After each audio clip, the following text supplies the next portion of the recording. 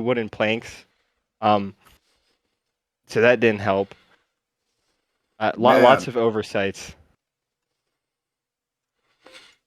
Definitely could. Yeah, definitely need a trailer. I don't know where you live, but definitely want to get one of those trailers. I Yeah, hear. I that's mean, you can rent them. that's I the hear. thing. Yeah, Eventually, but yeah, I'm East Coast. East Coast. Oh yeah, yeah. Yes, Appalachians in Hell ye yeah. old Appalachians. Well, recording is starting. Let's begin. We rolled Mm-hmm. initiative already, so Yay! Iraq Common Force. It is your turn. So yeah, the door opened and a skeleton came shambling in, and then the door closed behind it. Mm-hmm. And you rolled highest on initiative.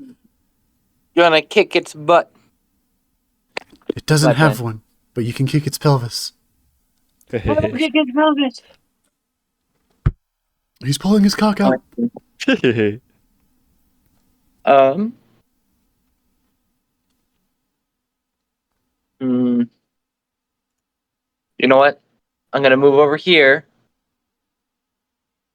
and draw my quarterstaff. Okay. Can I do it? Oh my gosh, I'm not very familiar with 50. Can I get up in front of him and have my quarterstaff out? Yeah. Yeah. That's what I'm gonna do, baby. You can also hit them. Isn't drawing the quarterstaff or equipping it? Nope. So if you Unequipping an item isn't the action part, right? so in 5e, the way I tend to run it is if you pull out a weapon and attack within your same turn, that's all one action.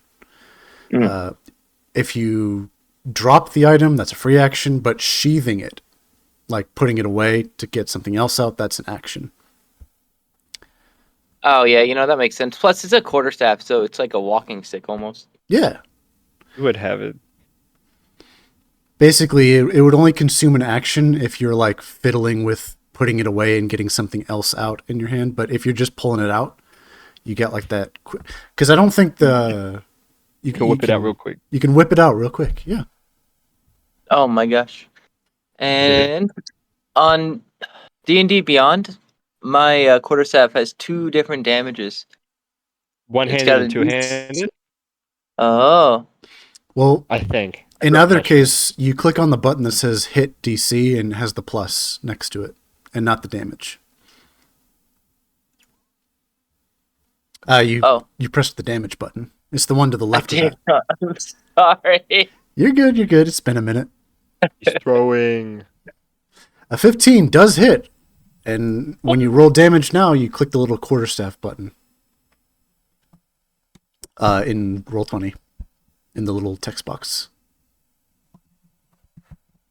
I see. And I assume two-handed. I assume you're doing it two-handed, right? I don't know why I wouldn't. Yeah. Yeah. I would use it two-handed. It's an extra 2 damage.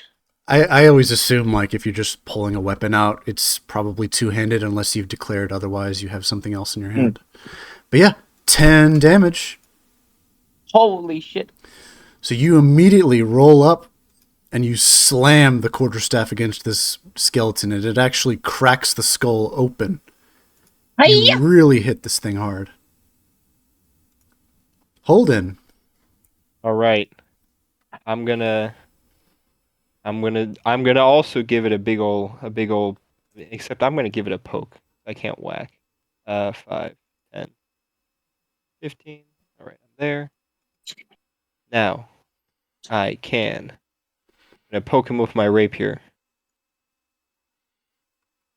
Oh wait, is my character token selected? Did it show up? It showed up. Okay, good. It showed up. That's just pretty. That also hits. All right, and that's gonna do a big ol' boom. Okay. 14 total damage. So you slam your rapier right up the nasal cavity of this skeleton, and all of the bones beneath it explode out into the room and slam against the wall. Yes. Yippee! Kadash's turn. He looks around confused. Marius?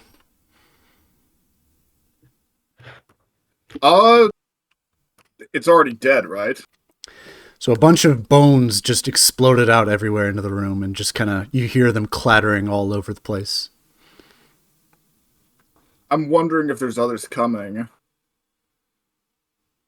Like, there's just the one, right? But what if there's others coming? Could I, like, roll a perception check since that guy's already down? Sure.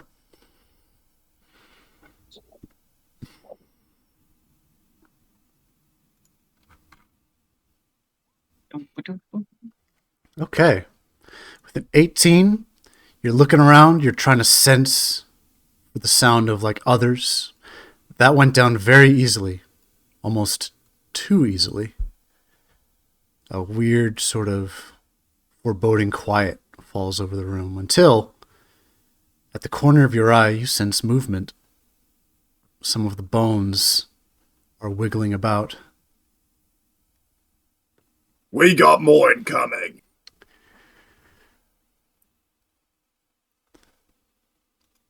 And back up to Iraq, top of the round. Oh. Well, there's just 2 entrances. Holden and I will hold this one. Just watch our backs to make sure we don't get flanked. Right.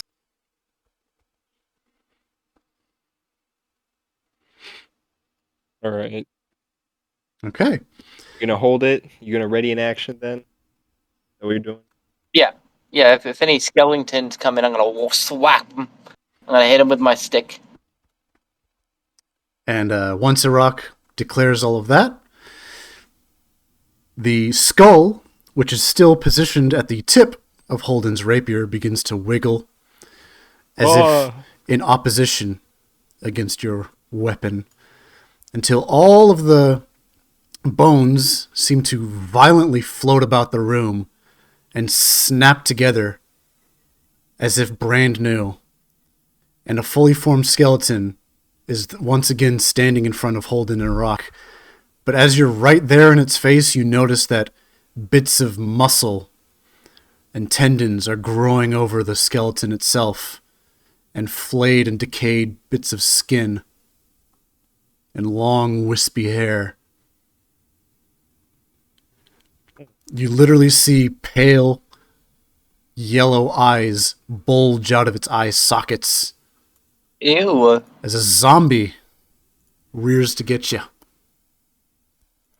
I don't remove my rapier while this is happening. Yeah, it's still stuck up, like basically stabbing through the back of his throat, and it's just like moaning at you. Ew. Mhm. And it tries to slam against you. I don't know why that was rolled with advantage, but it's a 6, so it does not hit you. Let's go. Hold on, let me just... They keep the Is it- same is it- initiative order. Does this trigger his reaction now? Yeah. Technically, Do I get it's not a skeleton. No, you can hit him. There's a skeleton on the inside. There's a skeleton inside all of us, if you think about it. And you crit! Hell yeah! Quarter Get out of staff. here. Oh shit. That becomes a 13. Hell yeah. As you slam into this guy. The secret is to attack the skeleton underneath the flesh. 22 minus 13. Boom. Okay. Okay, but it is still up. And it's back to Holden. All right. So I guess I'll use my offhand dagger while my rapier is still in him. I'll give him a good poke in the head. Okay.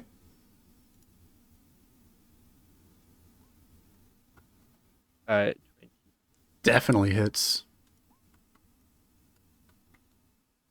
Okay, that will do 9. The 9 damage. 9 damage. Okay. which means can't save. And it crumbles away. Oh, wait. Oh, shit. Sorry, I looked at the second one. That's actually a crit, so it stays up. My mistake. Ooh. So you stab your knife into its cranium, bury it down to the hilt, and it attempts to bite at your wrist as if it does not even care. It is still up. I guess I'll like take my saber out, not saber, rapier. Jesus. You're good. Rapier out and like try and cut it on the way out, and that will be my main attack. Main attack action. I'm off. That's gonna be a 15 to hit.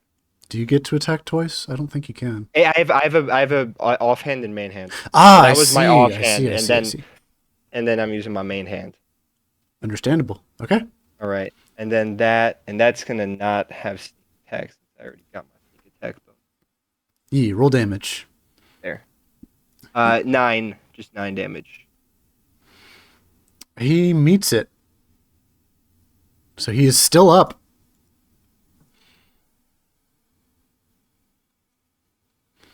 All right, that's it for my turn. Kadash is going to cower in the corner and throw an Eldritch Blast. I think he can only do one. Yeah, because he needs to be level 5. Stand by. Is it working? I don't... Oh, wait. Maybe it...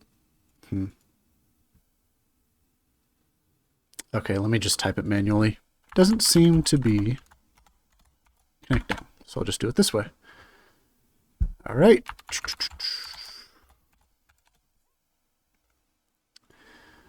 It is still alive. And it's still up. Marius. It refuses to die. I'm gonna make it die. Fucking zombies. This is why I hate these bloody things. Let's end this. I'm just gonna approach the zombie and see about cutting its fucking head off. Okay. You calmly approach. Calm. Everyone remain calm.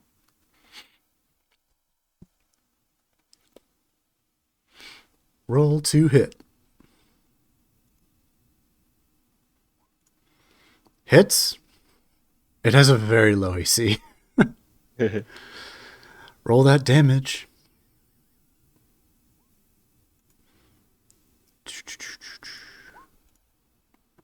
It is still up. It is taking all sorts of punishment.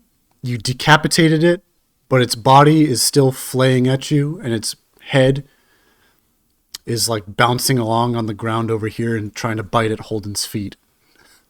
Oh. Go for the limbs, cut off its hands and feet.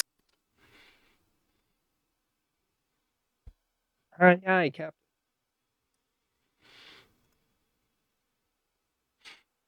If anything else, Iraq, back to you. Go over and I say, I look at my quarterstaff. I'll just hit it. I don't think I could cut its limbs off with this. And I'll smack it. Boom. Oh yeah. Oh yeah. Oh, it's the same. Whatever. 6 damage.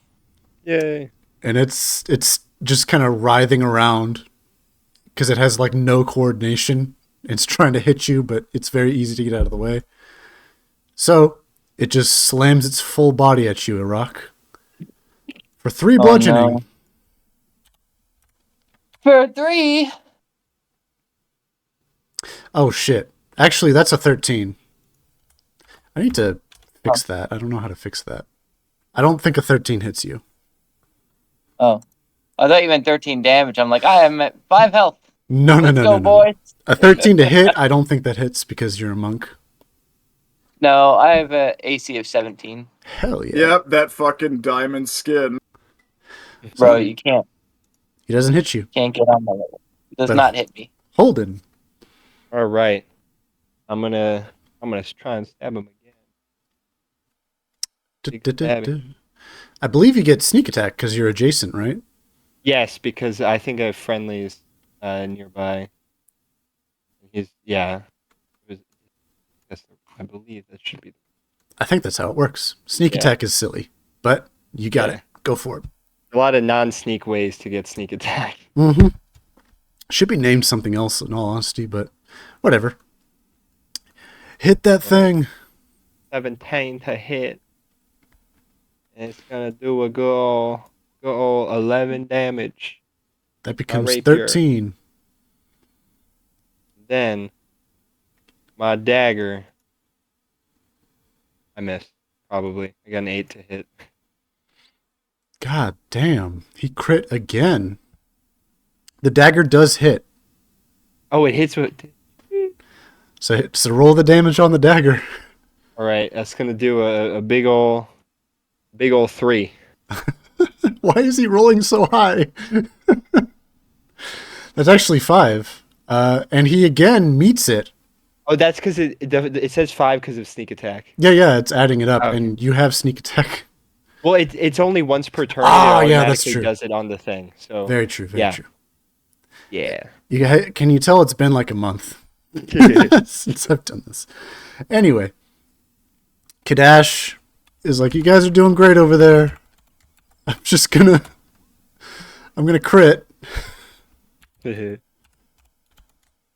Plus 4. 15, so that means he has to roll a 20. He's gonna crit again. Watch it happen.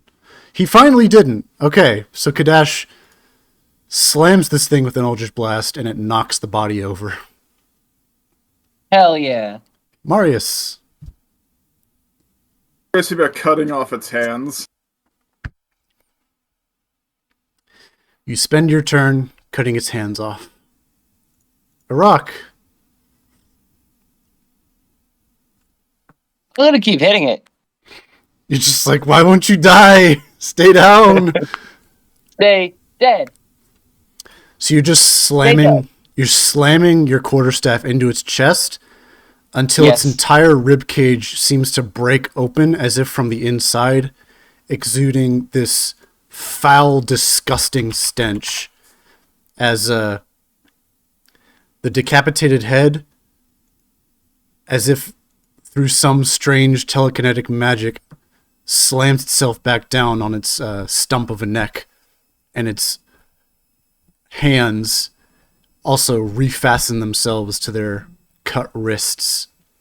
New layers of skin cover up bits of patches of exposed muscle and bone on its body before, and layer over themselves several times and begin to exude this awful, awful, awful smell.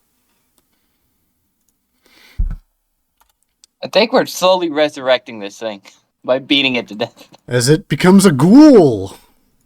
Whoa. Oh my gosh. I'm gonna have to do this every time. Hold on.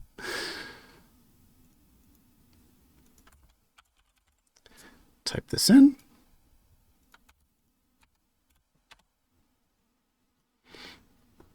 As the ghoul, who is laying on the ground, stands up and attempts to claw at Marius.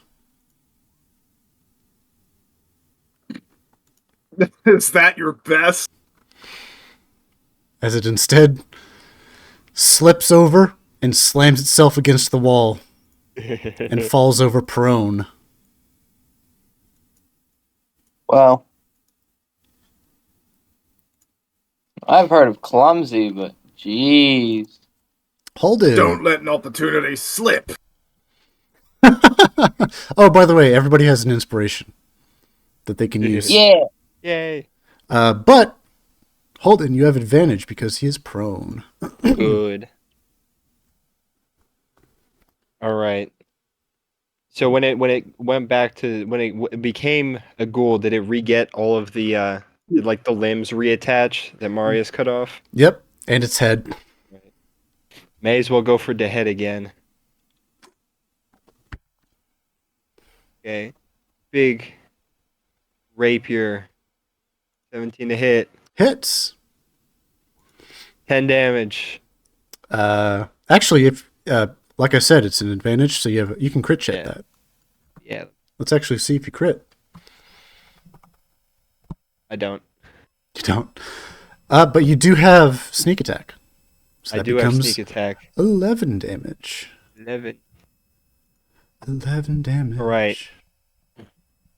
So Dagger. stab Follow into up. this Okay, thing. I got a nat 1. Let's see if the advantage saves me. A 9 to hit. 9 misses, but the advantage does protect you from the nat 1. That would have Yeah. been bad. I know there's some All right. people who rule it like if you roll a nat 1, regardless of anything, you take the thing, but I don't know. I don't know about that. But yeah. I don't know about all that. All right, I end my turn. Kadash is like, everything okay over there?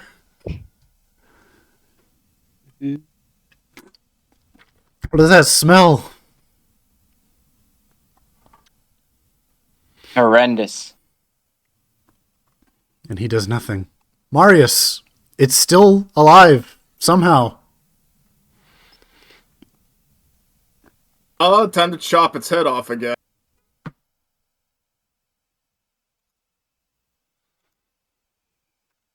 Because this thing is being stubborn. Or did he already chop his head off? I don't think he did he? No, it flew back onto its body. Yeah, I just keep coming back.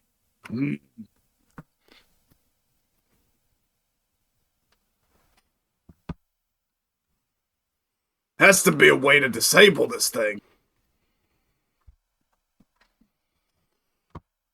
I'm trying to think here. Like, well, if it's gonna keep coming back, it's probably just gonna get stronger the more we fight it. Yeah. But we can't not fight it either because it's just gonna keep coming at us, right? One of us can try and keep fighting it while someone else looks around the room for ways. Right. All of you. I'll keep this thing distracted. All of you figure out a way out of here. All right. And I just take investigate another the swing at room. this thing. How do we investigate? Yeah. Hits.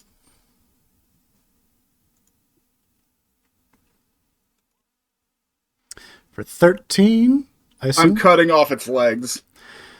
So you slice its legs clean off as it howls out and lays in a pool of its own blood. Iraq. I'm gonna look around the room. I will investigate. I will disengage from combat. And investigate the room. 1, 2, 3, 4. I'll start with this wall. And whatever this thing is over here. It's been a minute, but I think that's like a little dresser with a tiny oil lantern. That's the only source of light for this room. Oh, okay. I'm gonna leave that alone. These are all chairs that you're all sitting in, simple wooden ones. I will look through the dresser. Okay. Roll investigation. Investigation.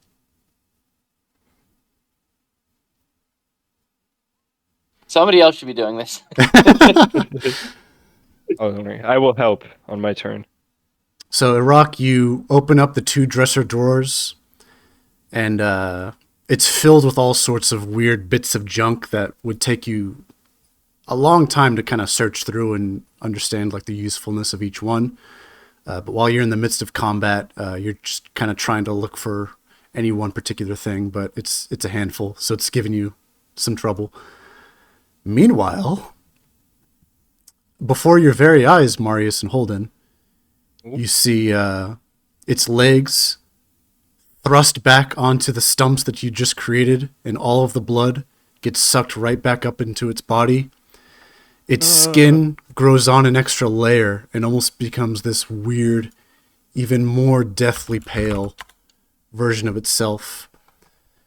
Becomes strangely expressive. Its ears become more pointed, and most horrifyingly of all, its teeth seem to sharpen into sharp fangs and a long gestating tongue, and its claws become oversized.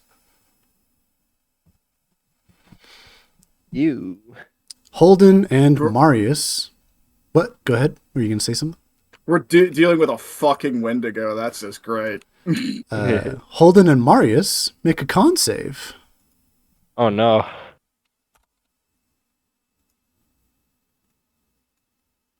Ooh, and I think I'll still use my.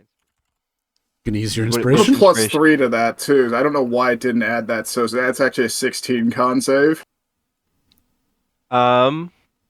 Inspiration. Yeah, that's a D4, right? Or is it an advantage? I don't remember. Oh, I rolled Constitution, not con save. Hold on, sorry about that. So when an inspiration die gets you a reroll. Reroll. Huge. Okay. Bless What? up, bless up, bless But up. it didn't even add the +5. What the hell's going on? Just fuck it. Just go with the 13. What the hell's going on 13. with that? Okay, Got a so 13.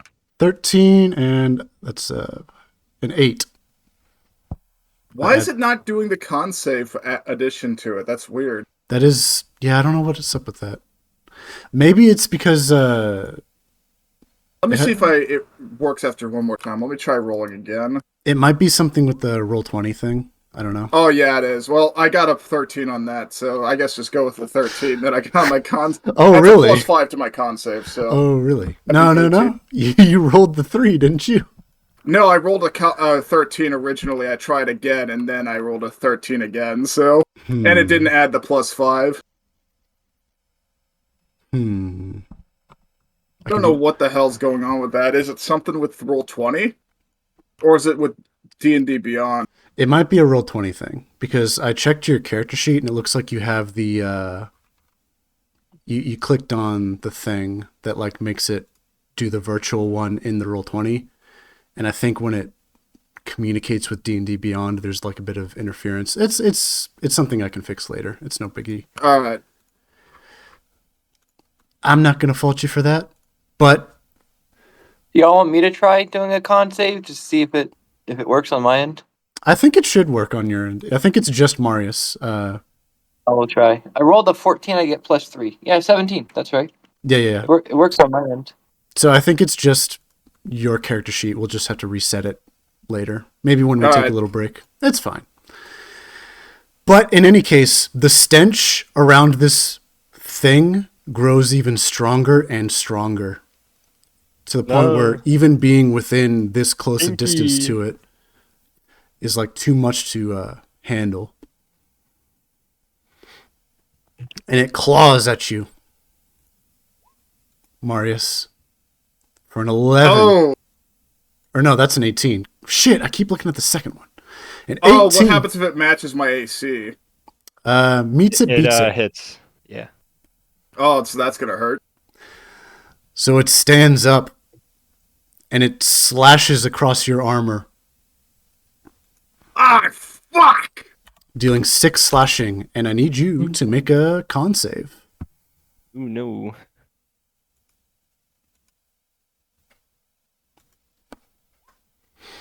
So And that's You- a +5, so. yeah, you passed. So you feel the bite of something toxic lingering on its claws and trying to seep itself into your body and infect you, but you manage to grit your teeth and resist its effects. As This thing claws are toxic! the ghast seems far more lucid and aware of itself than its previous forms, and it seems to curl its mouth into a wicked grin and let out a wet chortle at finally landing a hit. Holden. All right. I'm gonna. Okay, got an idea. So I'll look over at. Do I also see this oil lantern Iraq was looking at? You do. All right. Hey, there's an oil lantern over here. Okay. I've got some spare rope. Okay, let me. Okay, I'm not gonna disengage because that's gonna use my action, so that gives it opportunity attack. You don't have cunning action yet, I think. I do have That's it. cunning action. You're right. Thank you. I forgot. Aha, Okay. that's okay. All right, I use cunning action to disengage. I run over here. So I want to take some rope out, and then light it on fire using the oil lantern after like cutting off a piece. Okay. That'll consume your turn because it's a bit Yes. complicated. Yeah. And I totally don't fault anybody for like forgetting their abilities and stuff because in my experience, I think every D&D sheet, no matter how long you've been playing the game, is always difficult to find like what you're looking for. It's kind of silly. There's other TTRPGs where it's like way like they streamlined it. It's cool, but oh well, that's the beast we're working with. That's also a teaser trailer for what I plan to do in the future. Kadash is like very confused why it's not dead yet, and he's gonna throw another Eldritch Blast. It seems to be coming more and more alive as time goes on, and that misses. It's a big whiff. Marius. I'm gonna see about digging in so that to add to my defense and just see if I can keep this thing occupied while they deal with it while they figure out something else. Okay. Is there what's the word for entrenching myself to up my defensive rolls? Take the dodge action. Yeah. So dodge action would give you advantage, or it would basically give them disadvantage on any attack against you. Okay, yeah, I'll take the dodge action. But that's just using the rules. If you'd like to aggro, like kind of keep him occupied with you. Well, that's what I'm trying to do. Yeah, keep him occupied and also just keep him like focused on me, but also try to focus on evasion too.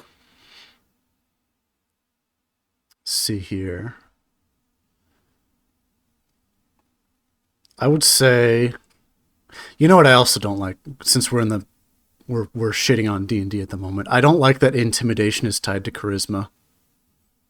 I think it's a bit silly. It used to be a strength thing too. I don't know why it's charisma now. And that makes a kind of sense, you know? Yeah. I think it could be both. It could go either way. So like if you want to roll intimidation to kind of keep him occupied with yourself, you can. And I would say if you want to modify that with your strength modifier, go ahead, because I have control over what we do at the end of the day. We don't have to follow the rules. That would be a 9, so that's a fail anyway. But you did try. And the ghast seems to say something in a strange language at you while it's like slithering its tongue about and its saliva is landing all over you. Iraq, back to you. I'm not very good at investigating. I'm gonna go back to what I am good at. I'm gonna smash the back of its stupid head in. Hitting shit with a stick. Hell yeah. Get on my stick, bitch. Roll again, because you have advantage. Oh, I have advantage. You are flanking. Let's go. Oh, yeah. Oh, the second one was worse. Ah, the 18 still hits. Yeah, baby. I'm gonna bonk him for 7 damage. Okay. You bonk him for 7 damage.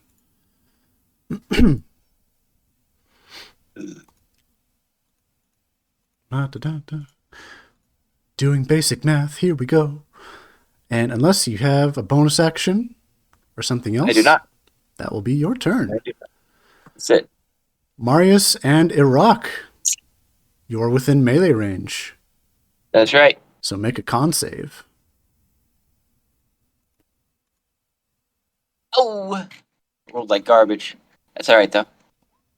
Both of you pass. Yay!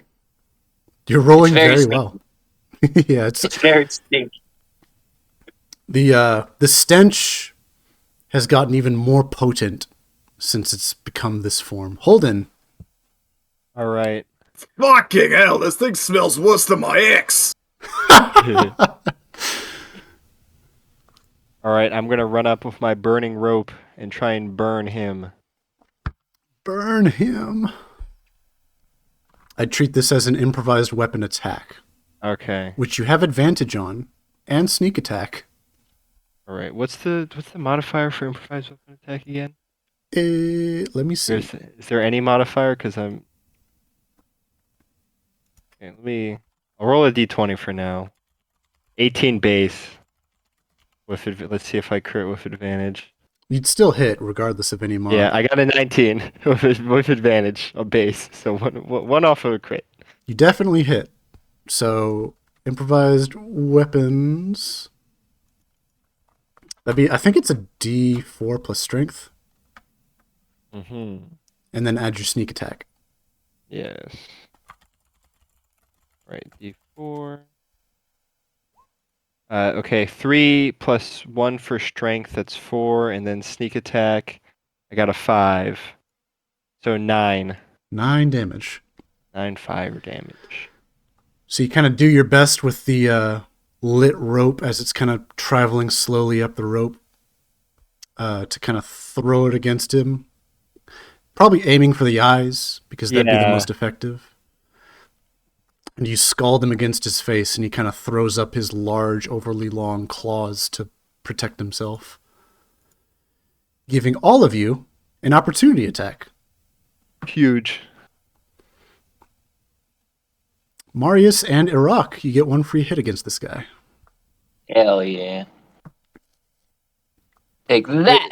Does that include me, or does that opportunity attack include me? Because you said everyone, and then you just said them too. So I'm a little bit confused. If you want to use like an offhand weapon as a bonus attack. Yeah, I'll stab him with my dagger. Okay, with advantage. I was gonna bash him 10 with my hit. shield, see if I can stun him. Okay, Iraq, roll 1 more time, please.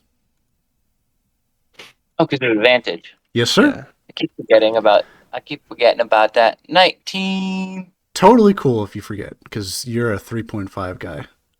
Roll Yeah, damage on that quarterstaff, because you did hit. 9 damage. 9 damage. Kaplowy. So you're just beating on this guy.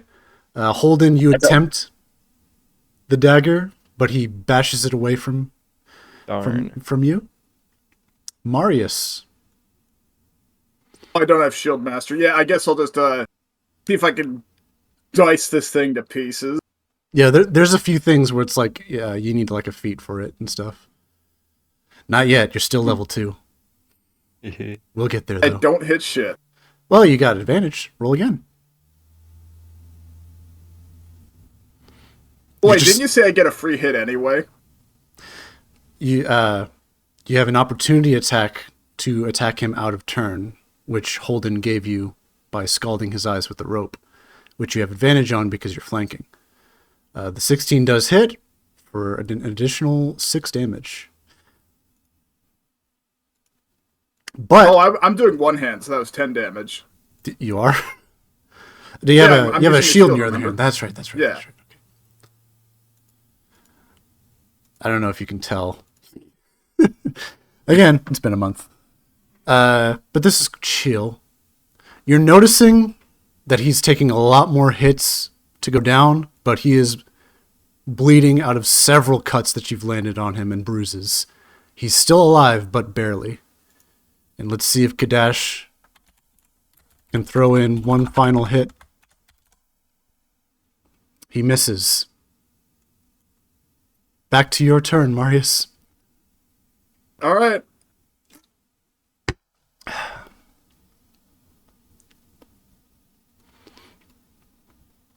That is...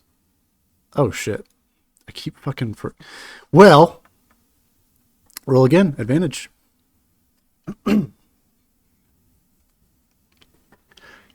That one hits. Hell yeah, 20.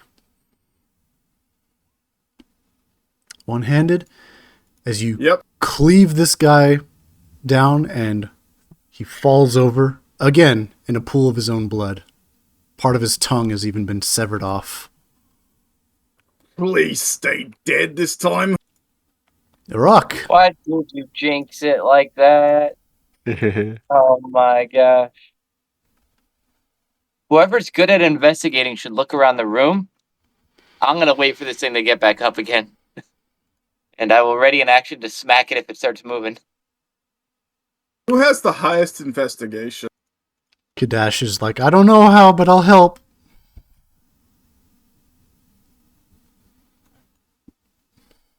Okay, so you readied an action. And as you're all waiting, at this point it's become tiresome. Its wounds miraculously heal. It seems to almost grow rapidly in height and muscle, and it seems to stand itself up unnaturally. Weird protrusions seem to grow out of its skin as if made of weird chitinous body armor, and materializing out of nothing is a sword and longbow. Its hands almost seem to glow this pale blue, and its hair grows out a sickly white.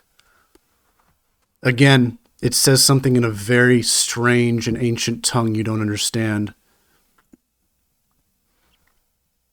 Let me just delete this and add this.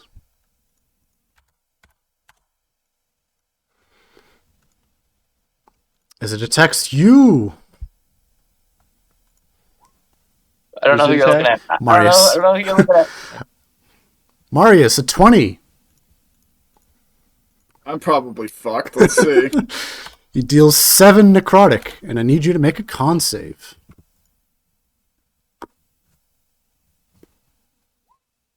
+5, so that would have been a 19. Not enough. No, that's enough. DC is 13. So you resist the life-draining effect. And then, Fuck me. Somebody figure a way out of here. This thing is getting worse. so basically what happens is, as it stands up, it uses its free hand to clutch you on either side of the head, and you feel your life being drained away and absorbed into itself. And it looks over at Holden, and with its offhand, like, kind of swings its longsword at you. Oh no. That is a 10, which 10 to does not hit? hit. A 10 to hit. So, Holden. all right. I'm gonna take another peek around the room. So the room is completely barren except for the dresser and the chairs, right? Mm-hmm. And the doors, of course, And the doors, yeah, which seem to be locked. seem to be locked. Let me. Okay, I'm gonna check the. I'll ask if anyone wants my burning rope. It's quickly burning. I do not want a burning rope. Okay. I'll leave it on the. Is the floor wooden? No, it's sort of like carved out of stone. Okay. I wonder I'll if you leave it could on- tie it around my sword so I could get burning damage on my sword.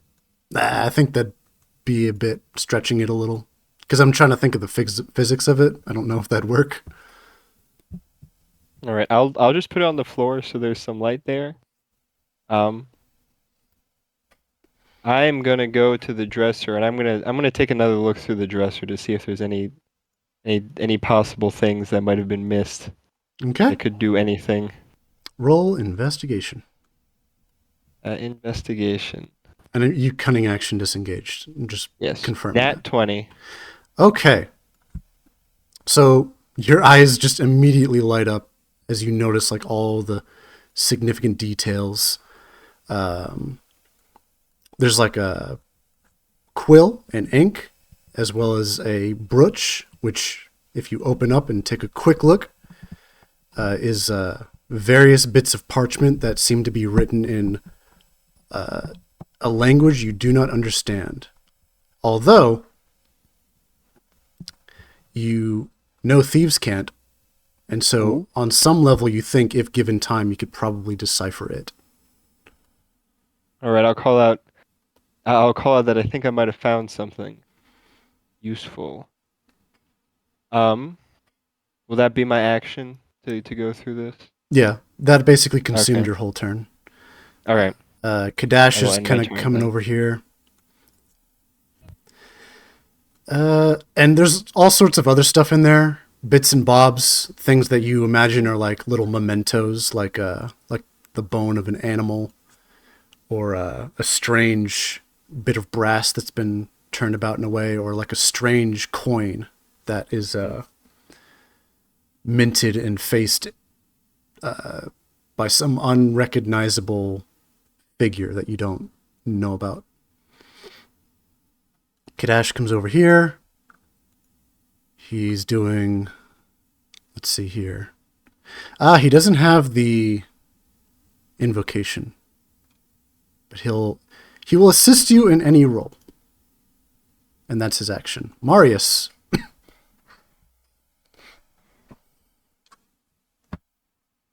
I'm gonna see if I can up my defense against this thing. I'm gonna do a dodge action because this thing. No, actually, you know what? I'm gonna see if I can disable this thing again. But I don't need another fucking life drain. See if I can cut off its life draining hand.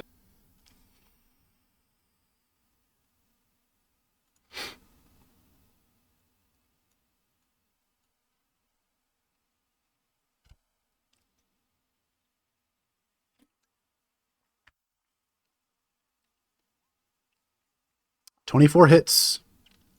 You guys are rolling very well. One-handed, that is 10 damage. Okay. So, 10 damage is very high, and you attempt to sever his wrist and cut his hand off, but you throw all of your strength into this attack, and it only seems to lightly pierce the skin. The white just seems to look as its sickly black blood drizzles out from its wrist, and it seems amused. This thing's gotten a lot tougher. My sword doesn't seem to be working anymore. It looks at you, Marius. Hurry up! It's determined to slay you. Iraq.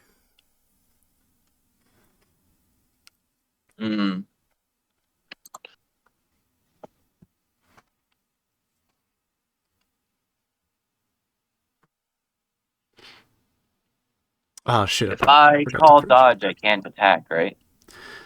So if you can, as your action, you can dodge, which just means that if it attacks you, it has disadvantage to hit you, and you cannot attack. Well, it doesn't seem to be focused on me right now, which is cool. So I guess I'll just hit it this turn. Okay. I'm gonna swing my quarterstaff at it. Oh, 19. Okay. And I hit it for 11,000 damage. Oh, it's advantage, that's right. Mm-hmm. I will roll in the off chance that I crit. I did not crit. But, yeah.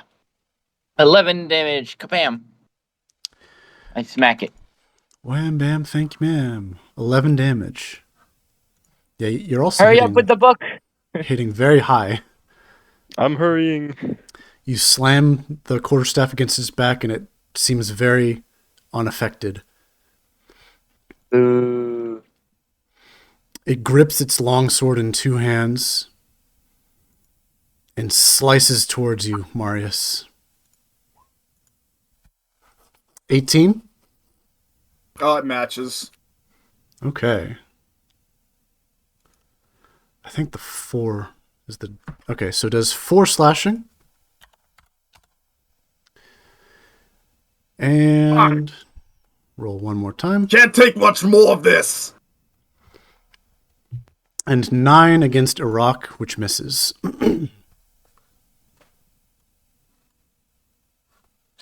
Thank the gods.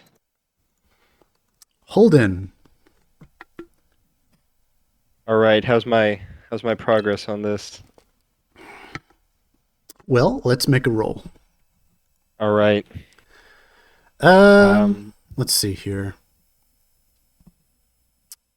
I'm trying to think. Roll history with advantage because I think Kadash is going to help you there. Okay. Advantage. Got a 14. Okay. So you do ascertain that this is, it has a root in common, so it's not like abyssal or infernal or elven or dwarven or anything of that sort. It is a human tongue. Although it uses like a lot of extra letterings as if it's written in an old form of common from long ago. Okay. It is also written out like a ledger. So there is like a few paragraphs of text and then a long list of names that you don't recognize, as well as like various symbols to indicate positive or negative, like an X and a check mark. And like some of them have lines crossing them out. Name. Towards the bottom of the list is Gwyn's name, the tiefling bartender. Okay. Is there a check mark next to it? There is. Mm-hmm. So it's whoever failed or succeeded, I guess, at this thing. Hmm. And at the back of the ledger, there's a few pages that are intentionally torn out and a strange symbol that looks like a teardrop, but it has been intentionally colored red. Okay, I will. Let's see. Can I try and use a bit of my blood on this page? How so? Make a small cut in the arm and let it drip out onto it. I think my current idea. Okay. That'll, you can do that in your offhand with your dagger. However, you will have to take the damage. Yes. Which is no problem. So basically, roll dagger damage against yourself. All right. No, I rolled high. Oh, actually, wait. 1D. No, I rolled a 2. That was the sneak attack. That Are you doesn't count, sneaking? so I do 2 damage. No, You're I do not sneaking- sneak attack myself. Yeah, you're sneaking against yourself. I sneak attack myself. Well, I didn't expect that. You know. Way. So you lightly tip the edge of the dagger against your wrist. Hardcore, man. And you kind of squeeze your palm to let it dribble out over this symbol. And it's because it's indented into the leather of the ledger itself, the blood actually like holds it in place and doesn't like trickle off anywhere extant on the page. And you feel a strange sort of release, as if like an intense weight has been lifted, or something that's been pulled taut in your brain has suddenly been let loose. Uh-huh. You feel almost a bit high. Ooh. Kind of into it. Kadash is looking over, kind of wondering what's going on. Things are going on with him, but that's personal to him, and you guys don't know about it because he's not going to share. Marius! Boo! He's not sharing with the group. Oh no. Well, he's not here, so... I'm gonna brace myself. I'm gonna up my defense because I literally am about to die here. The white. Well, it's Iraq's turn. So, dodge as an action. Iraq. Yep. I will also dodge as an action. Because Okay. it started swinging at me and I don't want to get hurt. Getting So, hurt sucks. that is a 14 and an 8 against Marius. So he's swinging at you, but because you're focusing on defense, you're dodging and blocking with your sword as best you can.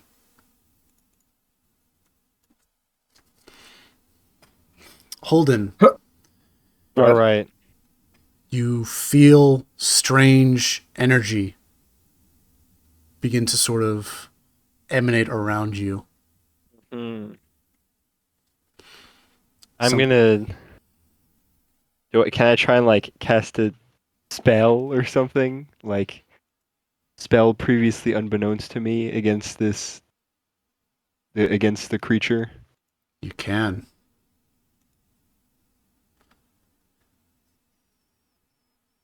All right. What happens? What happens? Right. Give me a second.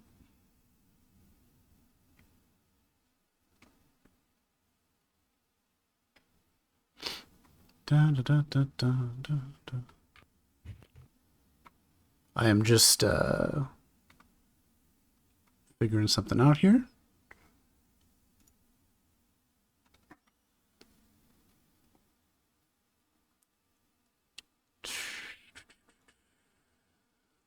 Let me just roll some cheeky dice.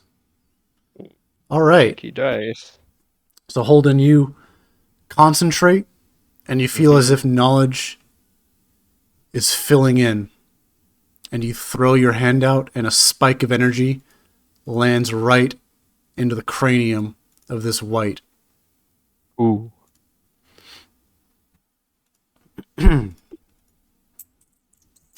Dealing 1d6 psychic damage.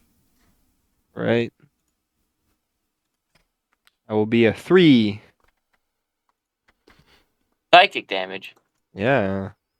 You sent him furry yowie and it just destroyed his brain.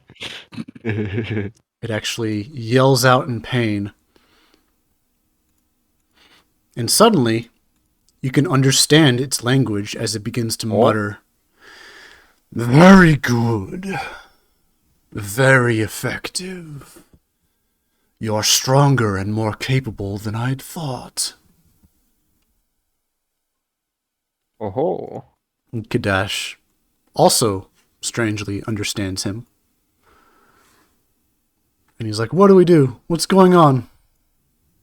He's not going to do much beyond that. Marius.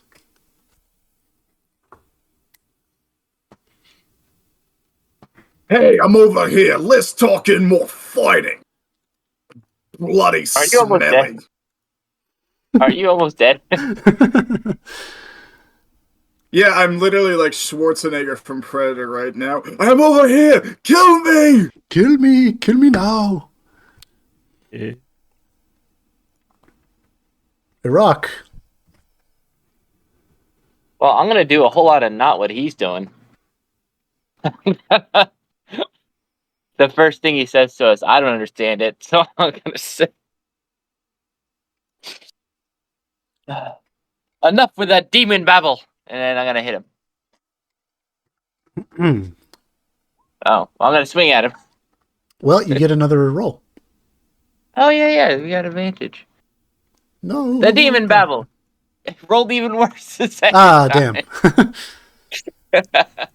So you're frantically trying to hit him, I will but be it's right not back. breaking through his Give me armor. two- You're good. You're good. He will be right back.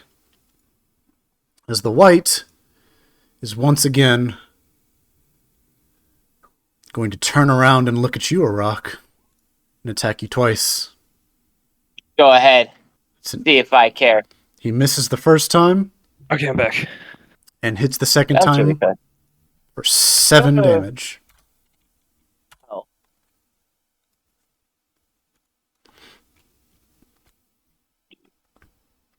And it's your turn, Holden.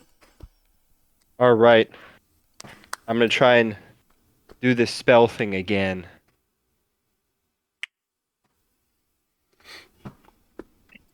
Okay, so you're basically going to try and repeat what happened on the Yes. last turn? Okay.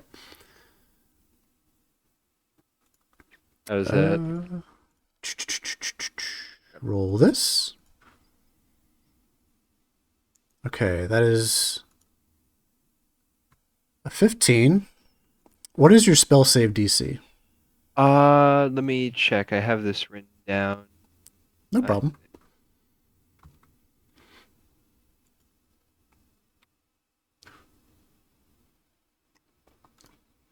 Okay. 8 plus 3 plus 3. So 8 plus 14.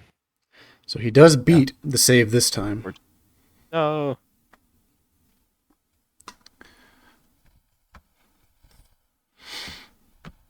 As he laughs and says, "But you still have much to learn." And Kadash has had enough of this at this point, and he's just going to throw an Eldritch Blast. Kill it. Which Again. misses. Marius. Is that the best you can do? Come on! And I'm just gonna keep focusing on dodging while trying to distract him. Keep him focused on me. A rock. Oh, do I have to roll intimidation to keep him aggroed on me, or what? I'm not having you roll that because Okay. it'd be a little silly. At this point, it wouldn't have been decided by a roll. But it is a rock's turn. I'm gonna dodge so that I don't die.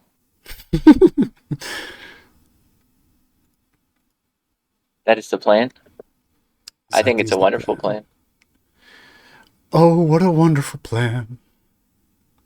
So he is going to longsword.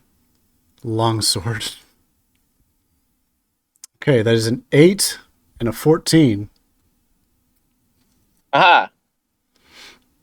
Against either of you, that would have missed. Yeah. Holden. All right. I'm gonna keep trying it. Okay.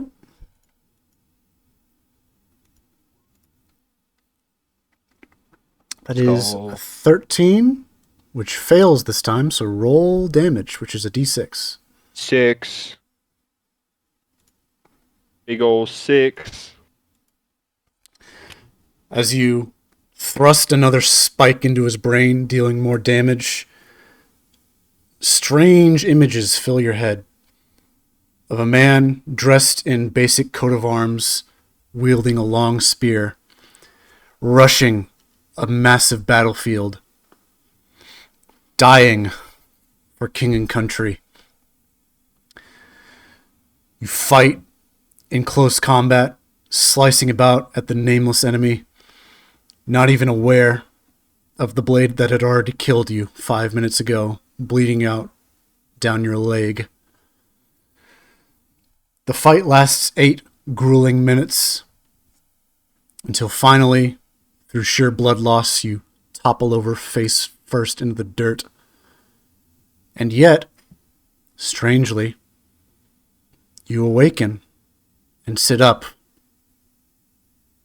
The wound is still there, but the blood no longer flows.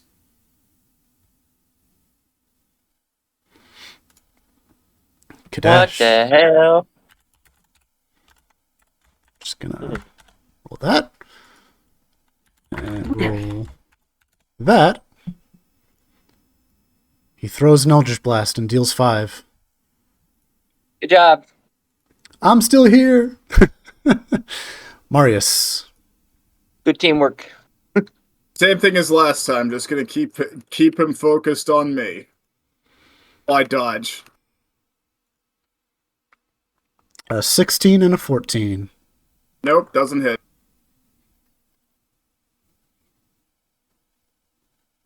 A rock. Dodgy McDodgeface calls. He wants his dodge back.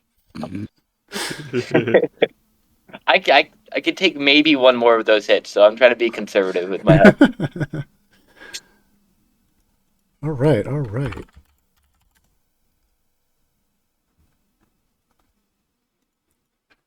Let me just check something real quick.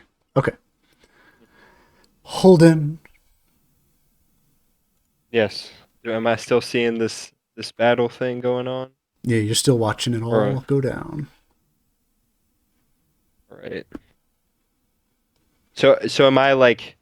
This is the main thing in my vision right now. Like I no longer see the squad ganging up on him, right? That Or was is like it a like playing in my head? Okay. that was like a momentary, like for a split second, you saw this memory play out for you.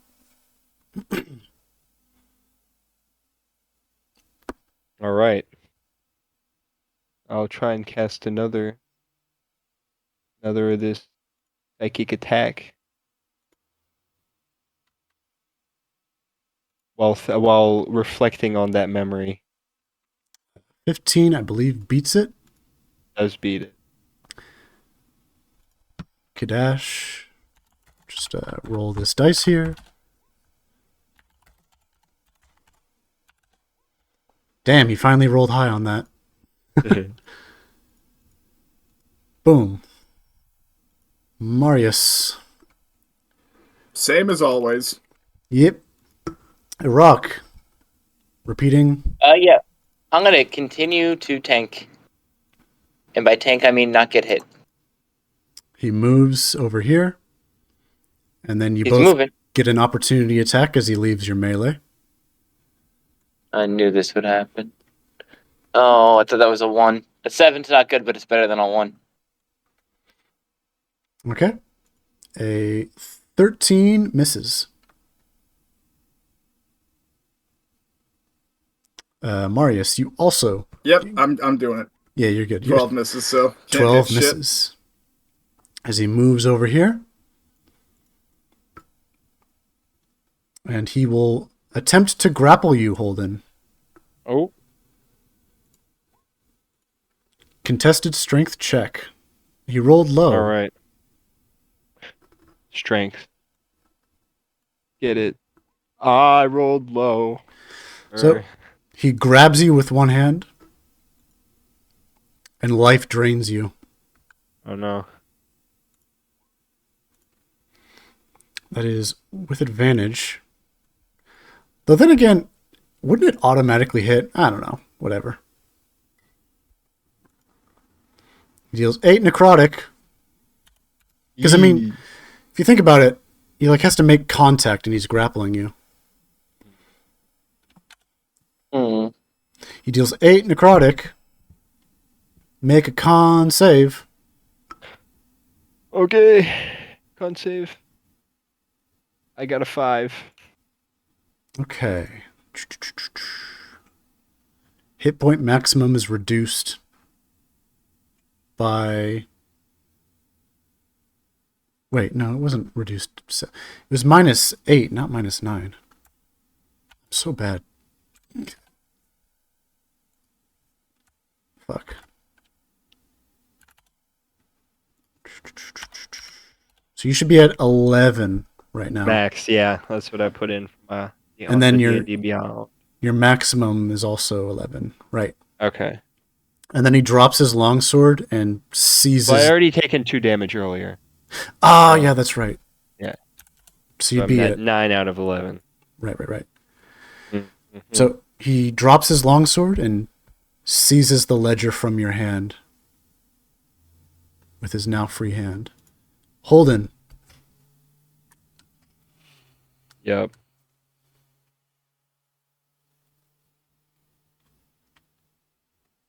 It's my. Okay, it's my turn. Yes, sir. You can still hit him, but you can't like go anywhere because he's grappling you. But you can attempt to break the grapple as part of your action, but you would have to forego your attack action. Yeah. Yeah, I will. I will try and break the grapple. Okay. Another strength check, strength saving throw. A strength check. Okay. Let's go. 10. You break it. Go. All right. So that's my action. Bonus action. Do I have anything? No, I can't do anything with my bonus action.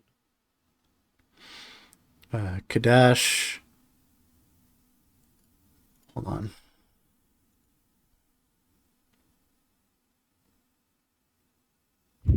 Let's see here.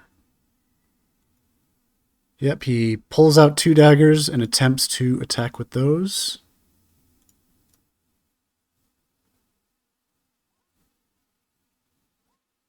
Shit. What? Holy shit, he crit failed so hard. Ooh. Yay! Hold on, let me get the book.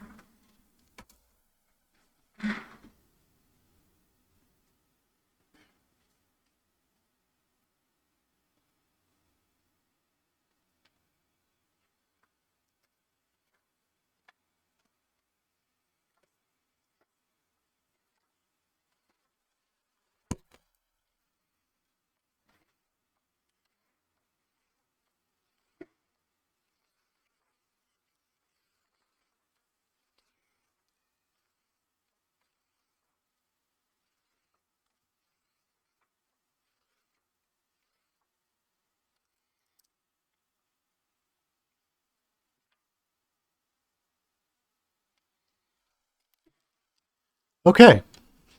So he got a good one. As he's throwing this dagger at this white to attempt to hit it,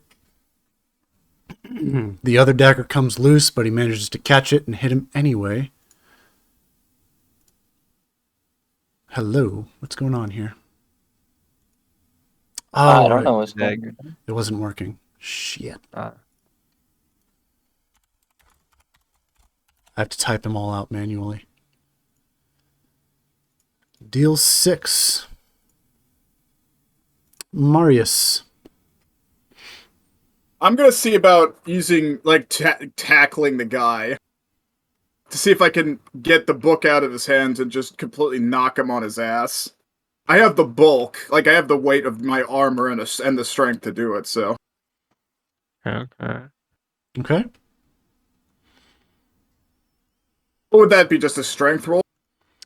I'd say let's borrow from 3.5 for a second and say that you'd need to kind of back up and then spend this amount of movement to charge him.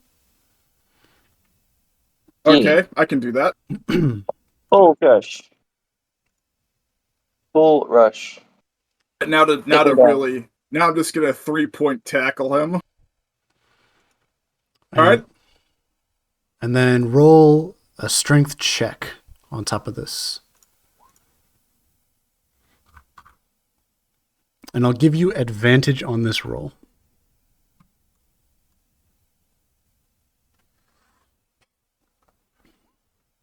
I get to roll again, right? Yes, sir.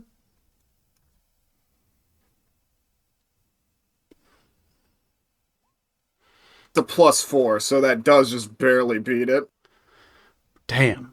So, and you're going to tell Holden, right? Yeah.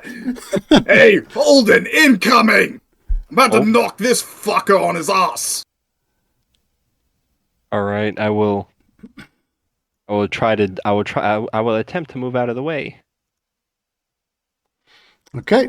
As you charge him, he gets thrown onto the ground. And dealt, let me just roll this. 2. He's still alive, but he is hurt and prone. Iraq. I don't know about touching him. Because life drain. 1, 2, 3. 1, 2. Let me see. 1, 2, 3, 4, 5, 6, 7. I'm gonna go over here and I'm gonna hit him with my stick. Unless I could spend key points. Flurry of blows. Oh, I can do unarmed. It's a bonus action. I'm just gonna hit him for now. Okay. Oh, yeah. With advantage. I rolled. Oh, thank God, because I rolled a 2. 19! 2 opposite sides of the dice. It's Hell yeah. Roll that damage. 7. Okay. I'm gonna hit him with my stick. He's still looking rather healthy. Oh, brother. You are hitting him, though. I believe... Yeah, you're grappled. Marius is grappling him and keeping him in place. But he does manage to muster up his strength to stand up with his longsword. He's gonna throw one longsword attack at a rock. Ah, That's a 7. And throw that does another not one hit. at Marius. That's a crit. Oh fuck, this is gonna hurt. Yeah, I'm probably down after this. Shit, which one was it? I think it's the first one is the one-handed. He is one-handing it. So Yeah, that is, it's the one on the left that's one-handed. So yeah, Yeah. it would be a 5. So that puts me dangerously low, though. he does 5 damage against you. Holden. All right. I am. Okay. I will cunning action disengage, so I'm Okay. step away from him and then attempt to cast this. How am I? Am I feeling tired at all? Am I still good to cast this spell? Do I feel fine? So you feel as if your blood is being leached out from you. In a strange way, it's as if you've bound yourself to the incant in this book. All right, I'll And do it's- one more for now. It is starting to make you feel dizzy, though, like you're about to throw up. Hit the I'll do puke one. door. Yeah. Oh, shit. Oh, God, he crit. Oh, oops. Oopsie. I really hope we're not about to get party wiped. We won't. Party white. Party white. As I laugh maniacally. Yeah. Did that roll it twice? Oh my God, why is it doing that?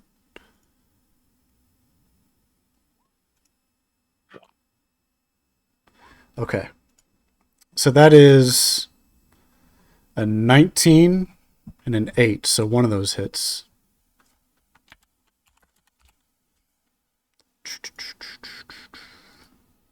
Wait, did I? Yeah. For 5. It's looking weak, but it's still going strong. Marius. I'm going to see if I can pin it down again. Okay. Contested grapple check.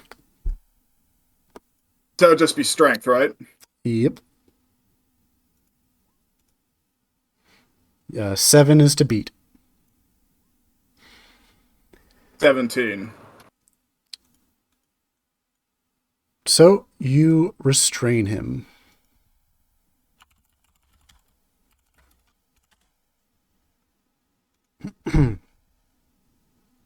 Perfect.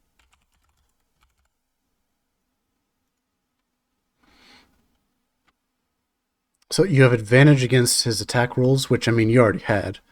And the creature itself has disadvantage on dex saves. And its speed is 0. Iraq. Hell yeah. Hell yeah. Steak beating time. And I think I will spend a key point to do a flurry of blows. So I can Awesome. make 2 unarmed strike as a bonus action. Hell yeah, that's 3 total if I am doing my math right. Yeah. 3 total attacks. So quarter, and we have advantage still, Yep. right? So I'll roll 2. Okay, I rolled terrible on those. Yep, so that one misses. That's okay. I miss my quarterstaff, and I go, hi-ya! And I kick him twice. I guess both of these are also with advantage? Yep. Yeah. That's what's scary So- about a monk. Well, I rolled like shit on the first. 14 hits, which means 14 is his Yippee. AC. Yay! I do 8 damage. And then my second unarmed attack. Hits, but you can Oh, crit yeah. check it. I can see if I can get a crit. No, Okay, 22 hits. that's okay. And I do 6 damage to him. So I just stomp his face. So as a rock, you discard your you're using your feet. Yeah, because he's on the ground, isn't he? Yes, he is. So you throw a hit with that quarterstaff and then strike a pose and stomp at him. And briefly, for a moment, catching in the light, you almost see a glint of raw energy emanating as you crack him across the skull. And it really does some damage, more than any other attack you've seen him do. Well. He looks very weak, but he hasn't given up yet. As he life drains you, Marius. That is a 21. For 3 necrotic, you're down to 1 hit point and a con save.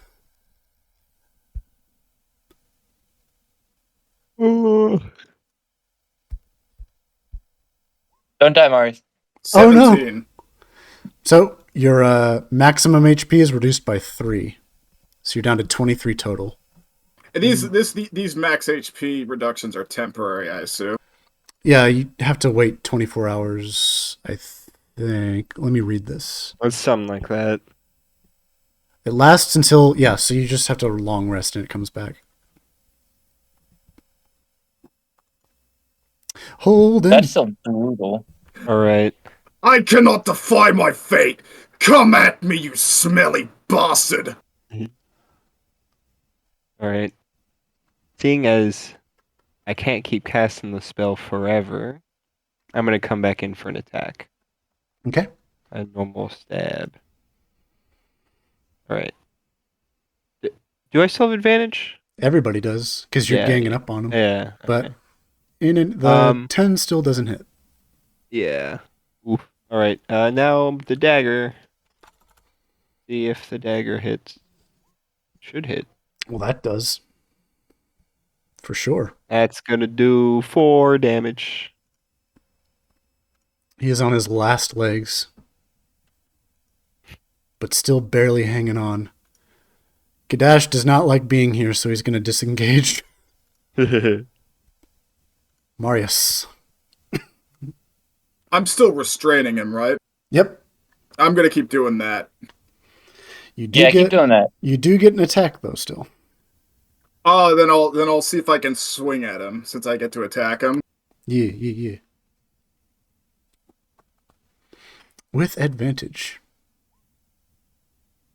So you can crit check that if you want.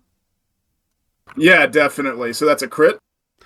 No, it's a crit check. You can see if it's a crit by rolling again. Oh, shit. Alright, what do I need to roll What? to get a crit check? I just realized I totally forgot. You have like a D3 on top of all these, so you should have been hitting way more often. Fuck! That's okay. Damn it. I'm sorry. It's been so long. Alright, so that's an 18, so is that a crit check or no? The 25, they both still hit. It's more of you need to roll. Since you have advantage, you can roll again to see if it is a crit by rolling a 20. Yeah. Okay. Damn. Well, okay, whatever. But I forgot you have a D3. But it's fine. We'll just continue on without it for this combat encounter. As you well, that's gonna hurt. As you slice his head clean off and it rolls away. Rolly. Rock. Ready in action to hit him if he gets up again. Okay. And Don't once let your guard again, down yet, fellas. a moment passes as the black blood that trickles out of its stump pools out for a moment before sucking back in, I knew it. and its head reattaches. Its facial features become more defined. Its hair grows out, and it stands up again as you realize it's Francis. Oh. What I thought. Very good, all of you. Quite capable. You would do fine. You will do just perfectly. And he lets out a long sigh as he sits himself down on the chair again.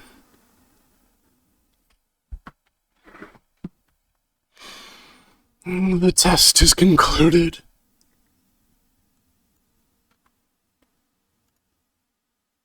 I basically fall on my ass after barely standing up. Because I am just He beat. completely beaten up over here. Each and every one of you offered you sacrifice in blood. You are capable warriors, but still have room to grow. And he opens up the ledger again. And Check marks. opens it up to the spot where that cant was. Ooh. And does his best to kind of wipe away your blood, Holden. Not just martial prowess, but ingenuity as well. Determination. Yes. Let us celebrate. And he sets the ledger down next to the oil lantern and opens up the bottom drawer and brings out a bottle of wine and some wine glasses, and he sets it out on the dresser.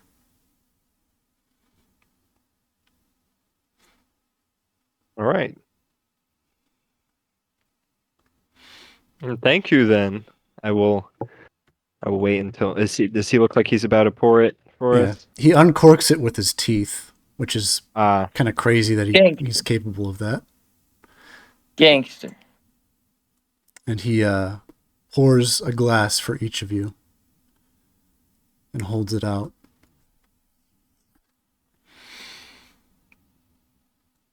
I take the glass and I'll take it. and I ask, I don't suppose Gwen knows medicine. You should find yourselves rejuvenated as you leave this room.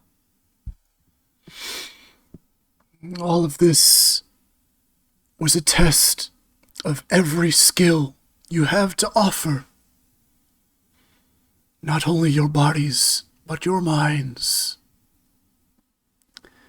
The wine is also symbolic.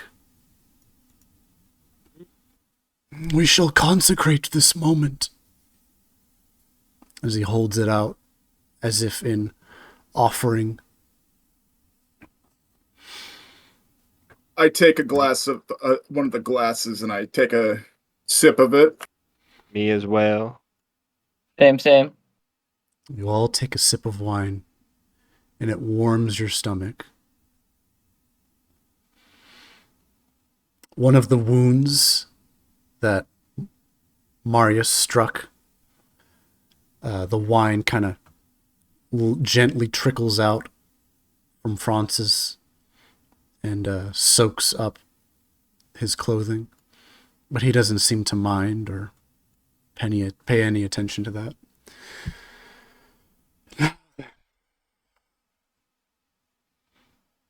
Shall we continue?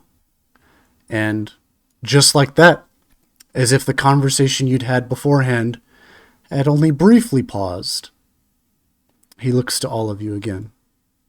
Was there something else? I'm thinking. I don't think there was anything else. Not for me. You weren't really gonna kill us, right? You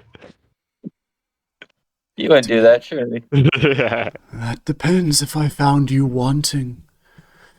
But I found the strength of your purpose. I knew you were here for the reasons you'd stated, and not with some further malicious intent. I learned a lot about each of you with each blow. And I suspect you learned something of me as well, didn't you? And he turns to look at Holden in particular. Ooh. Yep. I'm guessing you have quite a few more. I'm guessing there's even more to learn though. Always. I'd lived a long time. So long I've stopped counting my actual age. There were many years I spent finding what I was, my purpose. So long I gave up and took myself to task helping others instead. Until eventually I found this place to eke out a private little life. Sorry, my phone's ringing.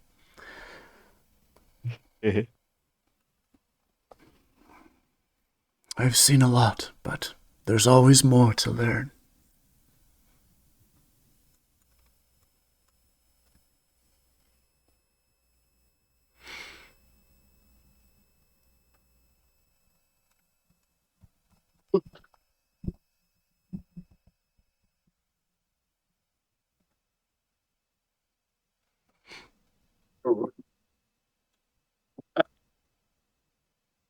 Is Someone trying to say something? I think the mic's cutting out.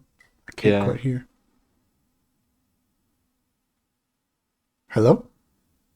Hello, I can hear you. Okay, so it sounded like someone was trying to say something. Was Hellbeard trying to speak? Because I might not have heard him. No. Okay. No. No. He did it again. Now, I shall see about my contacts.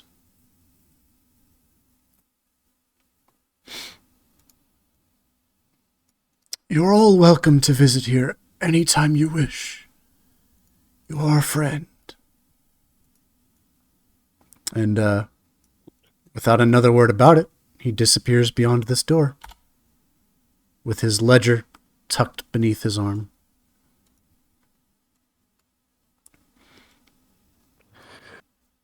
After about... Well, the sooner we leave this room, the better. I'm not a fan of feeling like this. After about 5 minutes, Gwyn steps in holding the chicken. You did it! I forgot about the chicken, I'm not gonna lie. I didn't. I'll say I'm rather impressed. Oh, what you think was going to happen then?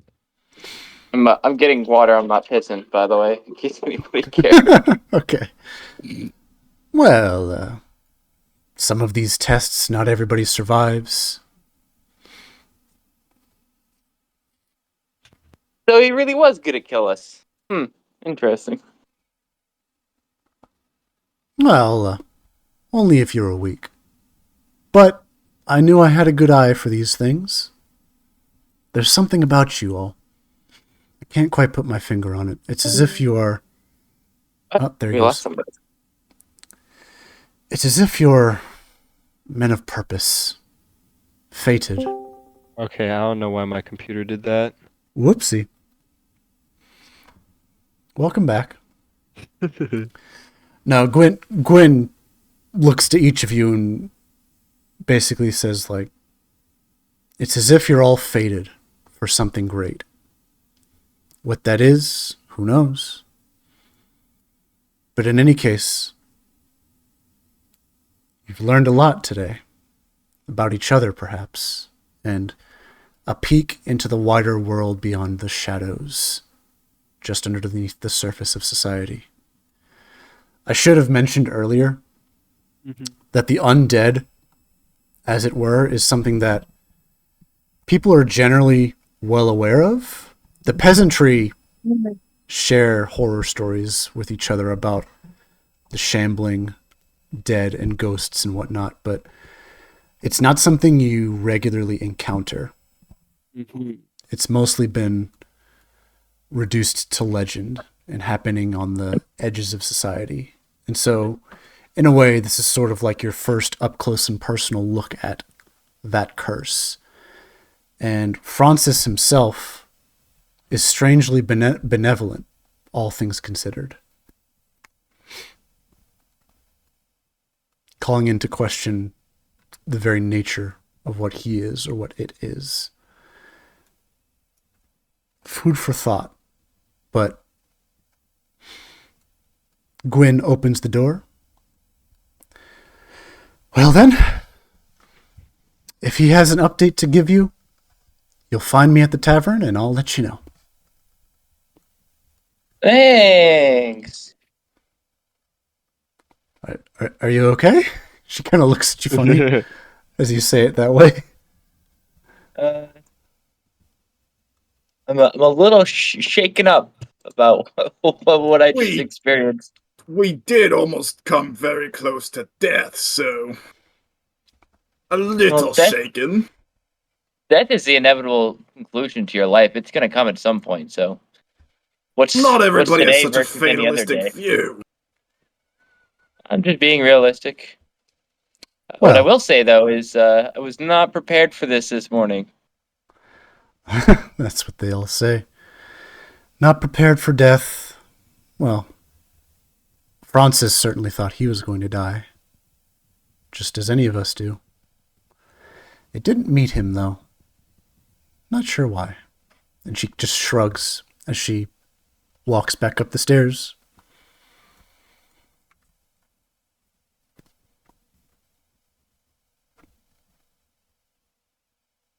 What a fascinating lady.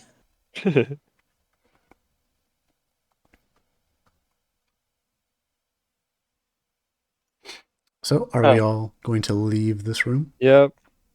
Yeah. I have no reason to be in this room anymore. Well, as you pass through the threshold again and walk up the stairs, they seem oddly shorter than the stairs you took on the way down. Only a few steps up until you're back in the small cabin again and outside. The starlit night is much brighter. As you make your way back up the deer trail onto the road back to the Littoral Nell, the red wine seems to finally have taken effect and you gain the benefits of a long rest. Ooh. As you walk your way back. Gwyn, walking a bit ahead of you, exchanges in some idle chit-chat.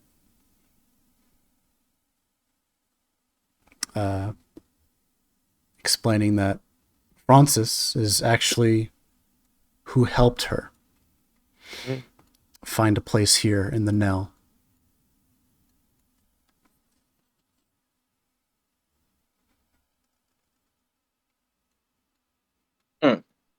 And after some hours, you return to the father's drink.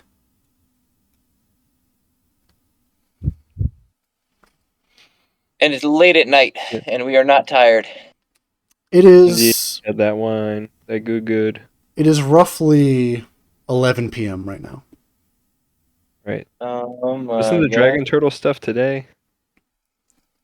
As you step through the father's drink, saying that very thing, Sycamore, Zelkova, seated at the bars, yells across the room, "It is! It's tonight, in about an hour. You're back just All in right. time."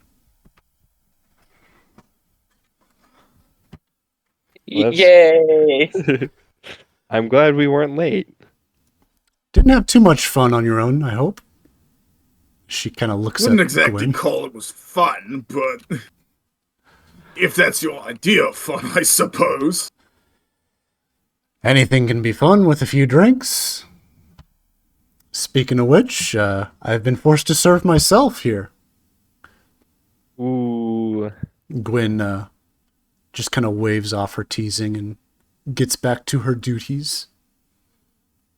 Serving up one final glass of ale to Sycamore before you head out. I'm going to take a quick break. Is that okay? All right. Yeah, that's fine. On pause. We are back. Back at it again. Back in. Welcome Here back. we go. World map. No time at all has changed for any VOD watchers, but we are back after a long... What are you doing there? He's there. There's a delay, but you couldn't see it. Anyway. So, Sycamore buys you all around and updates you, reminds you rather, what the mission is. She'll be off on the boats leaving this morning, so she cannot protect the eggs of the dragon turtle that has been pledged to protect this bay area. So you will stand vigil over them for a night. After some time, she leads you out into a secluded little area just off the edge of Dragon's Cove. There's some cliff faces off to the distance, and the open ocean is out before you. It's a cloudless night tonight. As you get there, you see a little sand mound, perhaps about 20 feet high, is nestled among the windswept dunes covered with patches of hardy dune grasses. All is quiet and peaceful as the full moon shines brightly on this clear evening. As I lead you now to this map. Now, I've already placed your tokens. Kadash hibernated back at the tavern, so he is not here. You drank too much wine. He drank too much wine. Ooh, hang on. Let me I delete. cannot control my token. No, I can't. I lied. You liar! How dare you lie to me? Oh, that's why. There's no grid. I was trying to hit the arrow keys to make it move. Carry on. Sorry. Yep, there's no grid. So you'll just have to be very careful. Let me just zoom in a little bit here on the stream. There you are. And there you are at the nest, right here. Sycamore looks to you all and says, well, that should be about it for me. Good luck. As she walks off.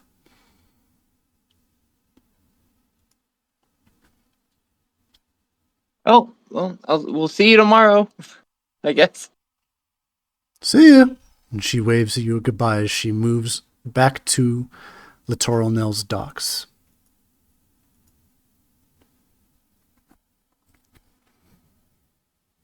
All right, time to prepare.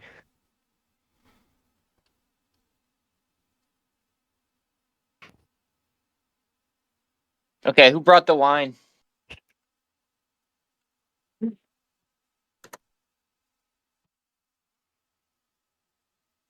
I jest.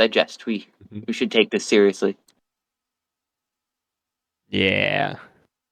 All right. Wow. So, can we see where the eggs are right now?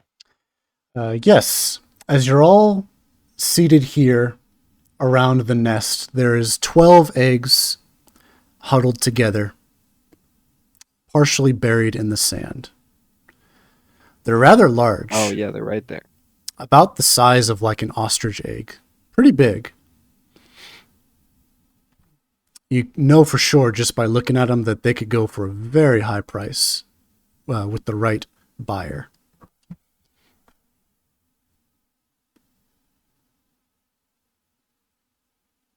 Hmm. Good thing we're all fine, upstanding men with good morals. Yeah, nobody get any bright ideas. Don't be having a woman moment. What? This is definitely not the party that's nicknamed the Scoundrel Party. They will definitely not do anything untowards. Who knows? But in any case, you spend the hours away watching over these eggs. Until you hear a small voice call out into the darkness. A voice that you recognize. What are you doing? A small human boy stands on the mound. He Uh-oh. blinks cautiously at you all, with his hands resting on his hip. He looks down at the mound. Whoa, as he mumbles. It's Cliff. Cliff 𝐂𝐿𝐴. Oh, no. He seems to have Hey, followed you Cliff. here. Hey, Cliff. Hello, old What man. are you doing all the way out here? Well, I saw you all walking out here. I thought I'd follow you. See what you were doing. We're just having a little beach trip. Mm-hmm. Really? And he looks over, and he notices the eggs. Can I help in any way? What are you doing? See, Cliff, those eggs are very important to us. So we're guarding them for the time being. His eyes seem to widen up. You're guarding them. From who? Attackers? Enemies? Yes, and people with sticky fingers. Oh. Maybe I could be a guard too. How about a scout? Go and mate. I think you're quite nimble, aren't you? You followed us here without us noticing. Let's not send the young boy out to scout on his own. Well, he can look around for us. He'll just have a quick look, you know. That's right. I am pretty tiny. I could sneak around right quick.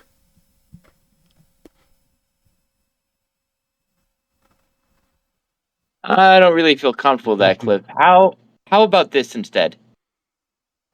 You go to my shack, you get my fishing equipment, you can come and fish with us here. You can watch the waters, and we'll watch the land. He seems a little unconvinced.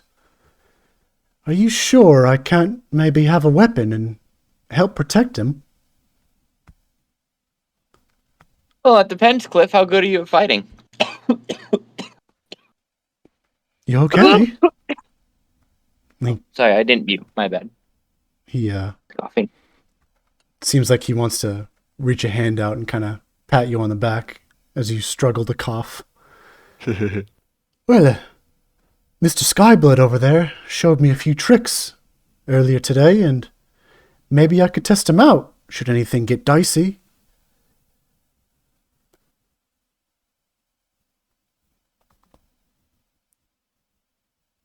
Well, I cannot in good faith put your health at risk, Cliff. That's why I can do it for you.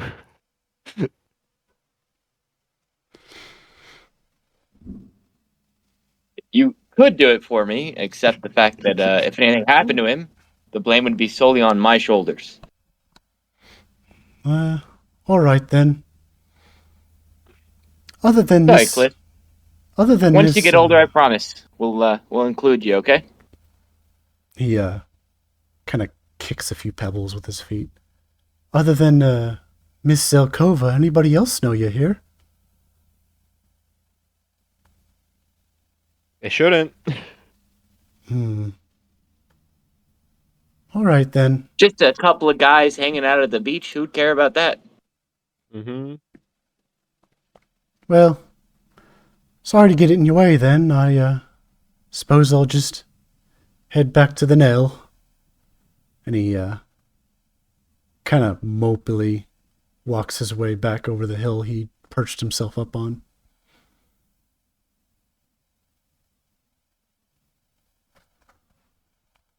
All right, Cliff. You know what you could do for us, though? Yeah. He's about to come back in the morning and make sure that we're still here and alive. As you call out to him, he's like barely disappeared over the hill, and he turns around and kind of for a second comprehends what you're saying and goes, "All right, consider it done. I'll do it." And he runs off a bit more heartily this time. Well, we had to give him something to do. Mm-hmm. Poor lad. But it could be far too dangerous. Once he gets, maybe if the people after that would hypothetically come after us, what if they run into him on the way here? I think it's a lot safer for him to go back to town than to be hanging around here. All right. It's that young rambunctious boy is just a potential hostage in my eyes.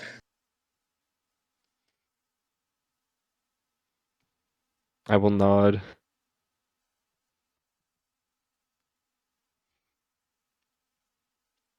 So, as more time passes, you occupy yourself.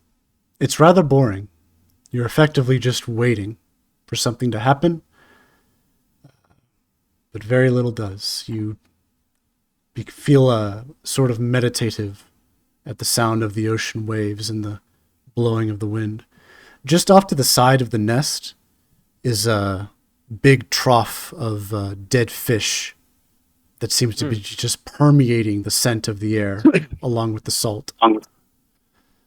They seem to have been caught beforehand. And they're all in varying stages of decay. I wonder if that's for the younglings when they hatch. Probably is. You know anybody else who'd eat rotting fish? Snake people. True.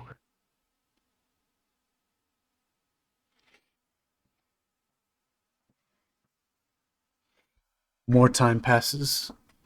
Will you take shifts?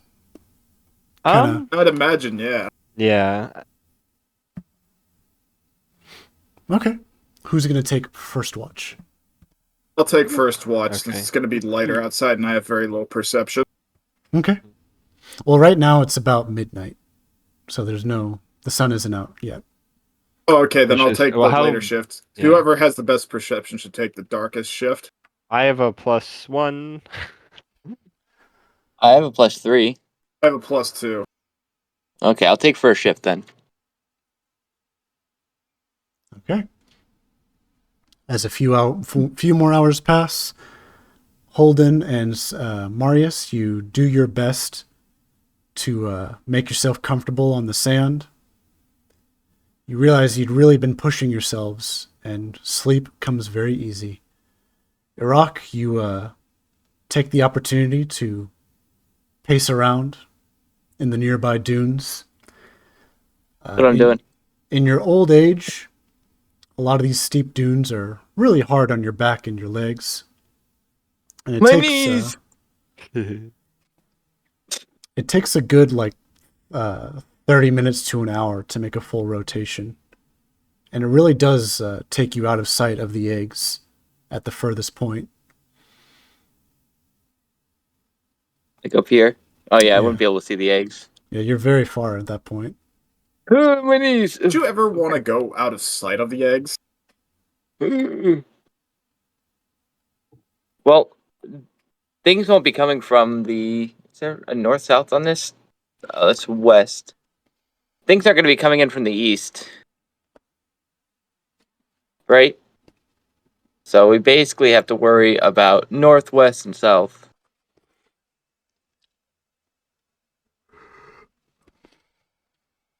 Oh. So yeah, I make my rounds, keeping a keen eye out And for any ne'er-do-wells. as some hours pass, nothing too eventful seems to happen.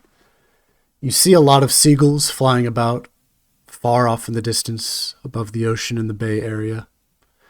The occasional crab moving about. But that's it, as your shift ends. Yippee! I will go and awaken the next to watch. That would I be guess I'll me. go. All right, you go next. All right, get up. I'm tired. My knees hurt. All Your right, turn. my turn. All right, I'll do basically the same thing as he's doing. I will go to sleep immediately because I am probably pooped. Mm-hmm. You did a lot of laps to keep your energy up. Well, I won't go out of sight of the eggs. Really? Okay. Partway through your shift, the sun begins to rise. Dawn is approaching. It's quite beautiful from this position, just off the ocean. Beautiful, but I gotta stay focused.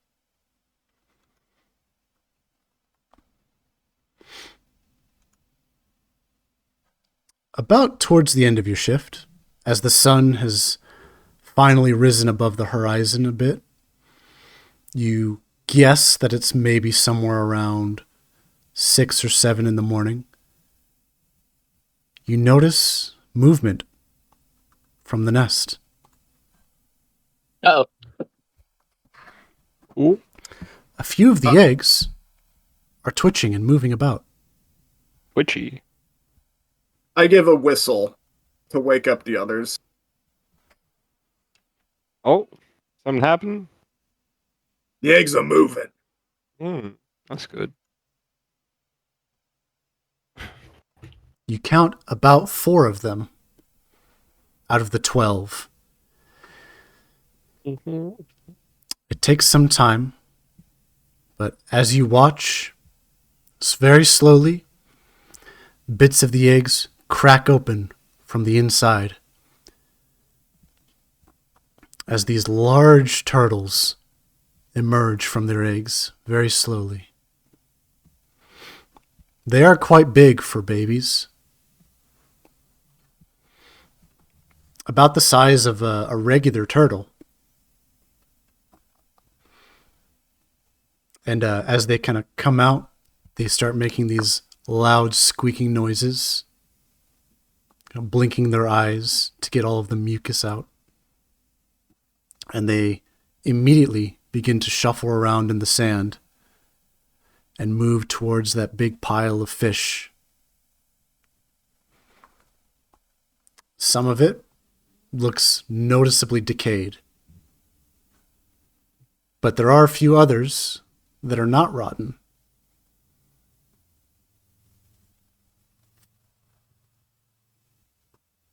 Did they go for the rotten one? They look like they are. You don't know if they know the difference. Well, if I there mean, was an they issue, they wouldn't be left out. They would have. Someone would have. Sycamore would not have left out rotten fish. Well, I'm gonna be real. Wild animals, even Yeah. babies, are able to eat pretty Yeah. rancid meat and are fine generally. So unless it's been poisoned, who poisoned the turtles?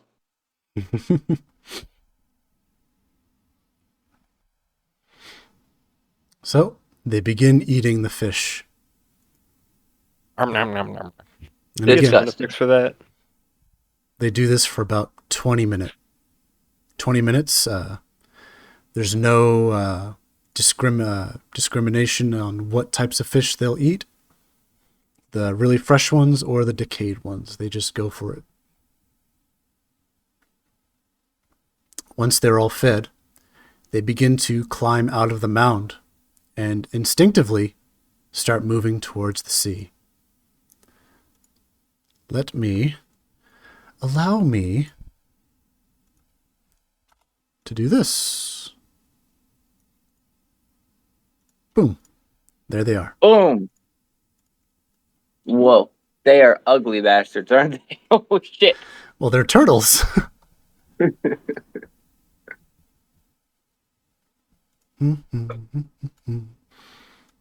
So, They begin moving beyond you.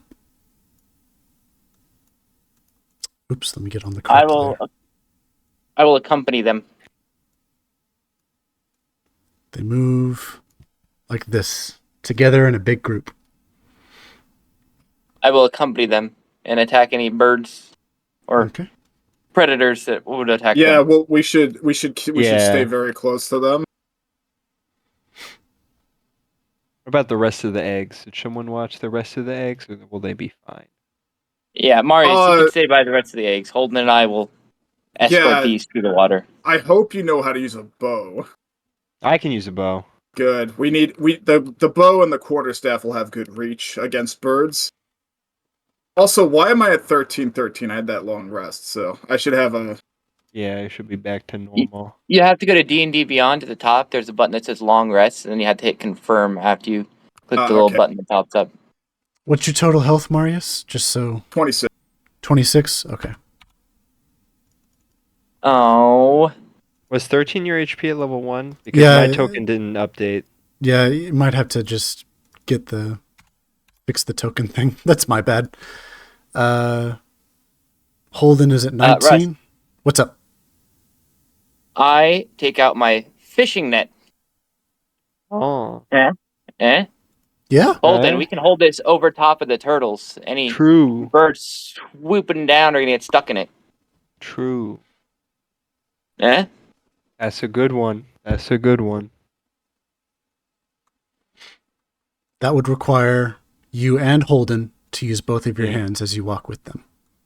I mean, yeah, I'll have my bow at my waist or something. I'll have it hung up on. I'm sure I have some way to easily access it. Mm. And then I'll. Is I'll this a hold silly this. plan? I think It it's feels kind of fine. silly. I think it can work great. Okay.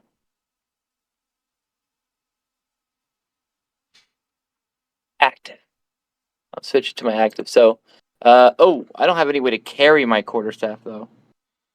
Oh, you can like sling it around a loop in your belt, for example, and Oh yeah, you're right. All right. Okay. Well, I will put away my quarterstaff, okay. take out my net, and toss the other side of the net to Holden. We'll just arms outstretched over the turtles, which in my head looks really stupid, but whatever. The turtles look a little bit distressed by this. Uh-oh. Roll animal handling. Both of us or just him? Both of you. All right. I have a -1 on that. 17. 10. Let's go. So, Iraq, as you're throwing the net out, you notice that they seem to almost instinctively be afraid of it. And you do your best to reassure them that everything's fine and you're there to protect them. And they seem receptive to it. Despite being infant turtles that had just finished hatching, they seem to almost have the mentality of like a 3 or 4-year-old. As they begin moving further out, they move about this far. And you all move with them. Eat. Oh, I'm being moved. Yeah, I moved it for you. Okay. Oh yeah, you can just select all of them. You can just click and drag. I cannot. Ooh. So, as you move into this area, protecting the hatchling mound that you were in a second ago are a series of rolling sand dunes covered with stands of dune grass. Some of these grasses exceed the height of a typical human, and on the other side of the dunes is the open beach. So essentially, what you've entered into is like the tall grass. Mm-hmm. Uh-oh. I've played enough Pokemon to know where this is going. Okay. Let me just Oh, no. have all of you roll perception. All right. Passive perception? Roll perception. Is that a skill? It is. Okay. Yes. Oh! Perception. 2. That one. Once again, It's alright, bud. Don't worry. Iraq is kind of carrying a bit. As you're moving about with the net, you hear what sounds like a lot of shuffling in the grass all around you. And a moment before, you recognize danger. You're surrounded.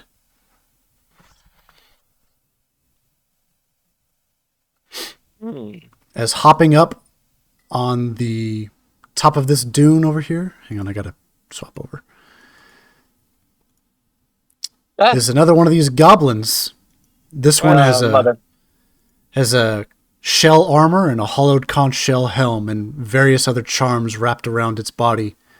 And it's holding a giant stick with a weirdly glowy gem that's attached to it. It yells a few things in Goblin as all sorts of green heads hop up from out of the tall grass and attack you at once, ambushing you. The ambush at Dragon's Cove. Hey! They said it! Hey! Leonardo DiCaprio, the snapping and pointing. As they all hop up, each of them are armed with clubs and various nets as they're pointing at the dragon hatchlings. Let us roll initiative. And Marius, you're over there by the eggs. Let's see here. So that's 20, 40, 60, 80, 100. So the closest, well, the dune is protecting it, but like, it'd take a few turns for you to basically join the battle over here. Are there any goblins nearby besides near the nest, or are they just going for the hatchlings? They're going for the hatchlings over here. None of them seem interested in the nest. Like I said, 20, 40, 60, 80, 100. 120 is like how far away the nearest one is. Alright. Shit, alright. Well, I guess I'll have to run up and join them. Fuck. Yeah, does everybody yell out to Marius? Yes. Yes, Marius. Ambush. At the Dragon's Cove. Shit, alright. Yeah, well, I'm running over there then. Okay. Roll initiative.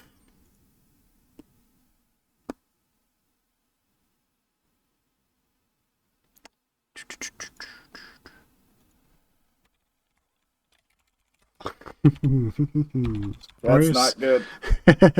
This is interesting. Okay, that's a 5, and I did not roll for the goblins yet. 1 second.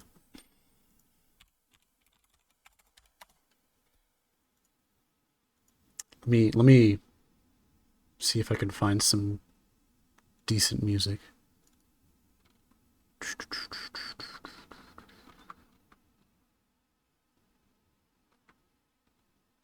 Because these ocean waves, they're a bit too calm.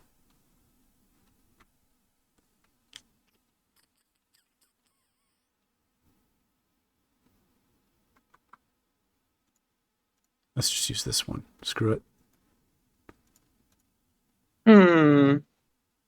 Oh, I can use a net as a weapon. I'm gonna do that.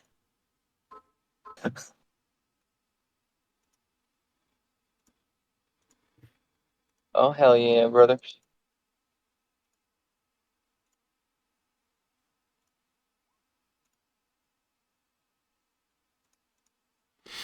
Okay, Iraq, you're up.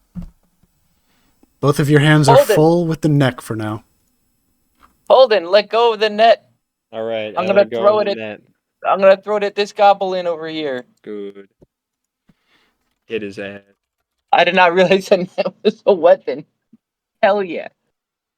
It doesn't do any damage, but it traps him. Indeed.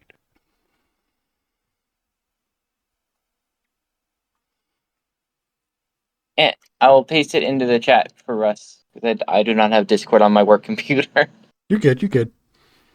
Okay. Alright, I am going to throw the net at this guy over here. I'm gonna try to net him. Okay. Roll the hit. Why not? Why not? Ooh. You hit. Oh, that was almost a 1. Holy shit. He is now restrained. Okay. Let's see here. Aha, net. Boom. Aha, he's been netted. And that's my whole turn, right? That is your action.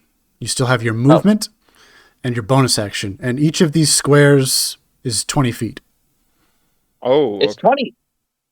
Oh. damn. I will draw my quarterstaff.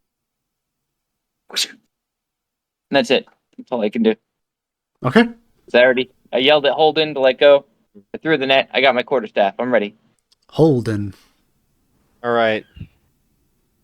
I'm going to look out to the ocean, and I'm going to say, "Oh, great dragon turtle, come to me." And then I'm going to cast minor illusion to make the sound of what I would think a dragon turtle cry would sound like from the direction of the water. Okay. And I believe they all have to make an intelligence save, right? Yes. They have to make 10. Yes. 10d20. Okay. So what is the DC? Is it 14? Yes, 14. Okay, so all of them seem rather terrified, except for 3 of them. One of them being the shaman up here, this one being the furthest away, and this one being restrained and just being like, do what now? Like very confused with everything. But all the other ones are cowering in fear and very hesitant to do an action. So let me just I'll give them the eye to indicate that they're too smart. They see. Tidewater goblins. All of them seem rather hesitant. Every 2 goblins has a net that you believe they intend to use to capture the dragon turtles. This one runs right up on you, Holden, and pulls out a club to hit you. It's just a +1 to hit. I'm going to have to type these all out manually, so bear with me. That's all right. A 20. 20, Yeah. That is Oh. a D4 -1 to hit. Okay. It doesn't even do... So it does 1 damage to you. He just bonks you on the foot. 1 damage. The other ones, though, they are kind of very wary. They're like looking around. Their big goblin ears are kind of flapping around in the wind as they turn this way and that. But the shaman is just yelling and shouting something in goblin, and telling them to get on no with doubt. He's yelling slurs against humans, no doubt.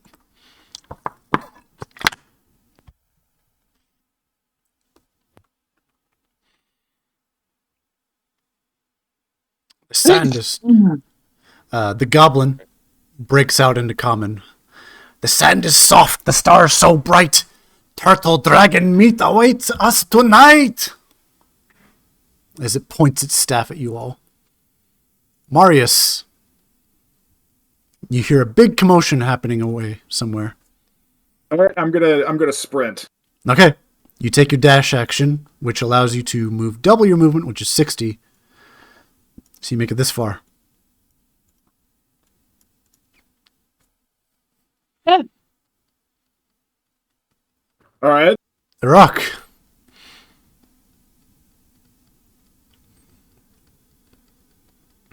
Oh.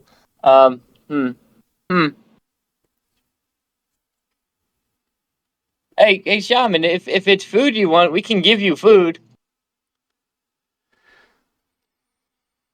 Dragon More food turtle. than you're gonna get from these turtles. Dragon turtle meat. Magic meat. Need for big spell. Well. So you've chosen death. Very well. I will, I don't really want to leave the turtles. I will hold my action and attack any goblins that approach me and the turtles. Okay. Holden. All right. They all seem hesitant, but as the shaman had used her Nice. weird chant that seems to have bolstered their morale, and it looks like they're about to swarm after you anyway. Mm-hmm. All right. I will. Yes, I will attack this one right in front of me. Okay. Rapier. Rapier. 17. Hits. All right. Disregard the sneak attack damage. You skewer him Damn, I right max through. rolled that too. 11 piercing damage. He is dead.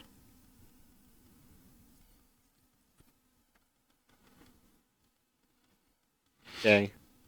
And with that, I'll look at the other ones and say, "This is what's next. This is what's coming for the rest of you if you get any closer." Roll intimidation. Okay. Intimidation. 18.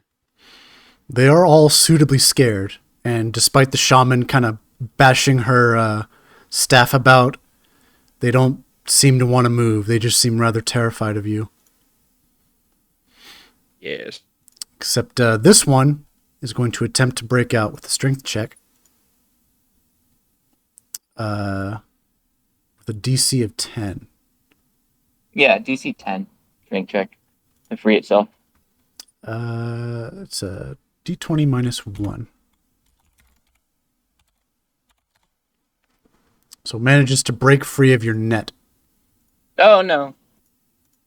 My net. And this one is going to move up and bonk this one on the head,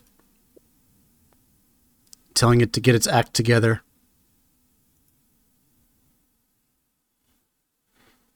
And he'll say, okay. And he'll try and move in. He'll get about this far. And he'll yell to this one to have him throw the net. But he's having issues. Mm. And this one will move up on a rock and attempt to hit you. But an 8 misses. Marius, you're still Sprinting again. very far away. So 2 squares up. You're now kind of almost there. Next turn, you can definitely get to them. But Does my ready to action go off? what is your ready to action? It was to hit any of the goblins that came close. Go for it. Roll that attack. Let's go, baby. Hiya! Hits. Hiya! Woo! You bonk him over the head, and he falls over dead. It is now your turn. Oh, ho, ho. I'm gonna run at this guy and attack him with my quarterstaff. Okay.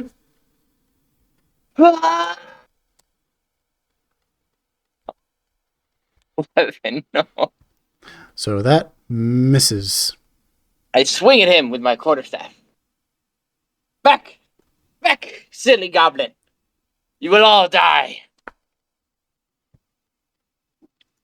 That's my turn. Okay. Holden. All right. I will attack this one next. I will gang up on this guy. I'm gonna stab him You with get- my sneak attack. You get sneak At attack. 1. Yeah. Oh, I shit. I believe I have advantage for that though, or we're Mhm. both attacking. No, you don't have advantage Flanking because you're roll? not flanking. Oh, okay. So Oh, I roll. have to be like physically behind him. Yeah. Roll a d4. Okay, D4. Well, no, wait. Actually, fuck. I think it's a d6, right? Because you're wearing leather.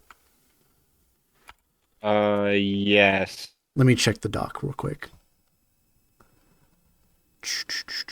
Where are my rules? Where are my rules? Here they are.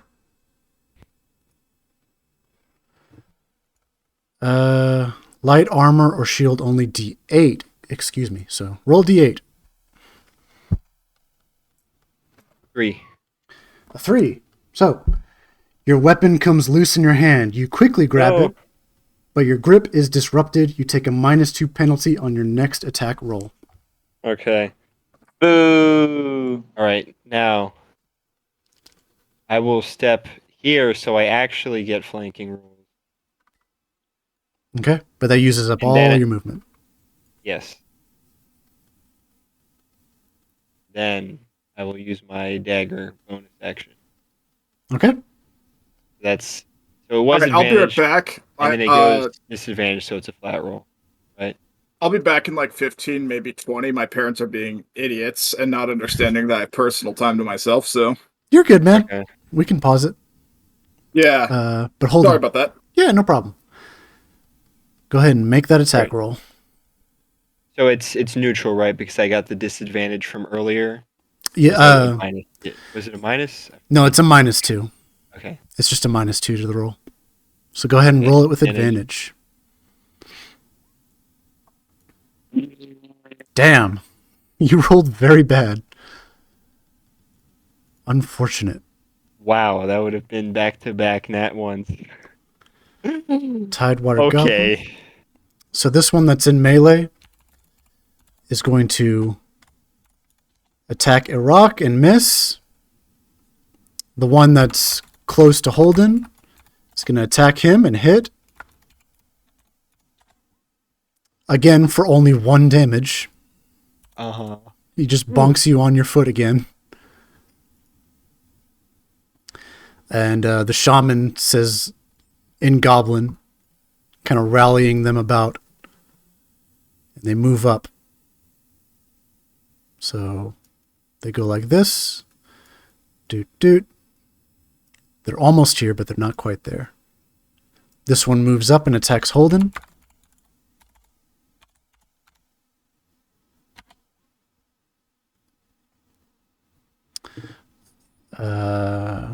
That does not hit.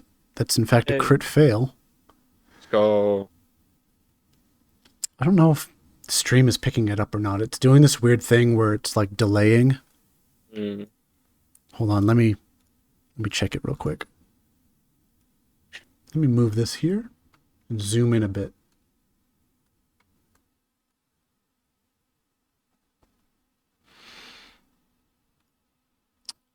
Okay.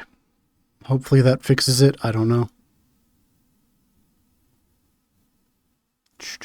Where am I? Is this the right one? Yes. Okay.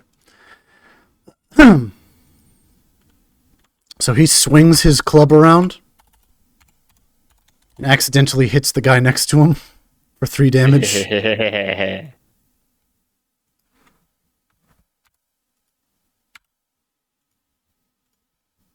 He slams him right in the face with his club. And this guy moves up and also tries to attack you, Holden. They're just swarming up around you.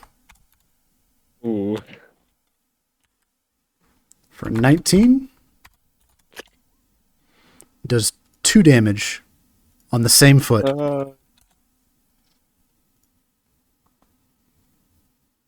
And this guy's going to try and move against Marius.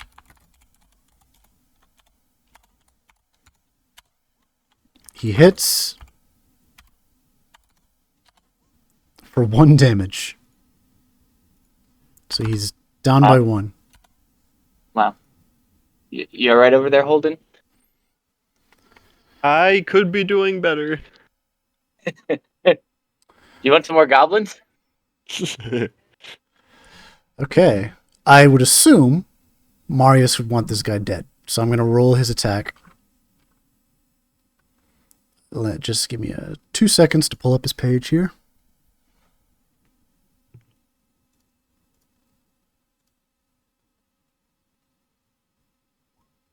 There's a 14, which hits.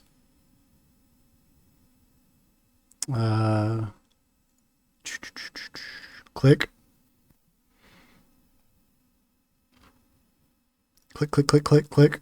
Is it not working? I guess it's not working. One-handed. But he's got a shield. One-handed, he does 10 damage, and he slices this one's head off. And then he can only move 1 square since he attacked. He's going to move right there. Iraq.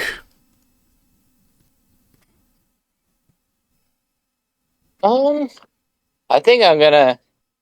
I'll take out my dulcimer and play a fun tune for everybody, just to lighten the mood a little bit. I'm joking. I'm gonna play my favorite instrument, cracked skull.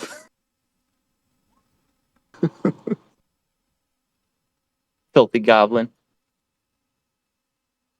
Definitely I swing hits. at the goblin, and I do 9 damage.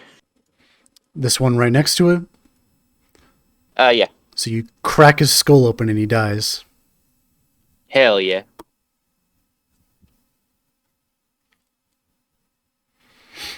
And then each one of the squares is 20 feet. Yes, sir.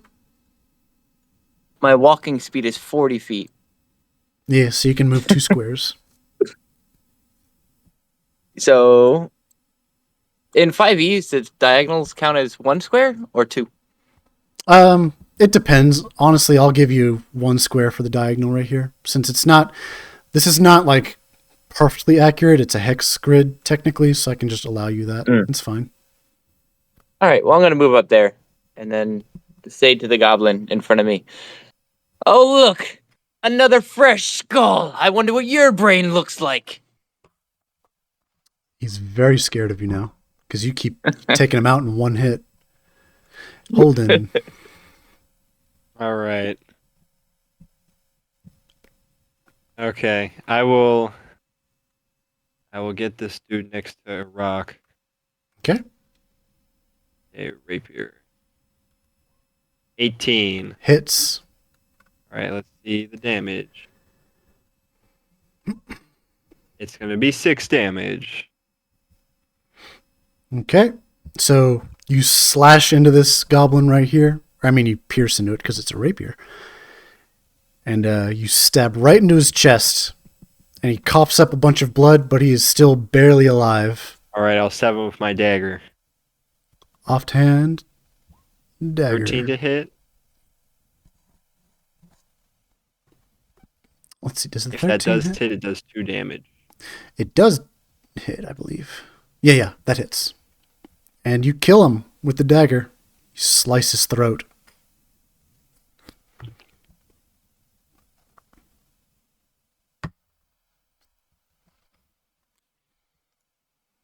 The Tidewater goblins, the shaman. I end my turn. Yeah. What's up? Just saying I end my turn in case I didn't make that clear. Yeah, you're good. You're good. The shaman directs all of them to swarm up on you, Holden, as they move up around you. Wow, that's rude. All of these attacks at advantage. 1, 2, 3, 4. Holden, get out of there, buddy.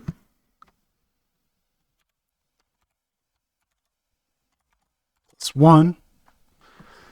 Okay. So I'm just going to take these in pairs. That one misses. That one misses. That is a 15. No, that's a 16. 16 doesn't hit. Holden? My mic was on mute. AC is 14. So a 16. Yes. Excuse you, Jesus Christ.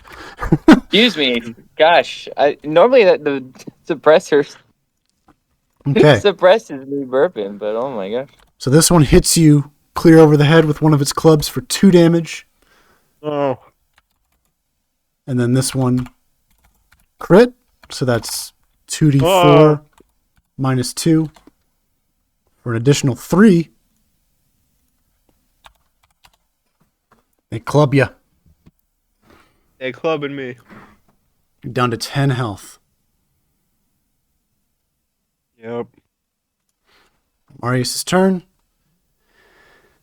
He is going to sprint over here. Iraq, You smell that, boys? Smells like advantage. So you move around to flank. Yeah, they fell into my trap. This is the plan all along. I'm going to attack her. Attach her. Ooh! Crit! Baby. Oh, babe. I'm not even going to roll again. Hell yeah, because that's all you need. Okay, so that is 10 bludgeoning. It immediately kills this guy. And then afterwards, I'll say, yep, brain looks about like all the rest of them did. Then I'll go and look at this goblin. Maybe yours is different color or something. I don't know. Let's see. Holden. All right. I am going to take the disengage action from these two up here. Okay. Or this one, I guess. Disengage bonus action for the cutting action. Yee. And then I will attack this one next to me directly. Awesome. Roll that attack. 23. Definitely hits. That's going to do 11 damage. So you immediately kill this one as well. Suddenly, the morale shifts, and the shaman starts yelling out in Goblinoid again as they dash away. They disengage and start running away.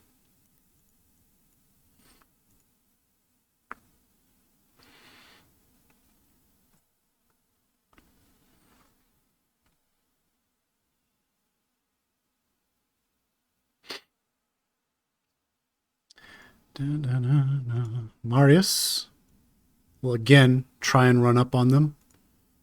Iraq. They're running for the hills. Like a bunch of babies.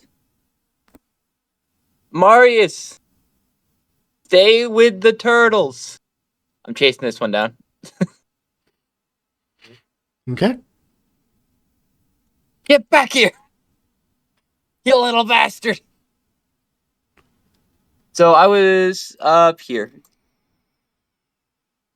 Yeah, you can make that. I will make that. Can I attack him? For sure. All right, that's what I'm going to do. Again? Another crit! Oh. You don't even have to Let's roll. go. He's dead. Holden. Let's go. Let's see. Get the shaman, Holden. I'll get this other one. Yeah, I'll get the shaman. I'll use a cunning action and a dash. That's going to bring my movement up to 90. Holy shit. Actually, no. I'll just do the cunning action, so I get 1, 2. That's going to be 60 feet. 3. Then I'm going to drop my rapier and dagger and take out my bow. And shoot this guy. Roll the hit. I get a 15. Hits. All right, that's going to do good old 7 damage. So the shaman is running back towards the ocean. You see a tiny little makeshift raft, and it's about to turn this corner over here. And your arrow lands squarely across its back, and she tumbles over into the sand. All right, that will be it for my turn. Okay. This goblin is going to run away. Marius will stay with the hatchlings. Iraq. Interesting. He's gonna run away. He thinks he's gonna run away? Impossible.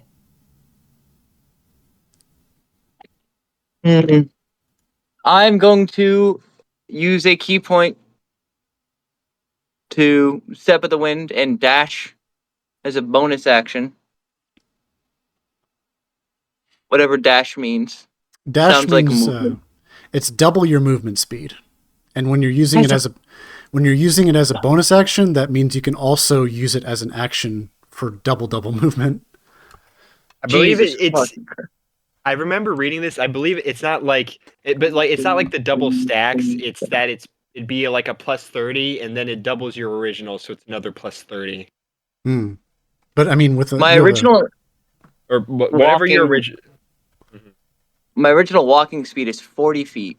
Okay. so that becomes 80, and if you wanted And to then- dash on top of that, that could become 120. So 120. the other yes, thing, according to my understanding, like I remember having to deal with this a while ago. That's what I found. the other thing is my jump distance is doubled. Yeah. So Big hopper. let's So see. So that's You can definitely 20, make 40, 60, 80, 100. I'm going to run and attempt to jump and land in front of him. it. Oh my god.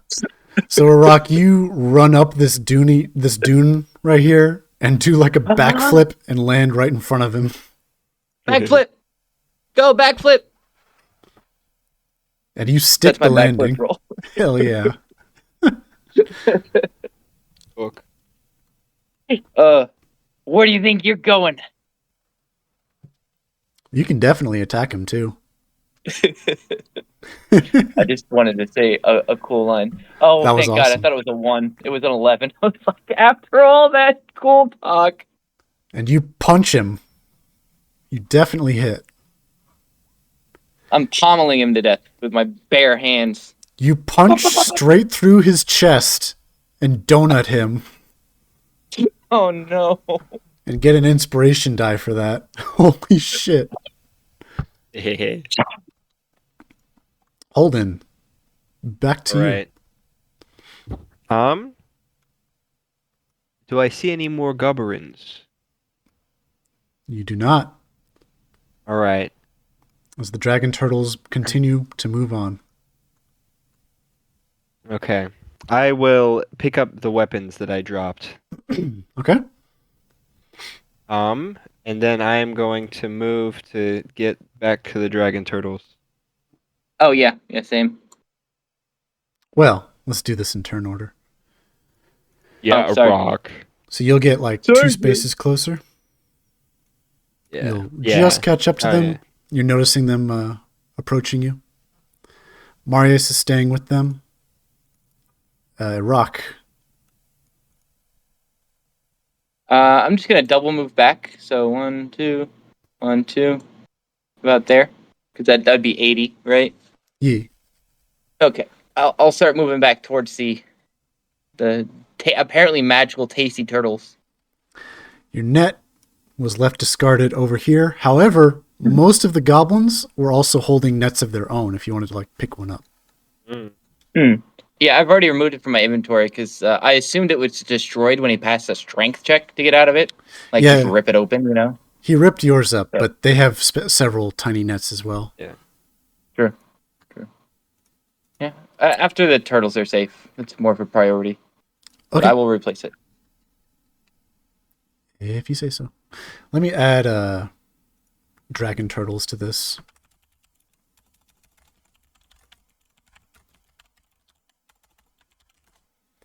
And I'll treat it as a lair action. Up at the top right here.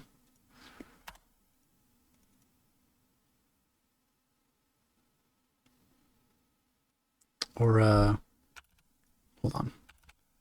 There, that'll do it.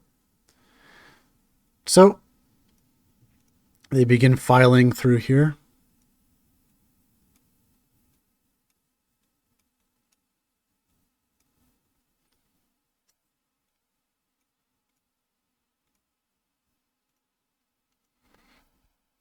Yeah, I don't know if my preview screen just kind of doesn't catch up or if it's recording correctly. I'm not sure. But, okay, so, Iraq, that was your turn. So it's down to Holden.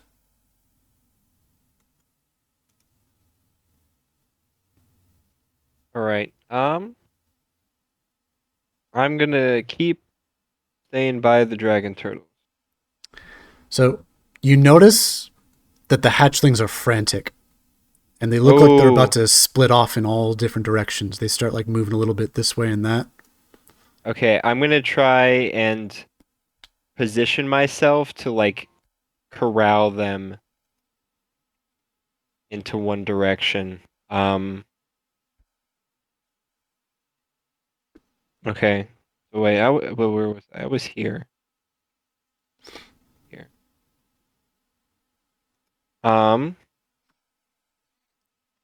Okay, they need to. I'll call out to a rock to get on the opposite side of them and try and keep them contained, and I'll stay on this side right here. Okay. Roll animal handling. Right. 7. Oh no. So they begin moving, panicked in opposite directions. Whoopsie, that one's hidden by a goblin corpse. Marius tries to corral this one right here, but these two are going off on their own. Marius will also roll animal handling.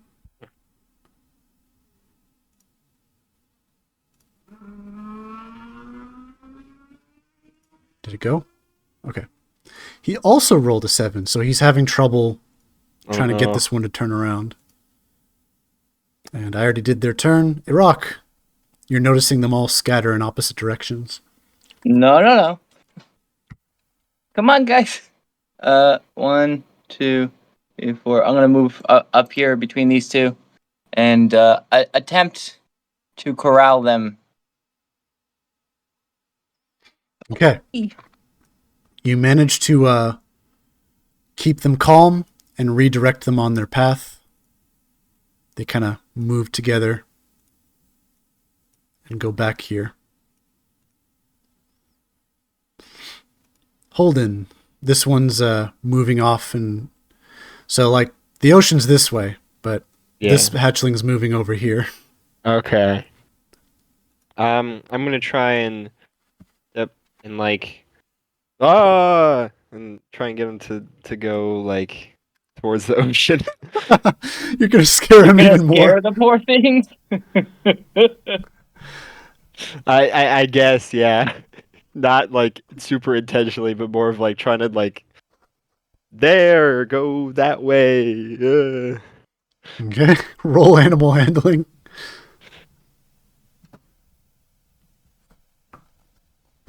Zero. Oh my god. That one -1. Well, I guess I'm rolling a d8 now. Okay. How do you fuck up that? So despite rolling a crit fail, you actually managed to scare it westerly. Go. Oh my god. Task failed successfully. Pretty much, yeah. Nice. Marius is also struggling here. The dragon turtle is moving this way, and he's trying to stay with it. These ones move up. This one moves this way. But oh no, now they're starting to split. And this one's moving over here. Oh god. This suddenly got very complicated. Iraq.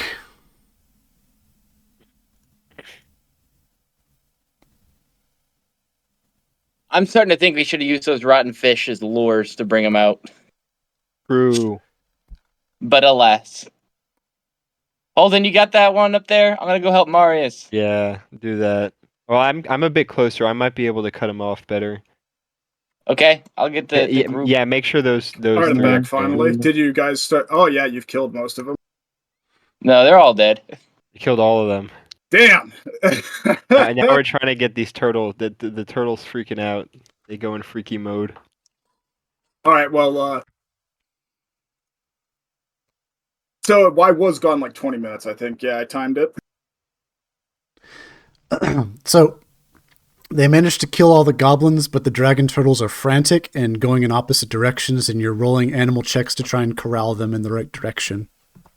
All right, let me try one when it's my turn anyway. Oh, I failed it already. Yeah, I've been rolling for you. All right, I'm gonna try to corral these three together.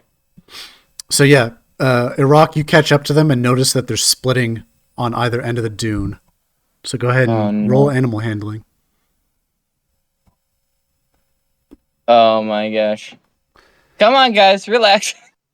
They don't seem to be paying any heed at this point. Oh no. Holden. All right, I'm gonna sprint around 20, 40, 60, and I'll try and the scaring. I'm gonna take the one going in the direction as scaring really does work on them. That's how I'm gonna take it. I'll try and like, again. Okay. Roll animal handling. Animal handling. And since Marius, you're there too, I guess you can 17. assist on the roll if you'd like. I don't think he even needs it. He got a 17. Yeah, he got a 17. So you managed to get him to go in this direction, but the dune is very steep, so he doesn't actually get as far. Okay. All right, now I'm gonna assist. I'm gonna do more handling. Mm-hmm. You can move about 2 squares per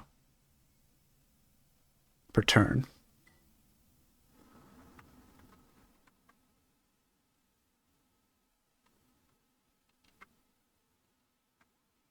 Can't even fucking buy a goddamn successful roll at this point. But nonetheless, you are scaring him in the right direction. This one's going to be very traumatized compared to the others.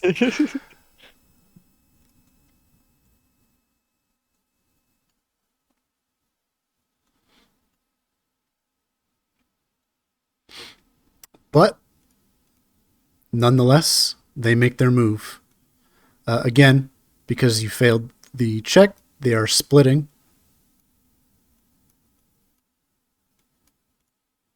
And this one only makes it this far. I'm just gonna say this, I hate goblins so much. Good. Well, they're all dead. Iraq. I'm gonna do something rather horrific when we're done hurting these ones. If only we had a druid. I know, right?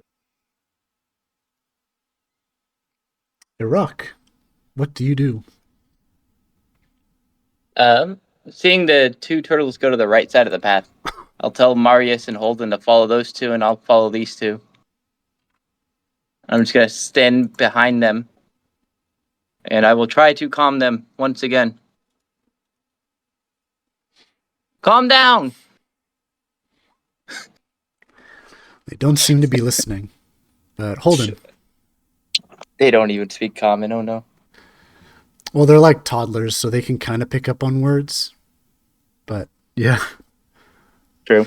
Born knowing common, just come out of the womb. That's how you know it's the true language, the one true language. Well, they're very smart, despite being hatchlings. True. And with animals, it's more body language. Yeah. You know, and tone. A lot of it is tone. Anyway, that's my turn. Okay. Holden.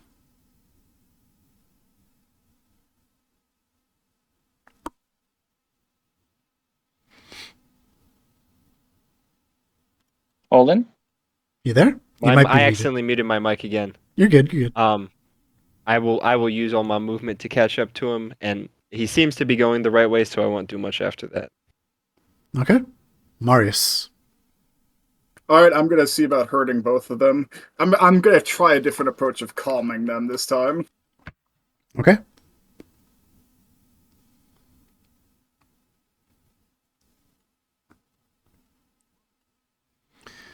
All right. So, put where you've moved to.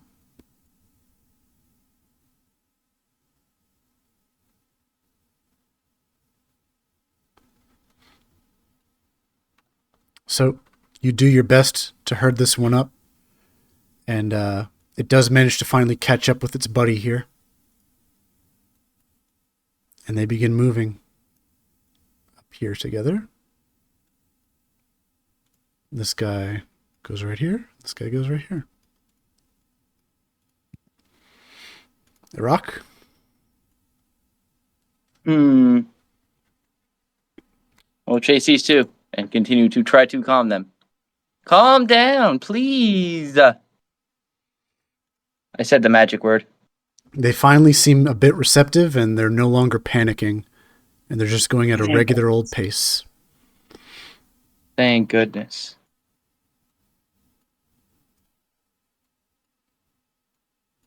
Holden. All right. I will calmly follow.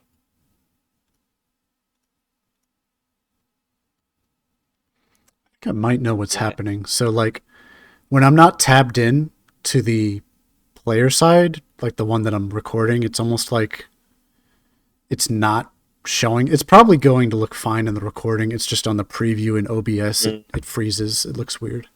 Uh-huh. But I will also quickly take a look up to see if there's any birds. aha! You asked the question. Oh no. You look up, roll perception. All right. 11. So you kind of have to put your palm against your forehead to shield your eyes against the sun. But you can see very far off in the distance a whole flock of seagulls very far up in the sky, and they're circling around. Oh no. I'll call out seagulls. What direction are they in? Above. They're above, up in this direction, over here.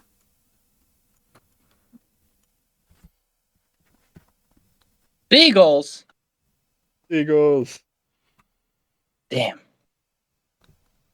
Light your torches, men. Seagulls probably don't like fire. Probably. That's my only plan. That's all the planning I can come up with. Is I mean, maybe bows. Yeah, I get bows and nets. Yeah. I don't have my net anymore. Was it torn to shreds or what? It was Yeah. torn, Yeah. It was torn apart. The goblin did it. A goblin. Nobody.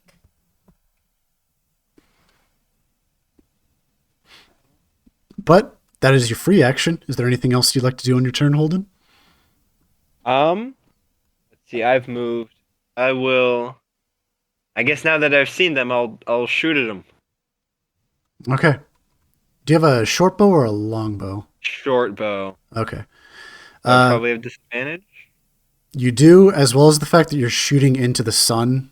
Yeah. So it's kind of like you're blinded. Actually, and I think I'll wait on that. I'll be ready. If they come in closer, I'll ready my action to shoot at them. Okay. Marius. I'm going to see about getting as close as to the turtles as I can to kind of shield them from any seagulls. Since I don't have a ranged weapon. You have a light crossbow. I thought that was Holden's or whoever's. It's showing up in your inventory. I think I only ever had I think a I light bow, actually grabbed but I one landed. from the. I think I grabbed one from the from one of the dead guys, from one of the snake dudes. Maybe, yeah. I can't recall. But it is two-handed, right. so you'd have to like sheath your sword. I'm gonna do that anyway, because it's not like the seagulls are gonna fight me in melee. Yeah. So you'd have to put away your shield and sword. Yep, I'm gonna do that, and then I'm gonna start shooting with my crossbow. You can only move 2 squares up. So go ahead and place your token wherever, and you've got your crossbow out now. Yep, and I'm gonna shoot at the seagulls. I'll just put you right there. Okay, so like, as I described to Holden, they're like very far off in the distance, but you can tell they're circling. Like they're well out of the range of short bow and light crossbow, unless you shot with disadvantage. How much is the disadvantage? So the range is 320 feet as the like furthest you can shoot, And they're like way, way off in the distance, like at the edge of that. So like maybe you'll like wing them, but Okay, well I just got my crossbow out either way. yeah, you wouldn't be able to do it on this turn anyway, which is fine. The turtles, they be moving. They be a moving. This one goes left.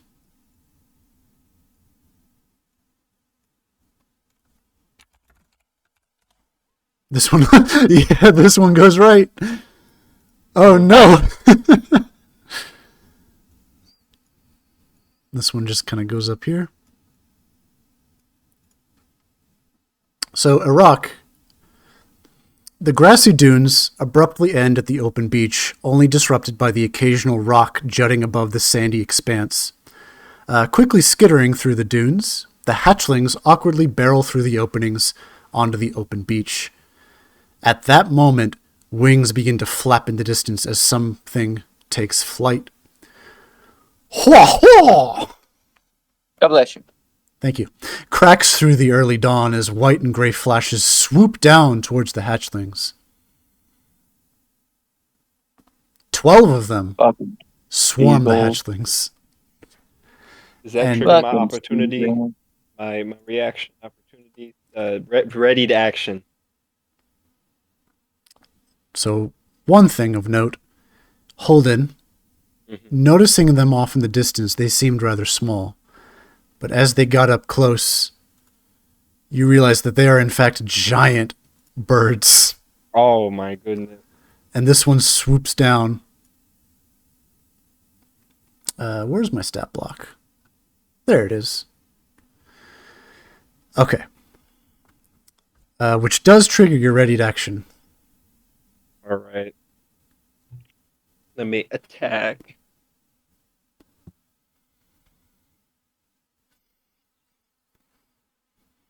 Boom. Oh. 10 to hit. So you shoot an arrow with your short bow, and it flies wide of this giant seagull Darn. as it swoops down and attempts to grapple the hatchling. Let me just check the stat block real quick. Okay, so it's a contested grapple. If we lose to these fucking birds after the goblins, I am gonna have a stroke. So this seagull attempts to get at the hatchling, but it actually snaps at it and it flies back and does not manage to get a good grip on it with its beak. However, there are 12 of them. And all of them are taking their turn. And these guys are like up in the air, so we can't swing at them. They are swooping down to get to the hatchlings, basically within range. So this one's going to try it. And again, misses and flies over here.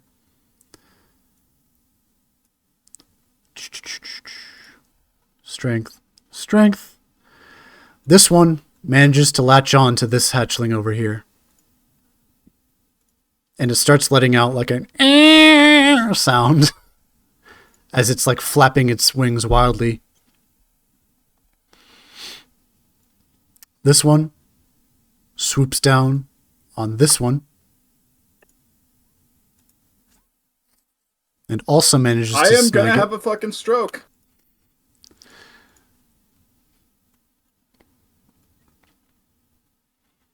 These two go after these two.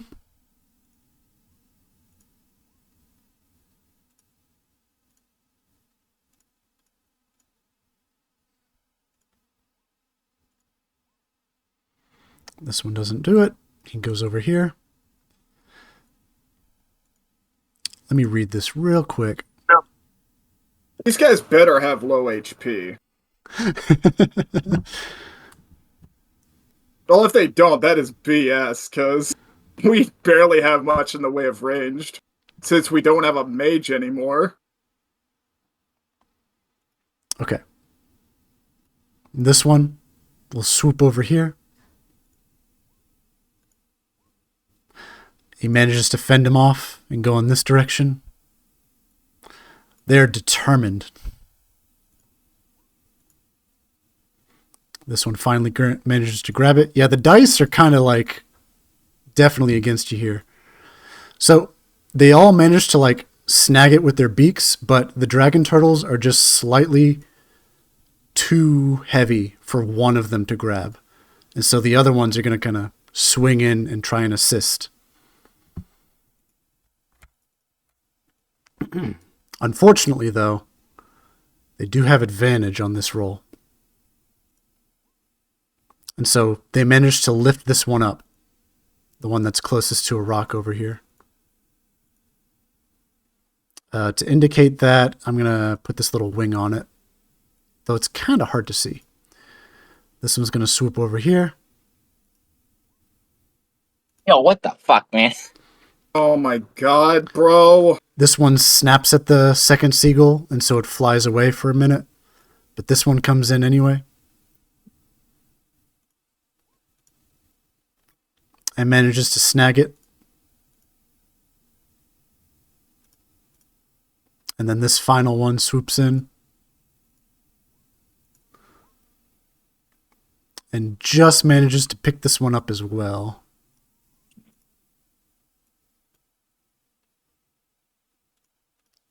So, 3 of them have been lifted a little bit up off the ground, and the other ones are just kind of struggling and grappling with one of them, and the others are circling around.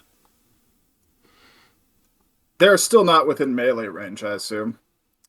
One of them, or a couple of them, can be for a rock, but for you guys, you're in range with ranged attacks, like with the short bow and crossbow.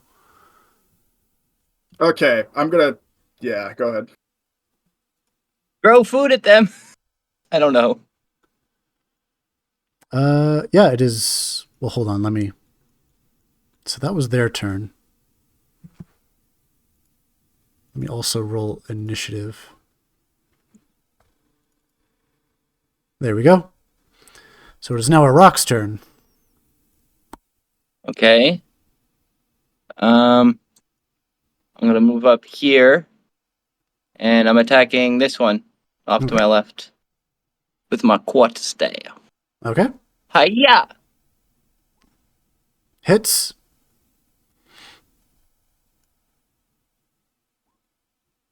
Oof.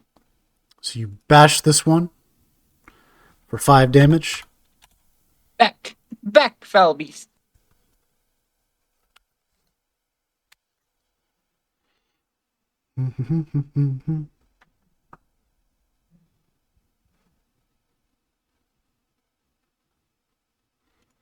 Okay. So this seagull seems rather distracted since you just hit it on the head, and it drops its hold. And the other seagull that's holding onto this hatchling can no longer lift it up off the ground. And now this one's aggroed against you. It's focusing on you. Let me give him a little red dot to indicate that. Yeah, what's up? I would like to spend my last key point and do flurry of blows to attack the one that's behind me as well. Okay. Yeah. Oh. Well, I rolled a 2. Oh, no. But I get 2 unarmed attacks. You do. Second attack. Hiya! That's better. You hit. Hiya! And you punch this one. And the same thing happens over here. So you punching it causes it to like lose its grip on the turtle and focus its attention towards you. They're not happy. I wouldn't be happy either. They fly up out of your reach. Holden.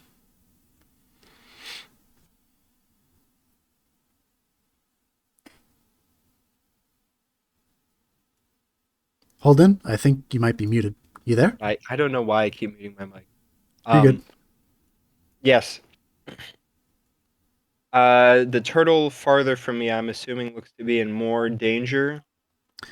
So this one is lifted up Yeah. off the ground, and this one's grappling with their seagull. I will shoot the one that's the seagull that's lifting up the turtle. Okay. That is 20, 40, 60, 80, 100, 120. Let me move. 20. But unfortunately, the 10 misses. Yep. Okay. Fuck. I will use my bonus action to try and 60. Oh god. Okay, that's fine. I will use my bonus action to try and throw my dagger to hit the seagull closest to me. Okay. And it's going to be disadvantaged though. Yeah. Thrown dagger with disadvantage. It's 2060. So I think since it's out of the is it more than 20? You'd be able to hit this one Okay. closest to you with no disadvantage. Okay, I'll do that then. Right. Oh no. 8. So you throw your dagger, and it lands somewhere on this dune over here. Oh no. Okay, that's it for my turn. Are you eating Wait, something? the seagull's already all I am went, eating though. something. And I haven't had my turn.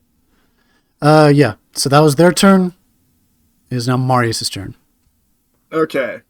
I'm going to use my short bow, and I'm going to shoot the ones that are lifting off this other one over here. I don't know how to ping. You've got your crossbow. Yeah. I'm going to shoot it. Okay, so your crossbow range is 80 feet. 8320, so this would be a disadvantage since you're far away. Wait, can I move first and then shoot? Yes, you can. Okay, I'm going to do that then. So this becomes 20, 40, 60. So you're just in range right here. Okay, I'm going to shoot. Whoa, I don't know where you went. What the hell? What the fuck? Yeah, my token vanished. Here, let me just put you down again. Right there. There you go. So yeah, roll that attack with your crossbow. Crit. Roll damage. Oof. Kill him! Ah. So you severely hurt this one. And I'm going to use Flurry of Action, and I'm going to do another crossbow shot. You cannot do that. Yeah, I can. Second win. Oh, no, yeah, Action Surge. Actually, wait. One time per short rest. You can take one additional action on your turn. This can be used one time per short rest. You called it a weird thing is all. Yeah, Action Surge, yeah. I forgot to remind you, roll your D3 D3 for what? for your damage. How do I roll D3? Just /R space 1D3 in the chat window. Oh, yeah. That actually does just enough. You were 1 hit point away. Hell yeah. So he's that one's dead. So And now for the next one. you hit it right in the neck, and it literally flies away to nurse its wounds. It has left the battle. Alright, now I'm going to shoot the other one. So you're going to use Action Surge to do it again? Yes. Okay.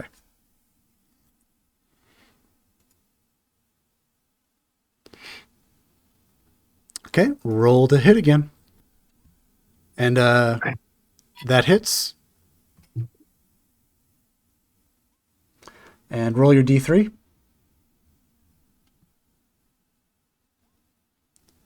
So that becomes a 6, and that's on this closest one?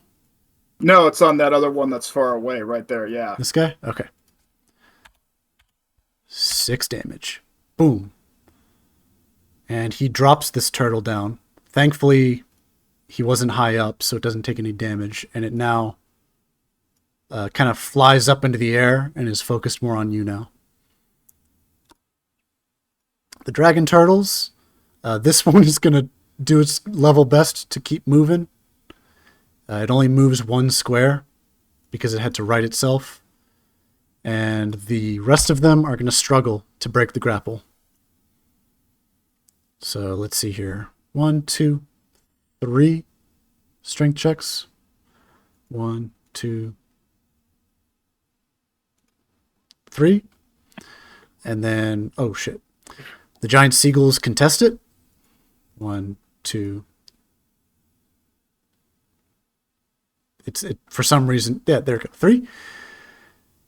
The first one manages to break itself loose. This one flies up into the air. Let's see, a 16 and a 20. So this one maintains its hold. And a 15 and a 13. So this one manages to break free. And this one flies up into the air. Iraq.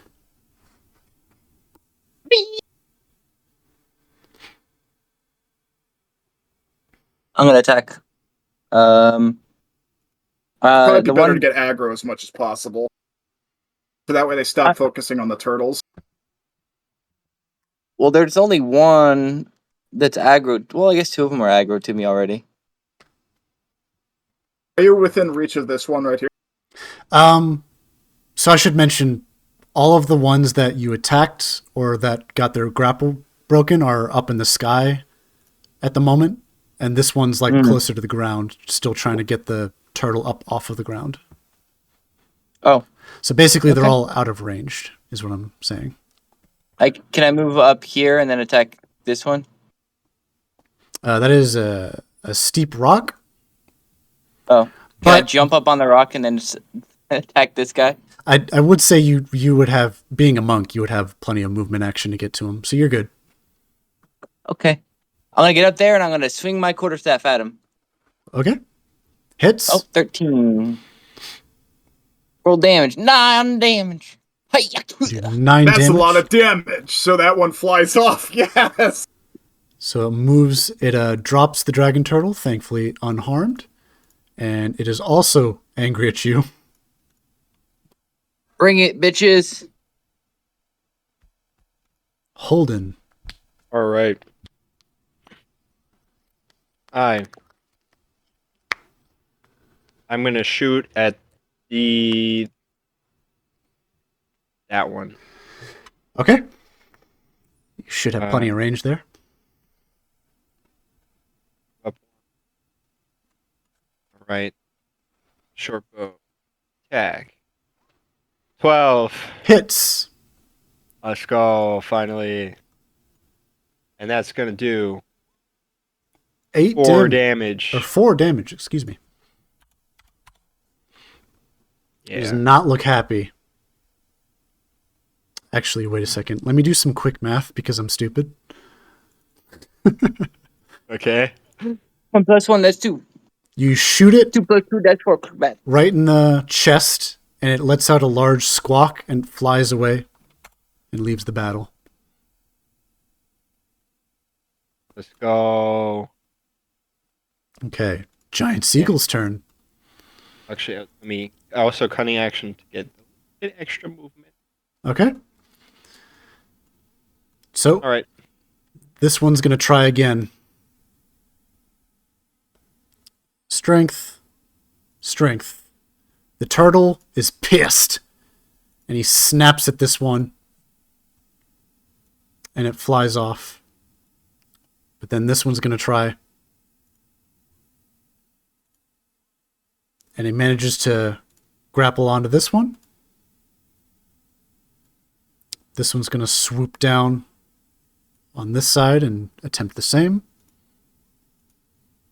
The dragon turtle fends him off. But then this one does it. Dragon turtle again fends them off. They're learning very quickly. And then this one moves in and manages to snag this dragon turtle. This seagull moves over here.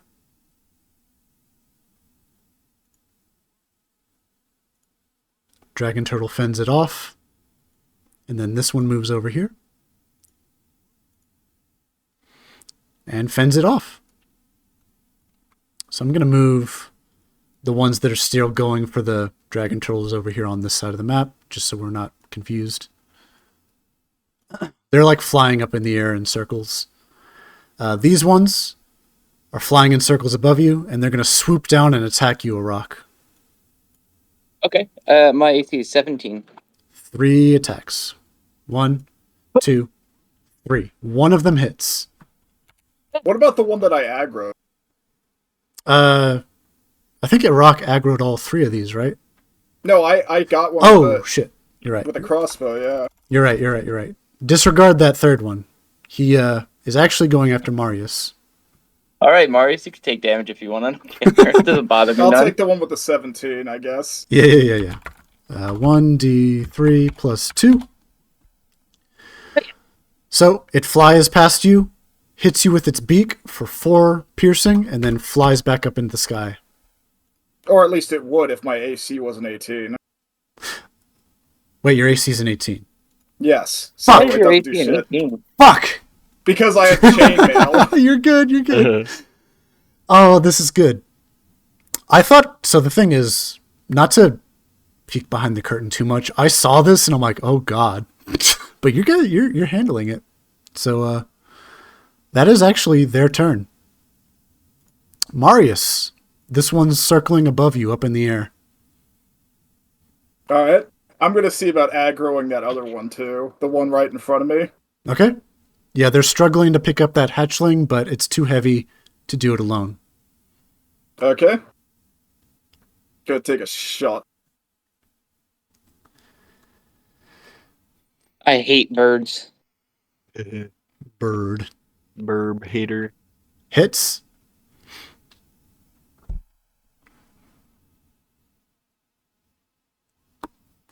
For Ooh! That one is 1 HP away! Oof! Oh, well, actually, that was your to hit. No, 19 and then a 10, and then because you said 10 is when they fly off typically. But you 'Cause rolled. that's what. You rolled to hit twice. No, I didn't. The second one was my damage. Oh, I did. Oh, I did. You're good. Sorry. I like the enthusiasm, though. And roll a d3. Ooh. Roll a d3.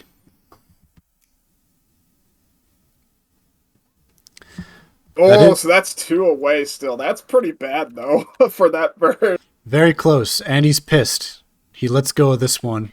And now he's aggroed on you. I guess I should color code it, shouldn't I? Let me make the blue ones Marius, the red ones 𝐸. Hell yeah. And none of them have aggroed on Holden yet.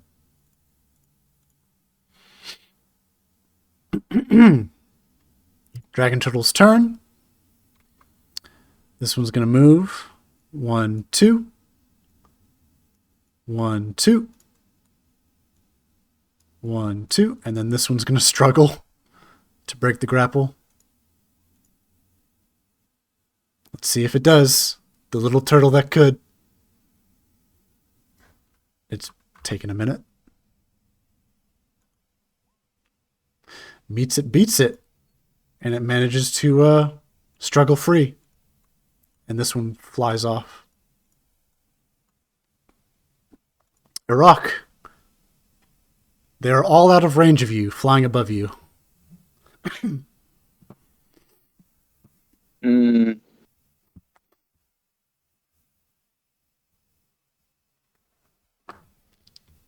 I'll stay with the dragon turtles.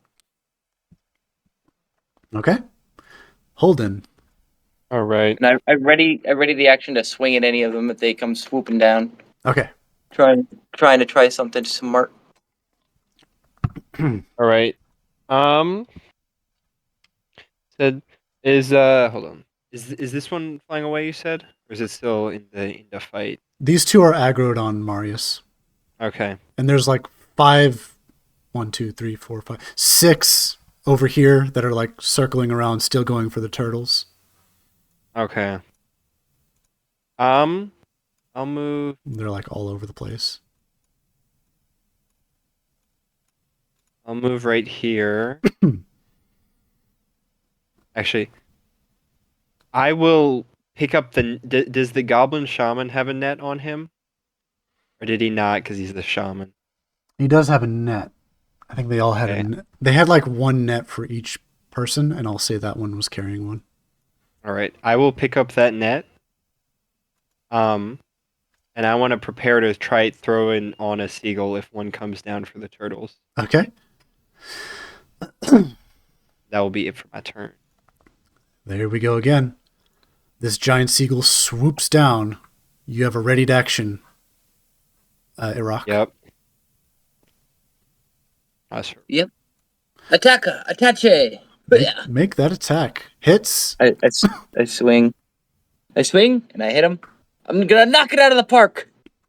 So, like a bat, you swing against this one and deal a hell of a lot of damage to it. So much so that it flies away. And then this one will swoop down as well to try and attack you. But a 10 does not hit, and so it swoops back up into the sky. Now these two Howard. are going to swoop against Marius. One of them hits Oh, that one hit. with a 19 for 5 Oof. piercing.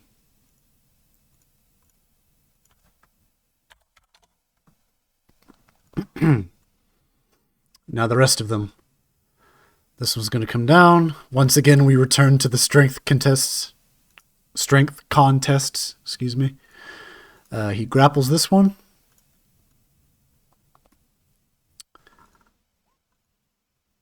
Fends this one off. Fends this one off.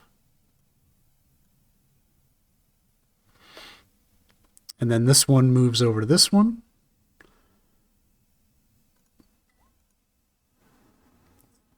They're getting stronger. Yes. And then this one tries to go in on the one that you're protecting, Holden. All right, I'll throw the net. Roll to hit. Right. Okay, I'll roll the flat d20. I think you can equip a net, but you still hit no matter what. So I believe that restrains. I know we just read this like earlier, but that was a lot of dice rolls ago. So you throw the net expertly against this giant seagull, and the little balls twirl around its feet, and it just completely falls over in a heap right here. And then this one also tries to swoop down, but he fends it off. And who is next? Marius. All right, I'm gonna move up 2 squares. Okay.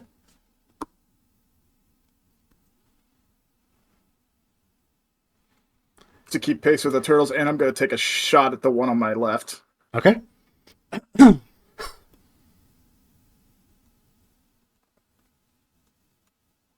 Nope. Miss. At least he's focused on me, though. Yeah. So, dragon turtles. This one moves up. This one moves up. This one as well. Well, actually, wait. There is a giant seagull right there. So let's roll D100. 2 D100s for both of them. Okay. Why? For what? This one's scared, but this one braves past it. So let me indicate a little scary. He's scared of the giant seagull that's right there. And then this one will attempt to break the grapple. But he does not. Iraq. Disgusting birds. This one's on the ground. Attache. Hiya. I can't see what I rolled. I rolled a 14. Hits. Hiya! Back off, bird. Kabam. Nice. 10 damage. I've been doing really well with that. You have. Quarterstaff. That's max damage for it too. You slam your quarterstaff against its head, and it flies away from the battle. Oh wait, no, that's not max damage. It's pretty close, though. Yeah, it's 2 away. This one is no longer grappled. I hate seagulls. Hold on. All right. I'm going to run up that cunning action. I got 60, and I'm going to stab this seagull in the head while it's still in the net. You'll have to drop your short bow over here to do that. Yes, I'll do Well, that. then again, you already did that. So no, never mind. It's actually around you. Fucking never mind. All right. You're good. You're good. And, big, come on, big roll, big. Oh wait, do I get advantage since it's grappled, restrained? You do. Good. Okay. Definitely hits. All right, and that's gonna do a big ol' 14 damage. 14 damage. Oh shit. What did I just do?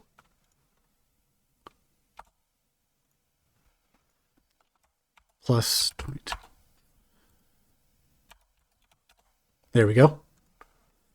And it is panicking. Okay, first and foremost, it's going to try and break out. I believe the DC is 10, if I recall correctly. Correct, yeah. It struggles to break out. This one's going to swoop down and attack you, Iraq. Go ahead, punk. 17. Oh, matches. Matches my Does AC. 5 piercing against you. Ow. He swoops back Ow. up into the air. These You two fucking bastard bird. are going to attack Marius. 18, Holy 19. shit. Oh, They're getting angry. Got him. Got him. Having to for 7 damage. 7. Ouch. And they fly back up. And then these 4 are still going after the turtles. This one's going to swoop down and attack this one since it's furthest away from everybody. But the turtle fends it off. This one will do the same. They're actually, the turtles, despite being hatchlings, are rolling very well to break the grapple. I say this now so that it jinxes it. So this one grapples this one and picks him up. Marius. All right, I'm going to shoot the one on the bottom, right? This guy? Yeah, that guy. Okay. This is turning out exactly like I hoped, and that hits. It just becomes like a wild goose chase. Roll a d3. Oh, yeah, he's either dead or he's about to die, but either way, he's either going to fly off if he doesn't just die straight up. Yeah, you scared this one off, and he runs away. It just becomes like you're trying to manage. I'm moving up. Yeah. Move 2 squares. It just becomes like I'm trying to manage. They're attacking me. They're attacking the turtles. I got to run over here. I got to run over there. It's just very frenetic. Yeah. I think we're keeping pace, though, reasonably. You are doing a lot better than I expected. Yay! This to go. I thought the seagulls would be totally like outclassing you guys. All right. No faith. I think it's partially because we have ranged weapons, so we actually did have a little bit of preparation for range, so... Yeah. I imagine like if Kadash was here, there'd be even more of a cakewalk, but okay. This guy moves up. Let's see if this one conquers his fear. Yes, bitch. He does, but he only moves half his speed right here. This one, I moved this one, right? I think I did. Well, I can't move him. But I mean, I I just know. can't remember if I moved it. Boop. Boop. Okay, he's still captured. Rock.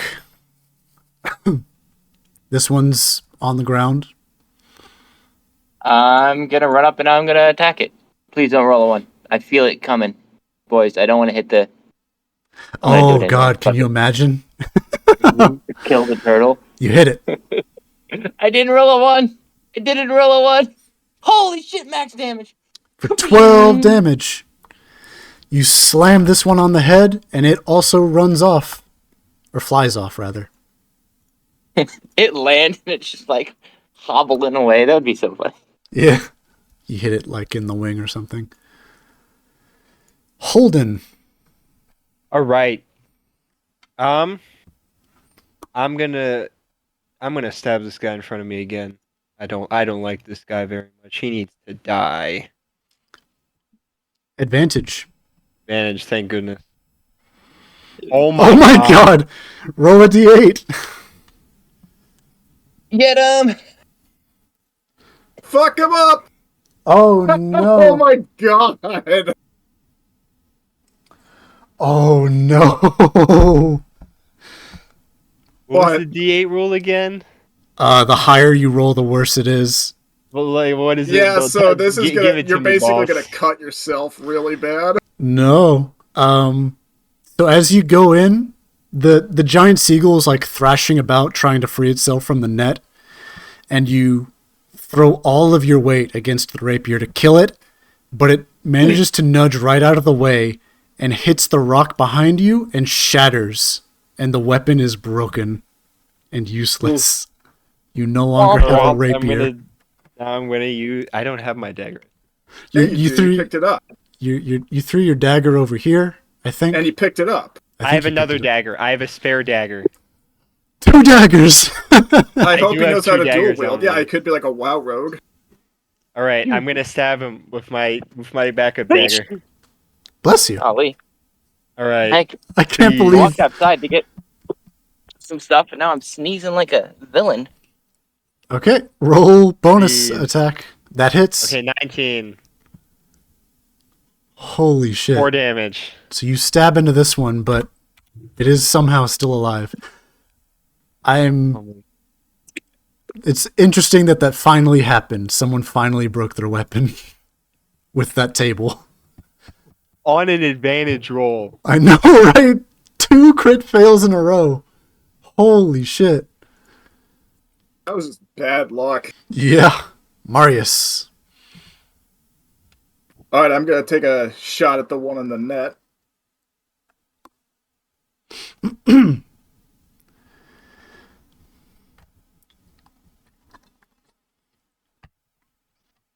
Crit fail. Damn. Roll a d20. Okay, Okay. thank God. The lower it, so it doesn't really do anything. Just goes way wide. I'm guessing. That was to see if you hit the dragon turtle, but you missed. Good.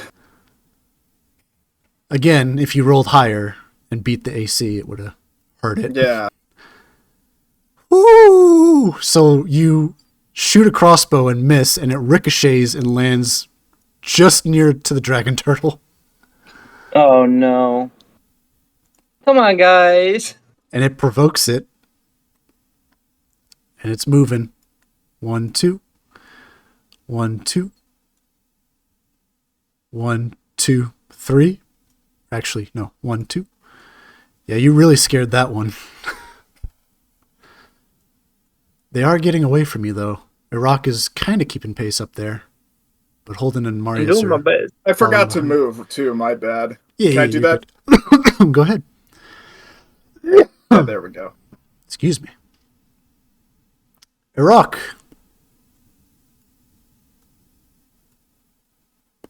So wait, Marius, you good over there, bud?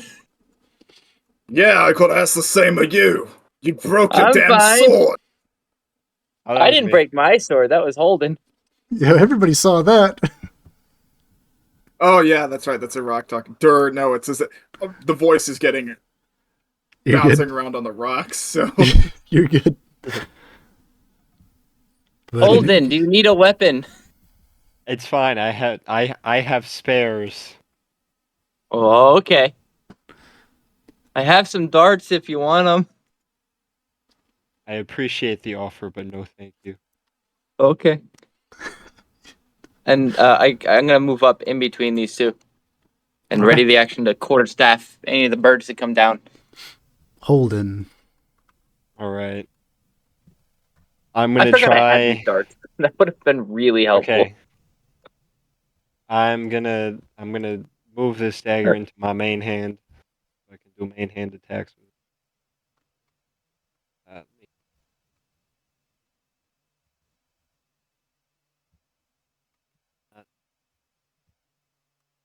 Hello? All right.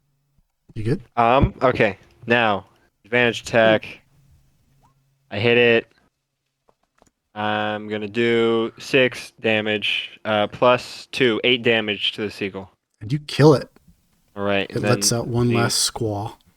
Good. Cunning action. Move 3 more tiles. 1, 2, 3. All right. All right. Marius. all right, I am gonna move up and how far away is that one that's aggro to me? It has a high flying speed, so it can definitely get to you. It's circling around. So basically, as you're I moving, want to it's shoot like at it. yeah. It's like up in the air above you. Go ahead and roll to attack. Hits. Roll your That d3. should be enough because I did also like knock his health down a lot. Roll your Let me roll d3. 1d3. Oh, So well then that again, I is don't know. That might be enough. I don't know his health. 3 damage. As you shoot it one last time, it flies away. Thank God. The dragon turtles are schmoovin'. 1, 2. 1, 2. 1, 2. 1, 2. Iraq. I'm gonna. I don't know. Oh shit, did I forget? Oh, did I delete the turn? I did. Uh-oh. I was like, the seagulls haven't attacked in a while. I wonder why. It's because I accidentally deleted them from the turn order. Whoops. No. You were gonna let me go on without even noticing, huh? That would have been Yeah. okay. Yeah. I would have been fine with it. So Marius and Dragon Turtles already went, so this is their turn, and then we'll skip to Iraq.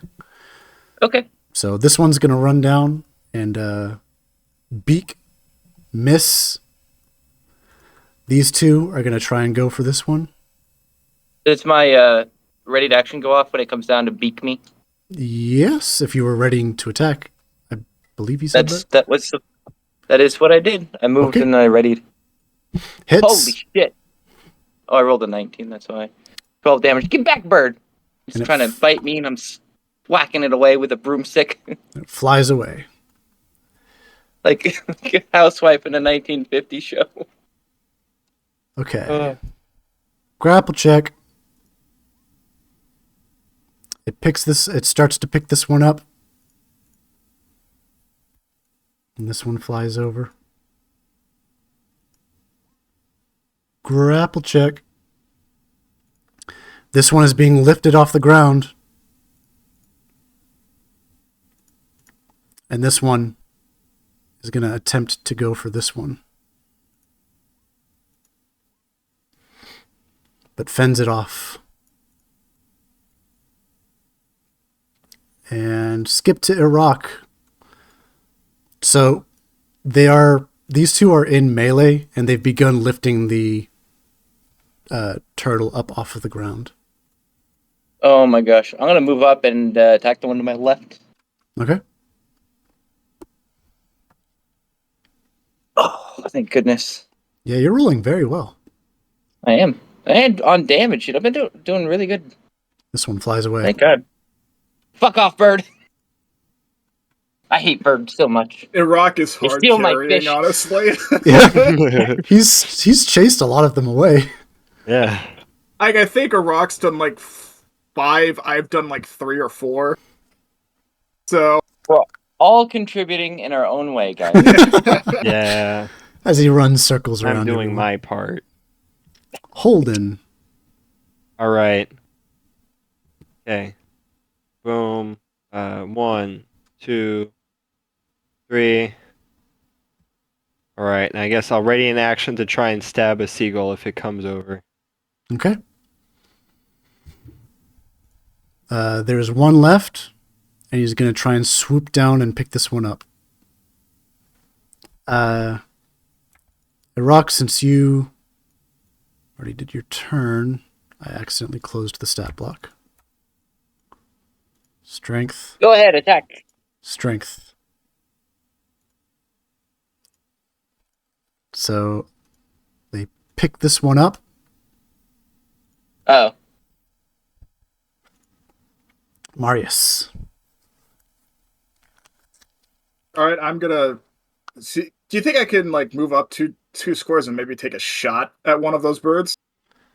Let's see here. 20. If I would move like right here and took a I shot. see. 24. Yeah, you could do that. All right, here we go. Just be careful not to hit the hatchling. Oh no. You fucker. Okay, so it just goes wide. No, roll a d3. Oh, no. Really? A D3? Wait, even at max it wouldn't hit. You're right. So it does go Yeah. wide. You're correct. You'd have to I roll was a about to 9 and then get maximum of 3 on a d3 to possibly hit. Gotcha. Yeah. So these two move up. This one's paralyzed with fear, and this one's struggling. It is being carried away. Iraq. No! I attacked the one on the left. Oh. I rolled like shit for the first time. Oh, So- that still hits though. It does not. A 10 hits him? Does It it? does not. Nope. So it Damn. manages to flutter its wings at you and fend you off. Holden. All right. I am going to 5. 1, 2, 3. Okay, I don't have my bow on me right now. I dropped it. Did not pick it up. And then I'm going to use another. I'll use a full dash action to move tiles. Guys, one of them's getting taken away. Help! I'll be there. That's it for my turn. Holy shit. On the giant gull's turn. They fly up out of reach of you, Iraq. They're taking the turtle away, and it's screaming. It looks like they're trying to position it over this rock as they fly ever higher. Marius. Time to take a shot, please God.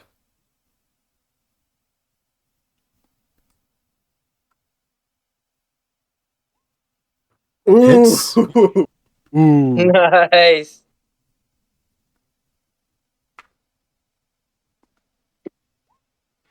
For 6 1d3. damage. Yep, and a d3. For Fuck 7 off! total. So you slam it right in its chest area, but this one seems very committed, and it doesn't fly away. It really wants this one. The dragon turtle,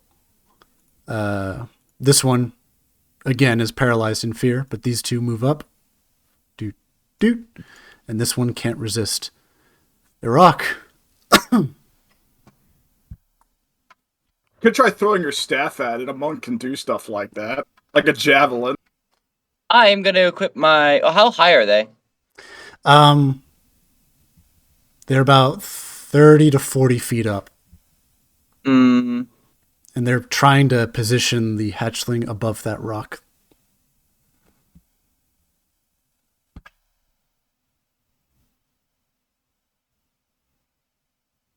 I'm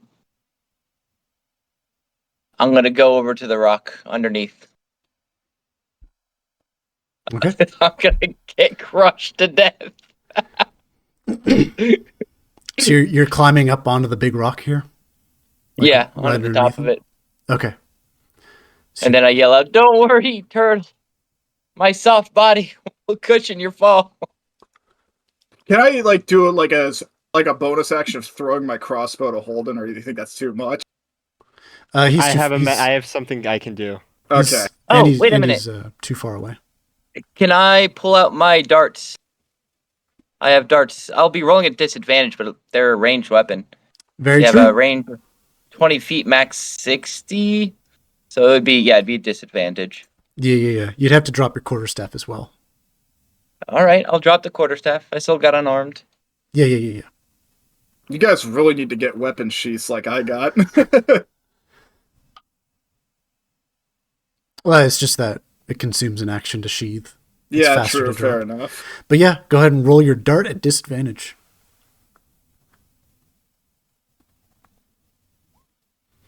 Hit. Oh!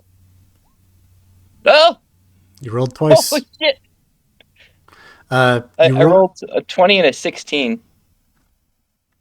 So roll the damage on that 20. Actually, no, Or on the on the 16. 16. Excuse me. Sorry. Yeah.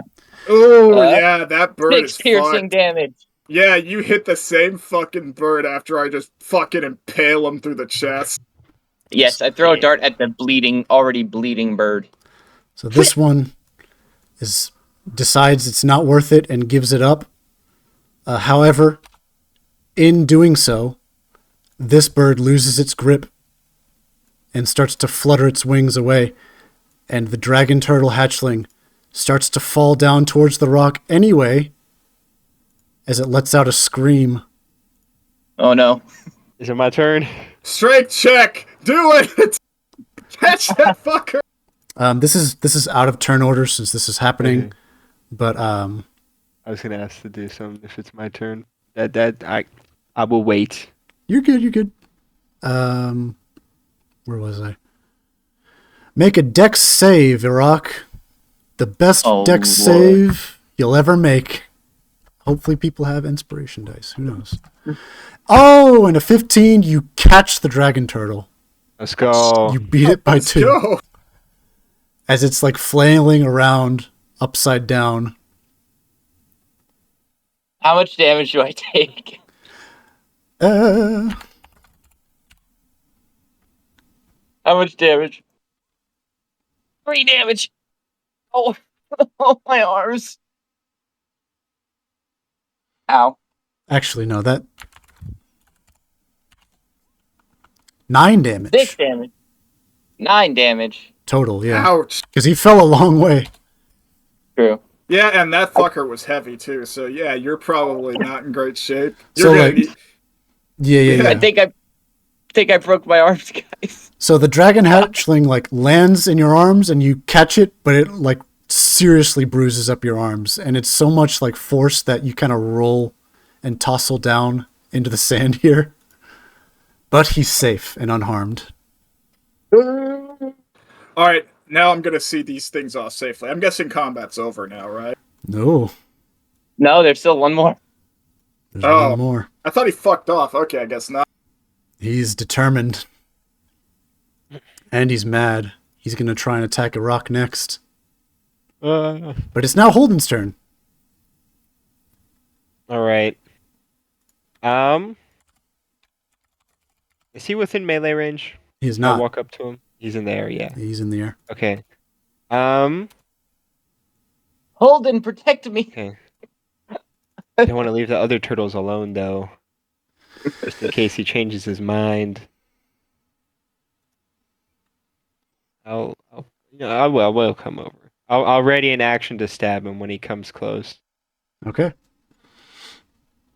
The giant seagull comes close. Yes. In an attempt to attack a rock, Holden, you intervene. What do you do? All according to plan. I stab him with my dagger, and it's Thank you, gonna Holden. do 6 Yes! damage. 7 damage total. Hell yeah. 7 damage, yeah. And now it is aggro against you, Holden. Marius. 2, shoot.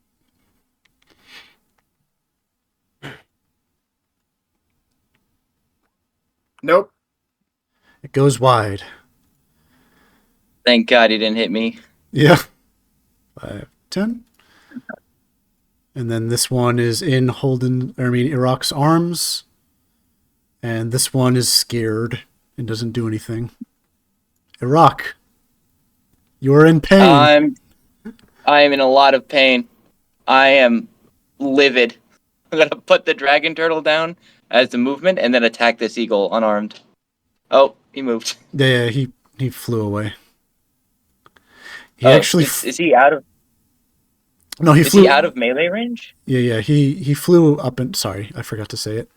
He flew up into the air with Holden's dagger still in its neck. I'm gonna throw a fucking dart at this thing again. Why not? So you disadvantage, right? Oh yeah. Oh yeah, he's far as fuck away. Ooh, baby. Come on, baby.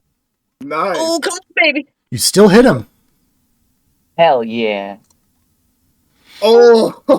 So, you carefully place the dragon turtle down and do a spin, throwing your full weight into this dart, and it hits him right between the eyes. On his beak, and it hurts like a motherfucker, but it is also very tough. But it realizes it's alone, and it flies away. Fuck off, birds! Always stealing my fish! Holden. Try to steal a dragon turtle! Nearly killing me! Fucking hate seagulls! Alright.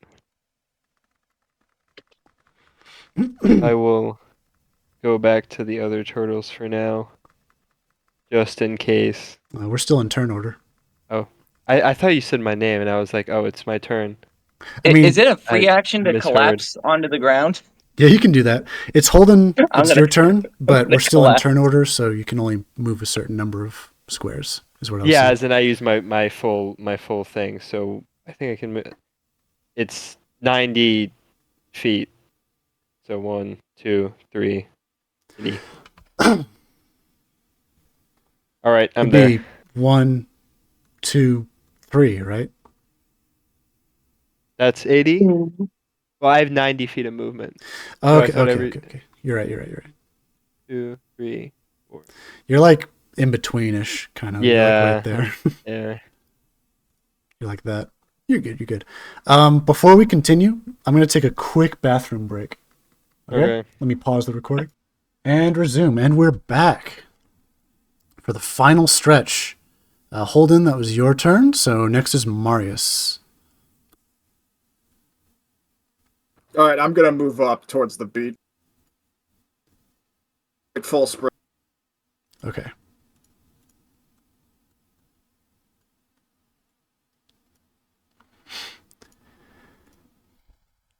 It's the hatchling's turn. 5. 1, 2. 1, 2. Iraq. I swear, if we have to do something like a Kraken or some bullshit like that, or if more of those Kraken at snake level people showed up. 3. Iraq, it is your turn. I will retrieve my quarterstaff. So move over there and then bend over and pick it up. Okay. Move and move. So I think you'd have double move. plenty of action. I mean, plenty of movement to go back to where you were. So yeah, move down there, grab it, and then come back and meet back up with Marius. Holden. All right. I'll stick these out, make sure they get in there. And I'll be. Yep, I'm gonna move up towards the surf to make sure all the turtles get into the water safely.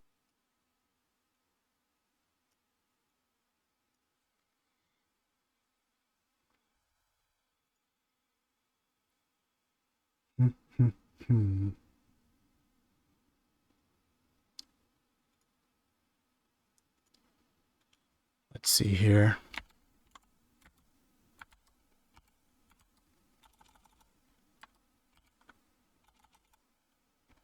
Actually, let me do it this way. Make it easier. And I will not fudge this.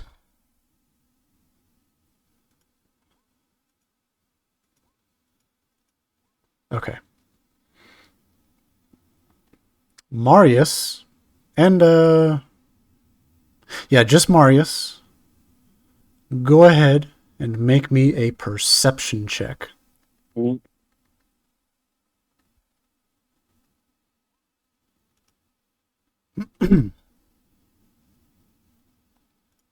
Okay. So as you're looking out across the surf, something seems suspicious.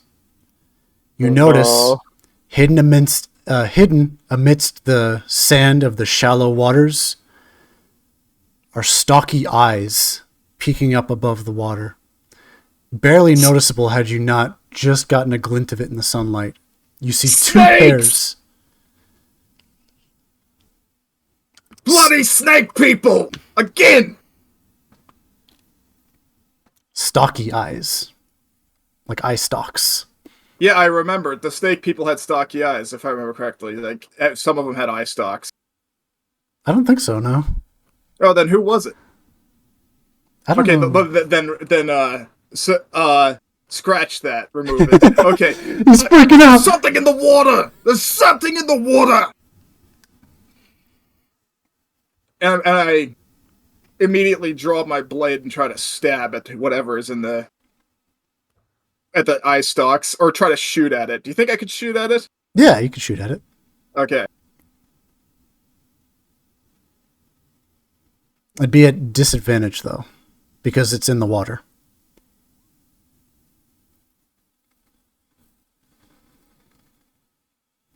Okay.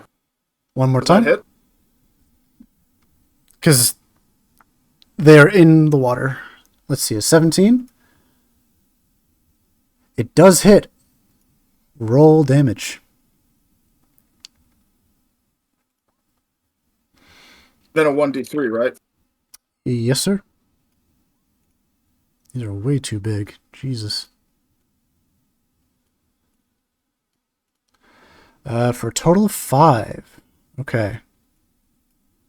Hold on, I need to resize these things because they're way too big. Oh, no.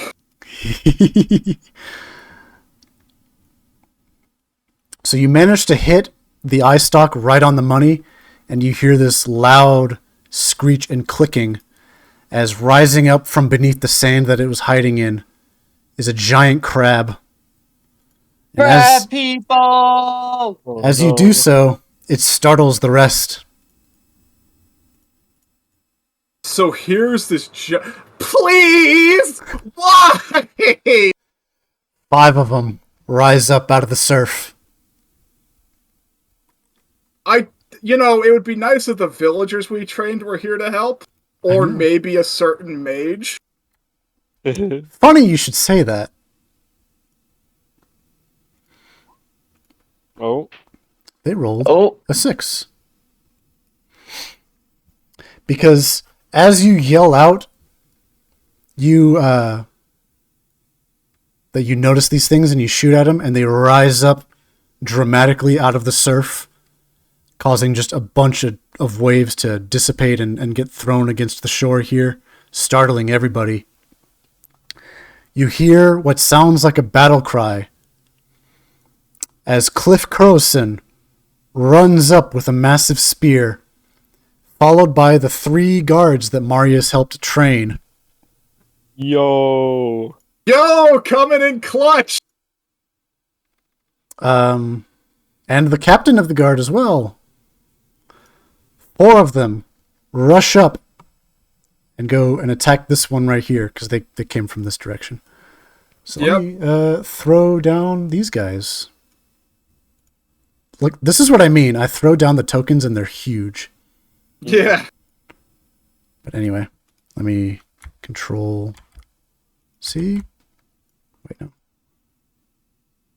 Copy. Control V. I'll be happy if even one of these dragon turtles makes it out alive, honestly.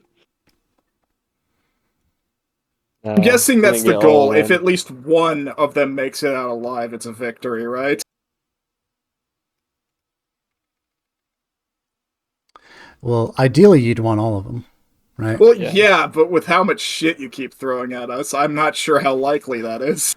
Hey, I mean, this is all based on real life. Yeah. I don't know. Yeah, go ahead. Go ahead. No, what were we gonna say? It's just like, I don't know. I guess let me look it up because I have it right here. But apparently, 𝐂𝐡𝐚𝐭, the author of this adventure, is some sort of environmentalist.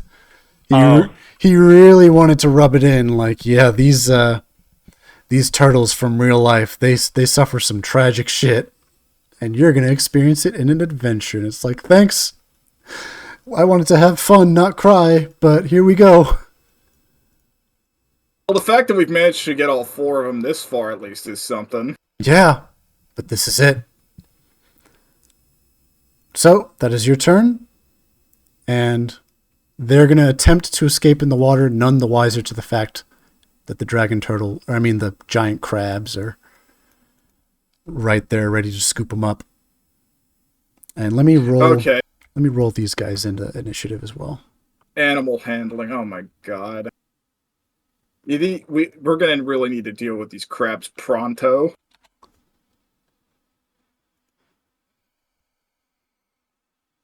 Okay. And roll initiative. They got an 8. Let me reorganize this. There we go. Iraq, this is it. The final battle. These giant crabs. After this, there better be hookers and champagne. They look hungry for tasty dragon turtle meat. Iraq. Of course they do. 1, 20, 40, 60, 80. Can I dash up there? The old man's going to be using a bow, and he absolutely fucks with that thing, so we're in good hands in that regard. So this guy... Where's... I'm going to... So my movement speed's 40, so I'm going to move up 80 feet. Okay, so you dash. I dash, and then I will throw one of my darts at this chucklehead up here.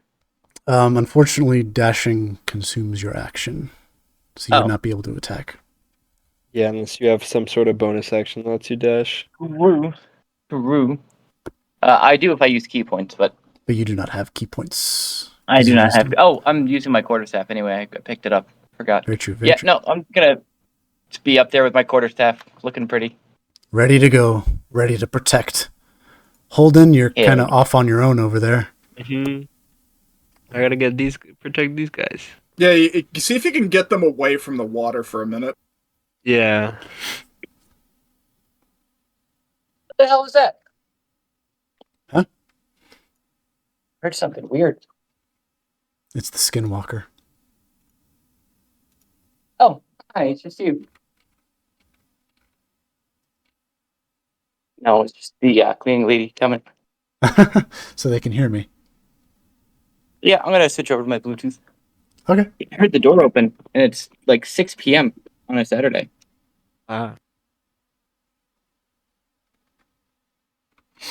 So, bear with me momentarily, guys. No problem. Holden, you go ahead and do your turn. Yeah. Okay. I'll move. 1. Hello? 2. I can hear you. Okay.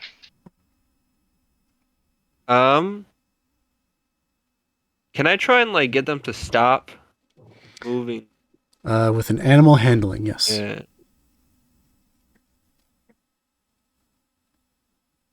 $11. They do not seem to listen to you.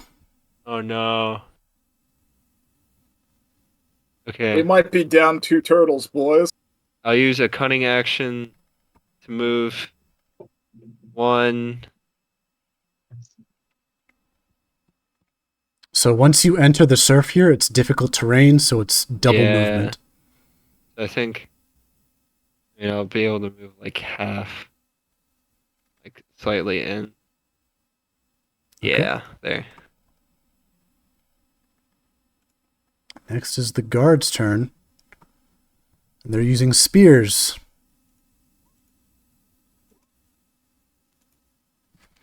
So that's 3. What the hell? Okay. I don't know what happened there, but 17 for 4 piercing on this one. Hold on, let me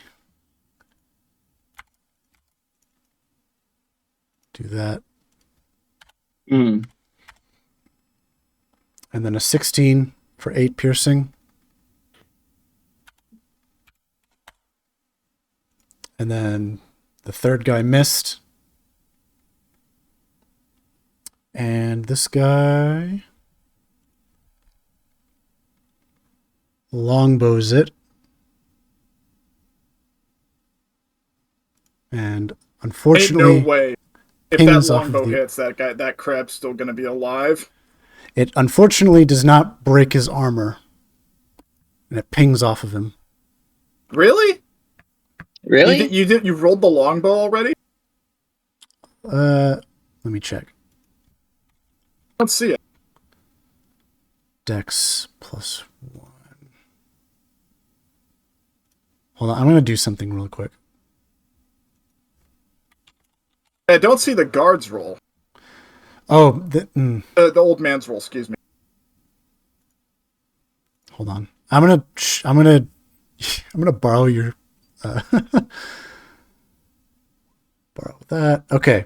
So yeah, I'm borrowing Marius's character sheet to roll for the ranged guy because it's not in the stat block. The fact that it is Okay. Wait, shit, that was the wrong one. GG. Yeah, do the crossbow. You rolled my longsword. That's what I meant. Yeah, there you go. And that does hit. For it's only a plus. Hold on. Sorry, I'm kind of panicking a little bit. 1d8 + 1. If you don't need to panic, you're all good. It's on me right here. And he does kill it. Oh, nice. With That's that one final crab shot. down. However, Let's see if I can... Go ahead. this giant crab. So will move here, up, we gotta hit its weak point for massive damage. and he's going to attack Iraq, who's looking very weak. And tasty. You might die here. Nope. Yeah. Crit fail. Crit failed. Let's go, boys! He slams his claw into the sand, and you dodge right out of the way, and it latches onto like a nearby bit of driftwood, and despite its best efforts to, it just kind of clamps down on it and is stuck for a second. That's like real crabs. They actually have incredible grip strength, but very weak at letting shit go. Therefore, Iraq, you have an opportunity attack. Hell yeah. What? I rolled something. Holy shit. Yeah, that better hit. That hits. better hit. We were so far. Oh, maximum damage! Maximum damage! That's a lot of damage. So you slam this crab down with your quarterstaff, and it is almost dead. It is very close. That's the one I Hell shot yeah. with my crossbow, isn't it? It is. Oh shit, it is dead. I I totally forgot. Oh man, yeah, because I forgot to track the health on that one, and it dies. You knocked him out, Marius. Holden's. All right, I'm gonna march up to that surf, and I'm gonna say, "Come on, men! No time to lose!" And then I start shooting at that crab right there, that one that's right in front of me. As these hatchlings. Yeah, go ahead and roll your hit. This is it. Ooh! Definitely hits.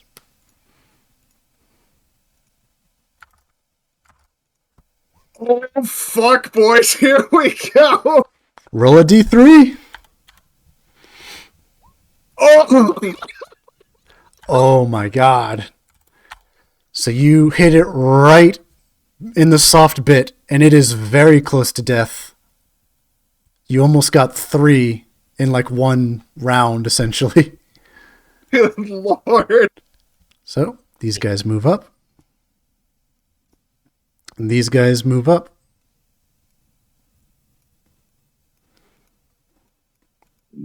And this one uses its ready to action to claw. What's its AC? So even baby hatchlings should have decent AC, so one claw would definitely hit, but that other one absolutely not, I don't think. So this giant crab claws this first dragon turtle and hits it for 7 bludgeoning, and also forces it into a grapple and lifts it above its head.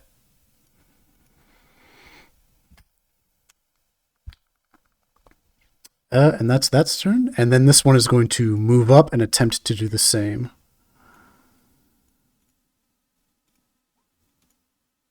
Fucking crabs.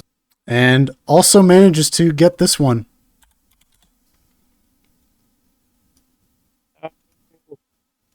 I hope those guys have decent HP, those turtles. Well, Iraq. they're baby turtles. They're baby turtles, so. Yeah, but they're baby dragon turtles. Oh, okay, yeah. Let's see. 1, 2,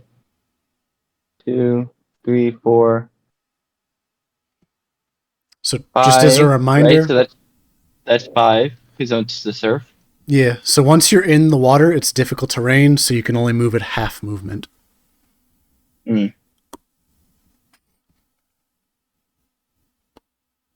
You know what I'm going to do? Instead, I'm going to go 1, 2, 3, 4, which is 80, right? So that's a dash. I'm going to dash Okay. yonder. Holden, everything's going to Yes. shit. I'm gonna I'm attack coming, this Holden. guy right in front of me. All right, big damage. I got a 12 to hit. That does not hit. Its armor is too strong. I can't do anything else. Oh no. These guards are going to move. Let's see. They have normal. Yeah, 30 feet. I think they'd move out of the water, run up the beach. Yeah, they're Be running. smart about it. They're running along the surface. So this guy's going here. This guy's moving up. And then Double time it! then they're going like this. So they're attempting to move over here. And I believe, yeah, a longbow can still definitely get that far because they have very long range.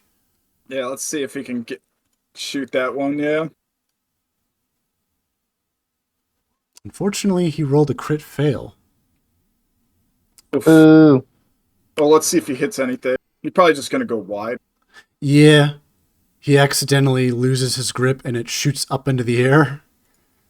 And he and Cliff have to like dive over and are now prone, therefore needing to spend half of their movement to get back up and join with everybody else. But Okay.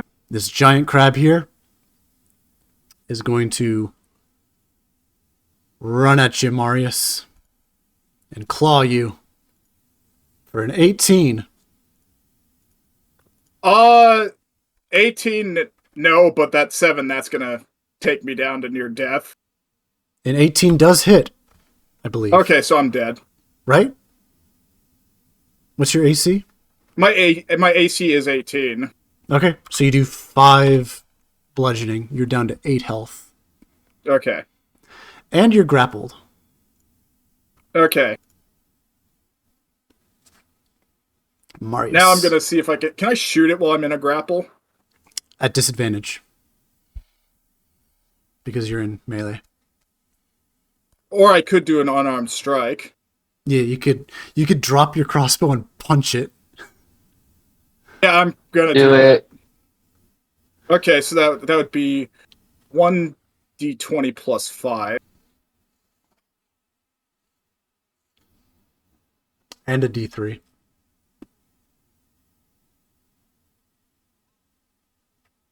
Add that D3. Okay.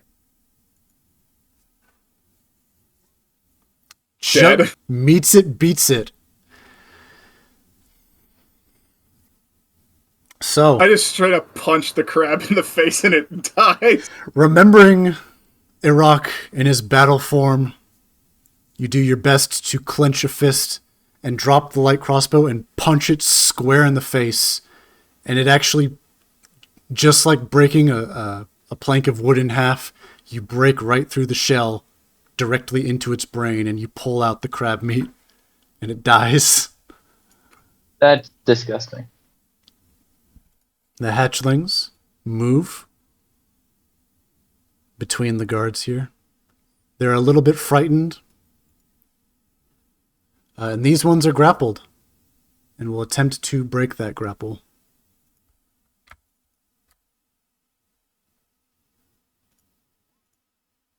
So it's a 3 and an 18.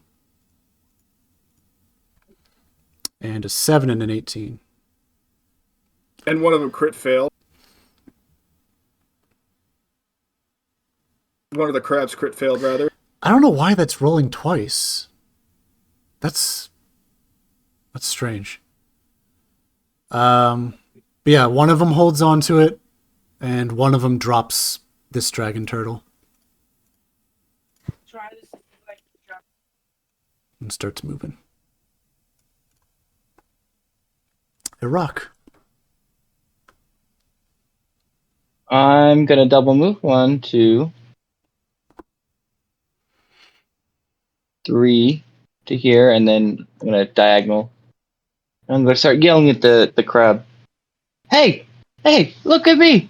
I'm much bigger and tastier. That's my whole turn. Holden. All right, I'm gonna stab this guy in front of me. Do it. Big stab. Watch this crit. Watch. That's not a crit. That's a 14. That misses. Oh, I meant. So you're just wailing on this crab's shell as it continues to torment this dragon hatchling. Yeah. These guys are That's moving. it. I'm sorry. That's how it be sometimes. This one's going to attempt the longbow again. Ooh, 16. that hits. But he is shooting into melee. Thankfully, it does not hit Holden or the dragon turtle. And it does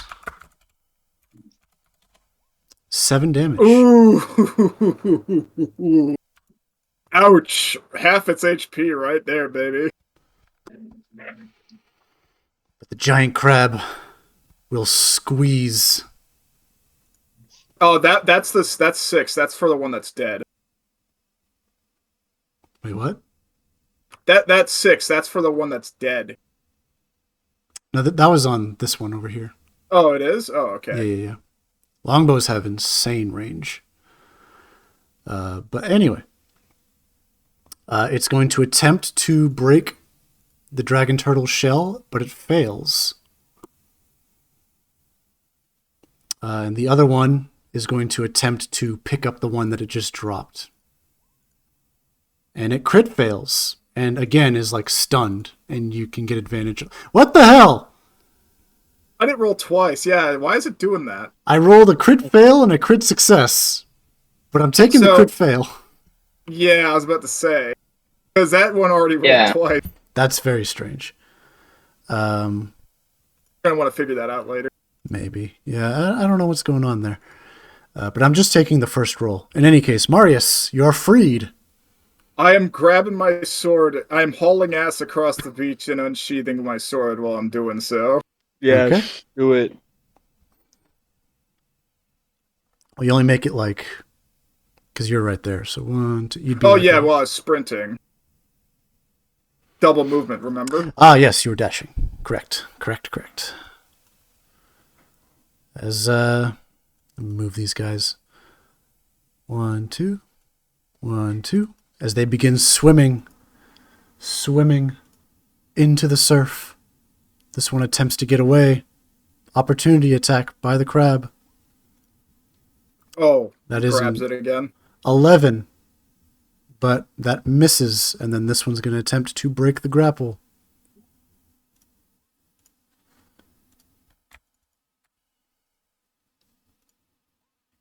Well, it crit, so it's not breaking anything. 𝐂𝐴T𝐚𝐭. I'm gonna approach and swing at this one with my quarterstaff. Hiya! Oh, sorry, that was the dart. That was the roll for the dart. Oh. You get advantage on this, by the way. Oh. Okay, well, thank God, because I wasn't even rolling my quarterstaff that first time. 21. There you go. There I go. 8 damage. 8 Ouch. damage. Yeah. They aren't looking good. Both of them. They're looking mighty tasty to me. I don't know what you're talking about. Holden. Oh yeah, giant crabs are a delicacy in Littoral now. You could probably get a lot of coin off of these. Good.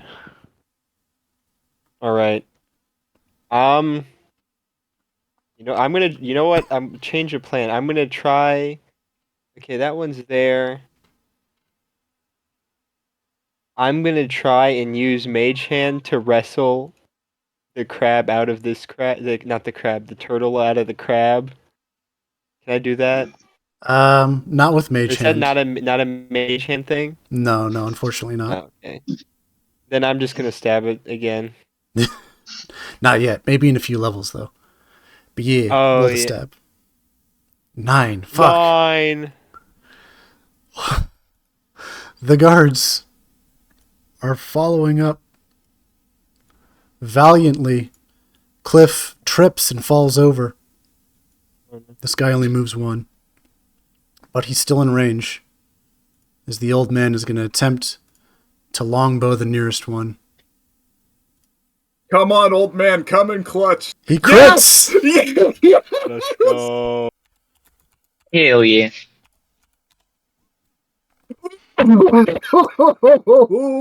As he kills this one. And the trapped dragon turtle plops into the water. I am so glad I trained these guys. This one reels around and attempts to attack 𝐂𝐴T𝐚𝐭. Hell yeah. 20 for 6 damage. You are bleeding out. Hell yeah. Marius, the dragon turtles are approaching safety, but 𝐂𝐴T𝐚𝐭 looks seriously hurt. I'm gonna try to save 𝐂𝐴T𝐚𝐭. I'm gonna wade in. Like, I'm gonna haul the fuck ass over there. Failures. Successes. Do you think I could take a swing at it from here? Yes. I'm dying.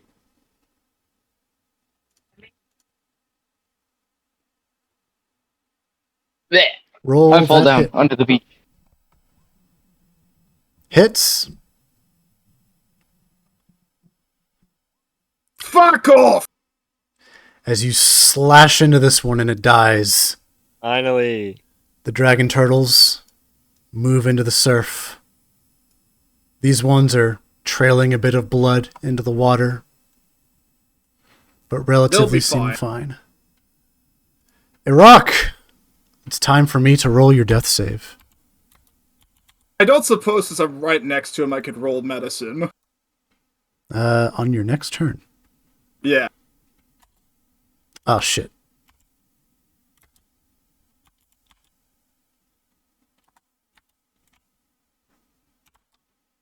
Let's go, boys.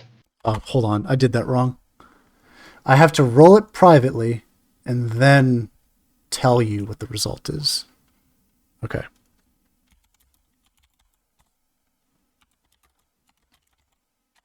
There we go.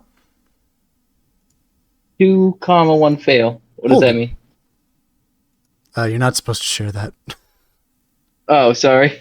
You're not supposed to share that information. I don't know how it works.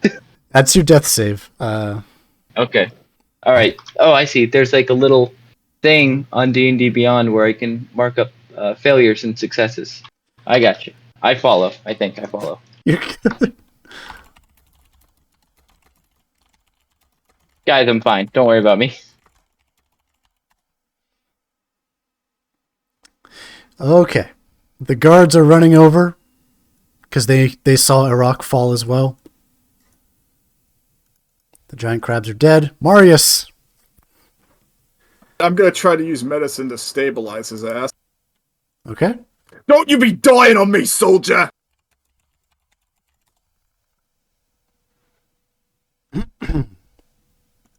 Okay, well, you fucking crit. So I definitely think you get it. As you apply pressure to the wound and manage to stop the bleeding. Iraq is unconscious for 1 hour. I'm not dying. Yippee! And he is stabilized. It's like, yeah, regardless of anything, you crit, so you're good. That was coming in clutch right there. As the dragon turtles move on and disappear into the bay, you feel an immense sigh of relief as your job is finished. All of the guards garrison kind of move up into the sand and kind of form around you, panting heavily. Did we get him? Did we win? We've won. Now get this man over to the doctor. He needs it badly. I have some business here to finish first. I'll meet you at the village. Don't let high tide take me out, please. Just leave me on the beach and I drown. The adolescent and the older gentleman pick up Iraq and do, like, they kind of hold your head and hold your limbs out so you're not uncomfortable. And they kind of carry you back to the village. Oh, As nice. the guy whose name I'm forgetting because it's been a minute. The portly man. Yeah, the captain of the guard. Captain. I'm scrolling. You know, just looking for a name. I would have had it in my notes, but they're on my computer. You're good. Stefan Poach. How could I forget? Wow. He walks up to you. Says, Cliff told us everything. Said you'd be needing some help with some dragon turtles. He wasn't kidding. That was too close. A lot worse than I'd expected, but we managed to pull through. Buy that kid a beer, eh? On me. In fact, all of you get around on me for what you did today. Well, hold you to it, Marius. Thank you for everything you've done for us. Of course, another day in the life of a soldier. Now, I have some unfinished business to attend to here. I will meet you at the Tavern of the Doctor, whichever I'll find you at. We'll share what you did here with Sycamore. I'm sure she'll be pleased. Right. And with that, they turn and, with a wave, head back to the Nell. Cliff managed to kind of regain himself, and he's following along with Iraq. Iraq, you're not conscious, but in your fading dreams, you are thinking of what he did and how, in spite of wanting to protect him, his intervention may have meant failure for this mission. Blech. Perhaps he's finally learned something.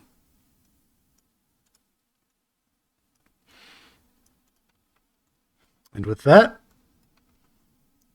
you make your way back to the nest and watch over the eggs. I'm gonna be doing something while we're waiting. Okay. I'm going to be making makeshift pikes, and I'm going to be impaling the goblins on them. That's awesome. As a warning, it's like, fuck off. Okay, let me adjust my camera here real quick. Move you I guys will down. fish out those crabs. See if we can make some money off of them. Holden, you take some time to harvest some crab legs. I would say that you'd need to make a roll, but because you have all the time in the world to do it, I won't do that. And so you get some crab legs from each of them. And if harvested and kept cold to prevent spoiling, each leg is worth about 5 silver. And you get a total of 10. I'm going to be rummaging through these goblins' pockets too, and I'm also going to be impaling that seagull as well. By the way, because fuck that thing. Okay, for the goblins, there's, let's see here, 10 of them. So that is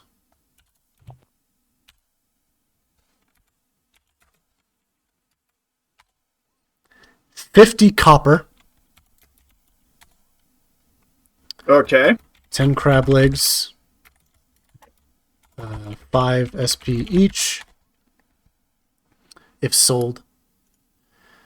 And the shaman had, where is it? A necklace of fancy shells.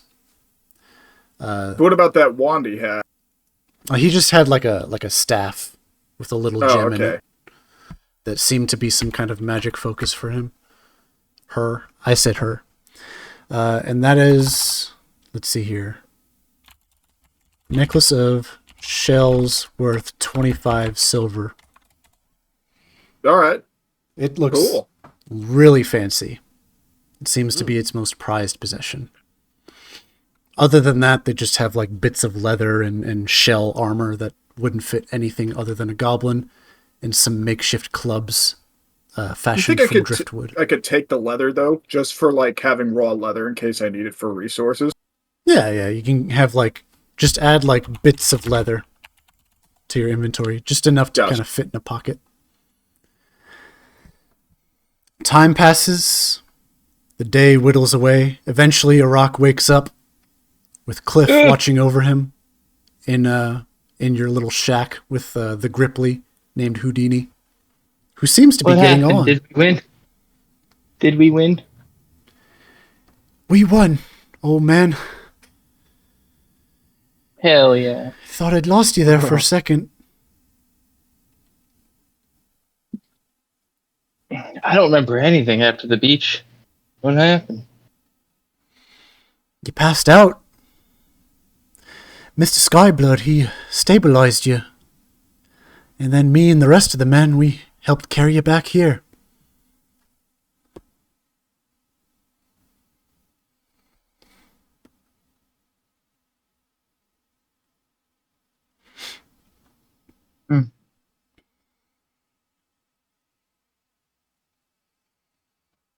Well, I sure do appreciate it.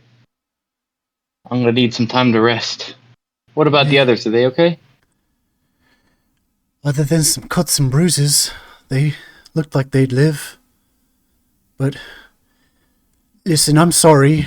I know you said not to get involved, but I just had this feeling, you know? Like you'd be needing help. So I got the boys together. Oh, you saved us, so thank you. Well, I best be getting the boats ready. Tomorrow morning, first thing, I'll be there to help you fish. I promise. Aye, laddie, aye. And with his head tucked down, he shuffles his way out of your shack. Everyone gets the benefit of a long rest as you spend the rest of the day watching the eggs. Yippee! Iraq, it's up to you if you want to pick yourself back up and make your way over there, or just spend the rest of the day in your shack.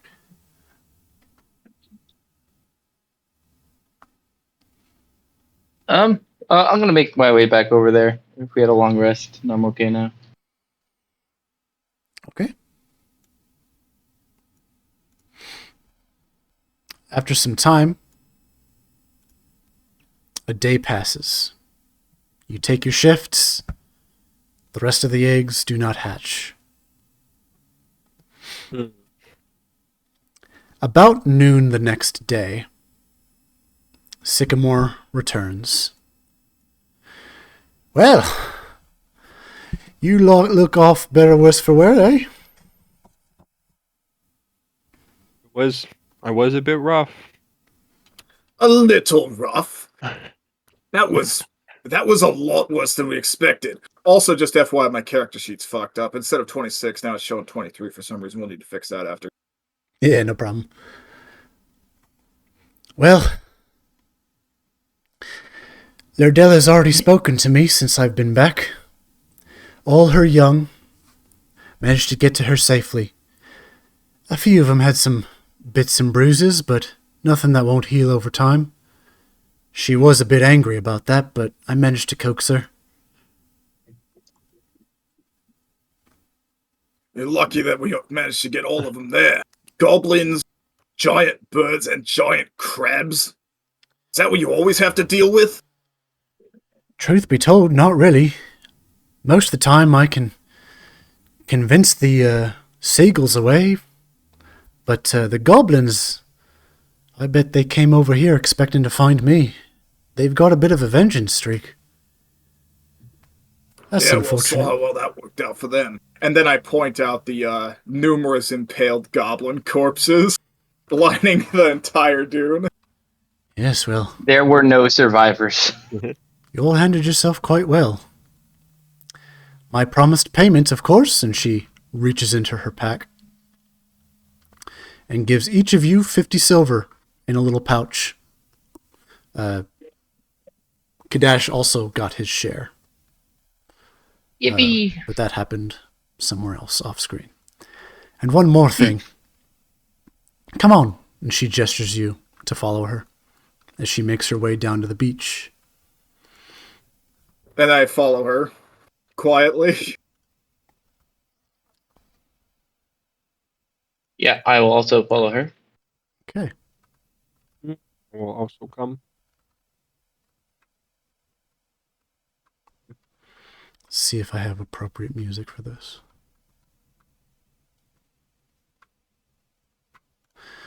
Sure, let's pull out all the stops. I think you guys deserved it for succeeding there. Yay. Sycamore leads you to the very edge of the the beach, and she wades into the water a little bit, gesturing you along. Come on, don't be shy. I keep my hand on my sword. I swear if there's any more bloody giant crabs.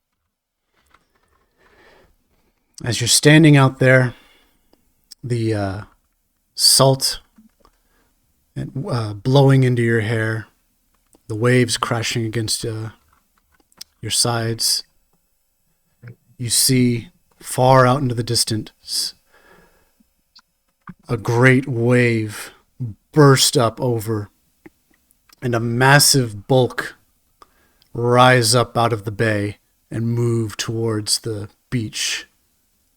What? It looks and is about the size of an island. Soon another form rises out in front of it as a great and massive turtle swims its way over to you, and it fixes you with an intelligent gaze. It is massive, almost like a god, gazing down at you all. Towering, it's about like the height of a 2-story tavern building. This is Lurdella. She's pleased to meet you. As Sycamore turns to look at you all with a smile. There's like all sorts of like ocean water that's like cascading down off the side of the turtle shell. I give a very deep bow to the turtle, out of respect. It opens its wide-beaked mouth, and the smell of rotten fish just permeates all of you. It's difficult not to cringe. It's so strong, but it lets out a low rumbling that almost shakes the earth beneath you. But on the edge of that, you hear a whisper that is not threatening as it opens its beak and reveals a series of its razor-sharp teeth. Oh. Thank you.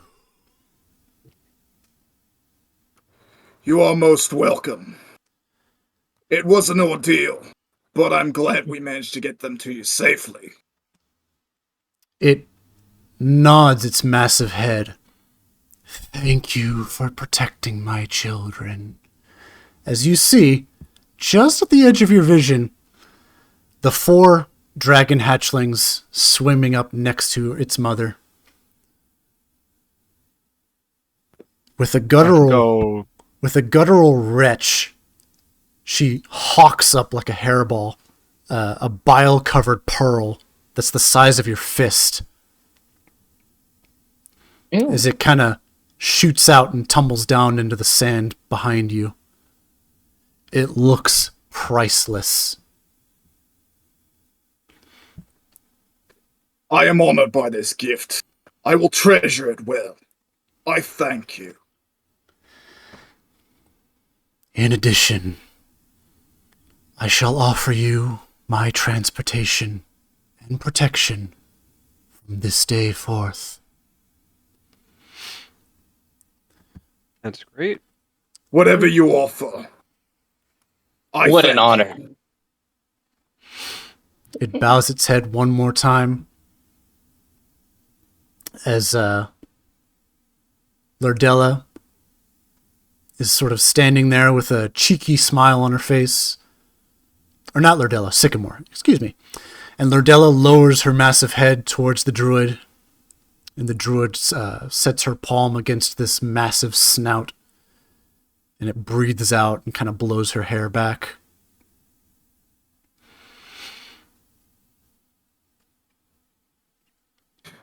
And you all share in this beautiful moment together. As Lurdella eventually, they break apart, and she, along with her young, disappear under the bay once more. You all pick up the giant pearl. Like I said, it is priceless. At least worth 500 gold pieces. Not silver, but gold. You're practically made men.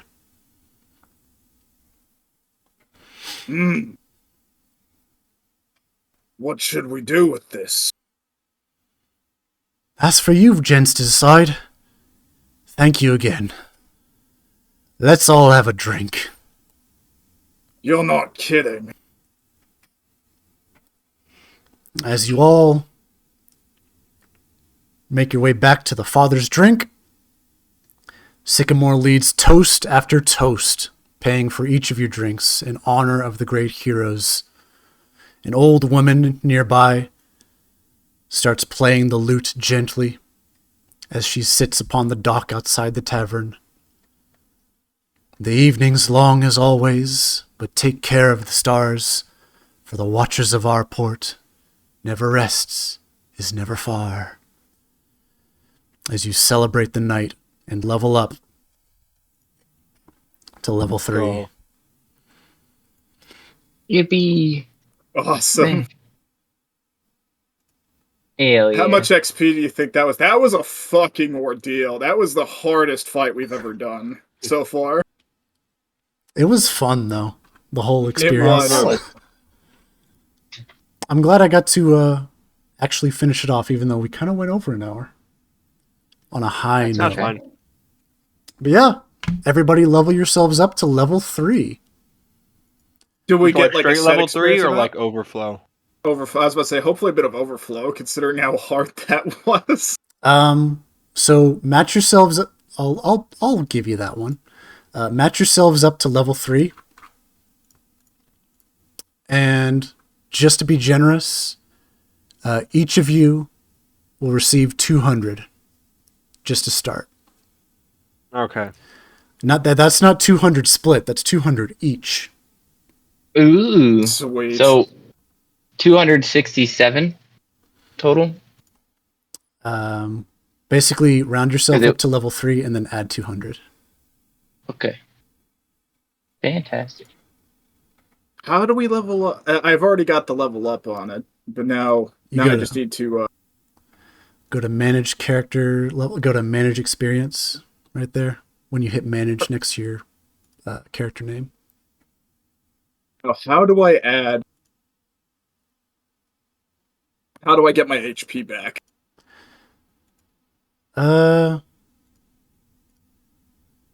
So when You might just have to manually set it if it's bugged like that. Yeah. Like, because it looks like, yeah, you should be level 3 right now. There we go. Override. Did it. And you can, so go ahead and make sure to roll your HP, your new HP. It's still saying 23 in parentheses. God damn it. So how do I edit this? So you have an override HP of 26 right now. Right? Yeah. So go ahead and roll a d10 and add your con mod to that for the fighter. Oh, come on. Really? Where did you roll? A 1. Can I roll that once? One more time, please? Let's borrow something from 5e and say make that a 5. Okay, so that'll be an 8 then. Okay, so Yep. that would be 34 HP. Yep, so go ahead and manual override yourself to 34. Actually, what am I doing? I'll just do the managed characters and love this thing. Yeah. It's better to do it from that page instead of the sheet itself. But yeah, set your level to level 3 and then add 200 on top of that.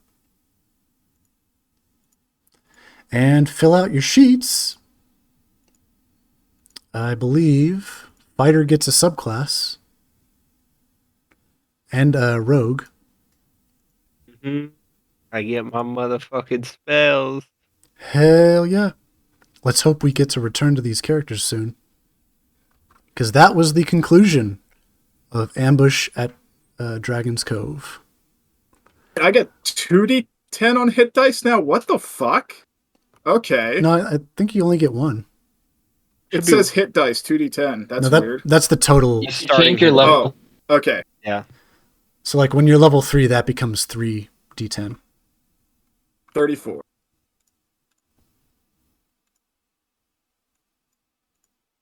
D&D Beyond can be a little confusing. Oh, I gained 3 health from leveling up. How much did you roll? I don't know. I went to manage characters, and I changed my level from 2 to 3, and then my HP went up. So I guess it rolled it for me, which is cool. Yeah, so you can roll it manually, or you can take the average, and the average, like the D&D Beyond does it automatically, takes the average. Oh. It is your choice. But at level 3, Proas, you get to pick a subclass. I think I'm gonna roll it. Fuck it. D8. Ooh, I got a 6. Hell yeah. So it was 18. Therefore, kind of put your override HP together. Yeah, by there it hitting goes. manage HP. Oh yeah, I get a monastic tradition. Oh lord, there's so many of them. Now, with Marius specifically, we talked about how you were going to go championing until you were inducted into Blood Hunters with roleplay. We're still going to do that. I already know what the sequel will be for this game, so already handled. However, I'm a little burnt out on 5e, so I might take like a tiny break of DMing. Not a long one, only like a month. And I'm going to run one more game for new people. And after that, we'll be doing sequel stuff. And if you're wondering about Dungeon Crawl Classics, that's still something I want to do. However, I kind of want to do it with better internet. And I want to stream it and do a bunch of other stuff. So I'm putting it on hold for a bit. It's still something that I plan to do, but I'm kind of pushing it off. I'm sure Bearer, if I told him, he'd get mad at me because he just wants me to pursue that right now. Because TTRPGs, they take a long time to run, you know, especially when you're only working bi-weekly. So it's like, how long in the future are you planning? Like a year? It's like, well, kind of, yeah. It is what it is. How do I parse it so that way the sheet updates? Just go through, like, click on all the tabs. Yeah. Like once an option is selected and whatnot, you'll just hit the character sheet and it'll update. But that is Ambush at Dragon's Cove and Pro-S. You've got plenty of time to choose a subclass. Month, probably like a year if we're being honest here, like realistically. But who knows? But yeah, thank you all for coming and being such wonderful players. Yeah, thanks for DMing. It was really fun. I hope. Yeah, I'm glad you all enjoyed it. This has been a very fun time. Hell yeah! I am gonna pack up my stuff and go home because I don't think we need Roll20 anymore, right? Nope. I'm bugged as shit. My HP stuck at 26. On are you talking about on Roll20? Yeah. Oh no, on D&D Beyond. Strange. Let me stop the recording.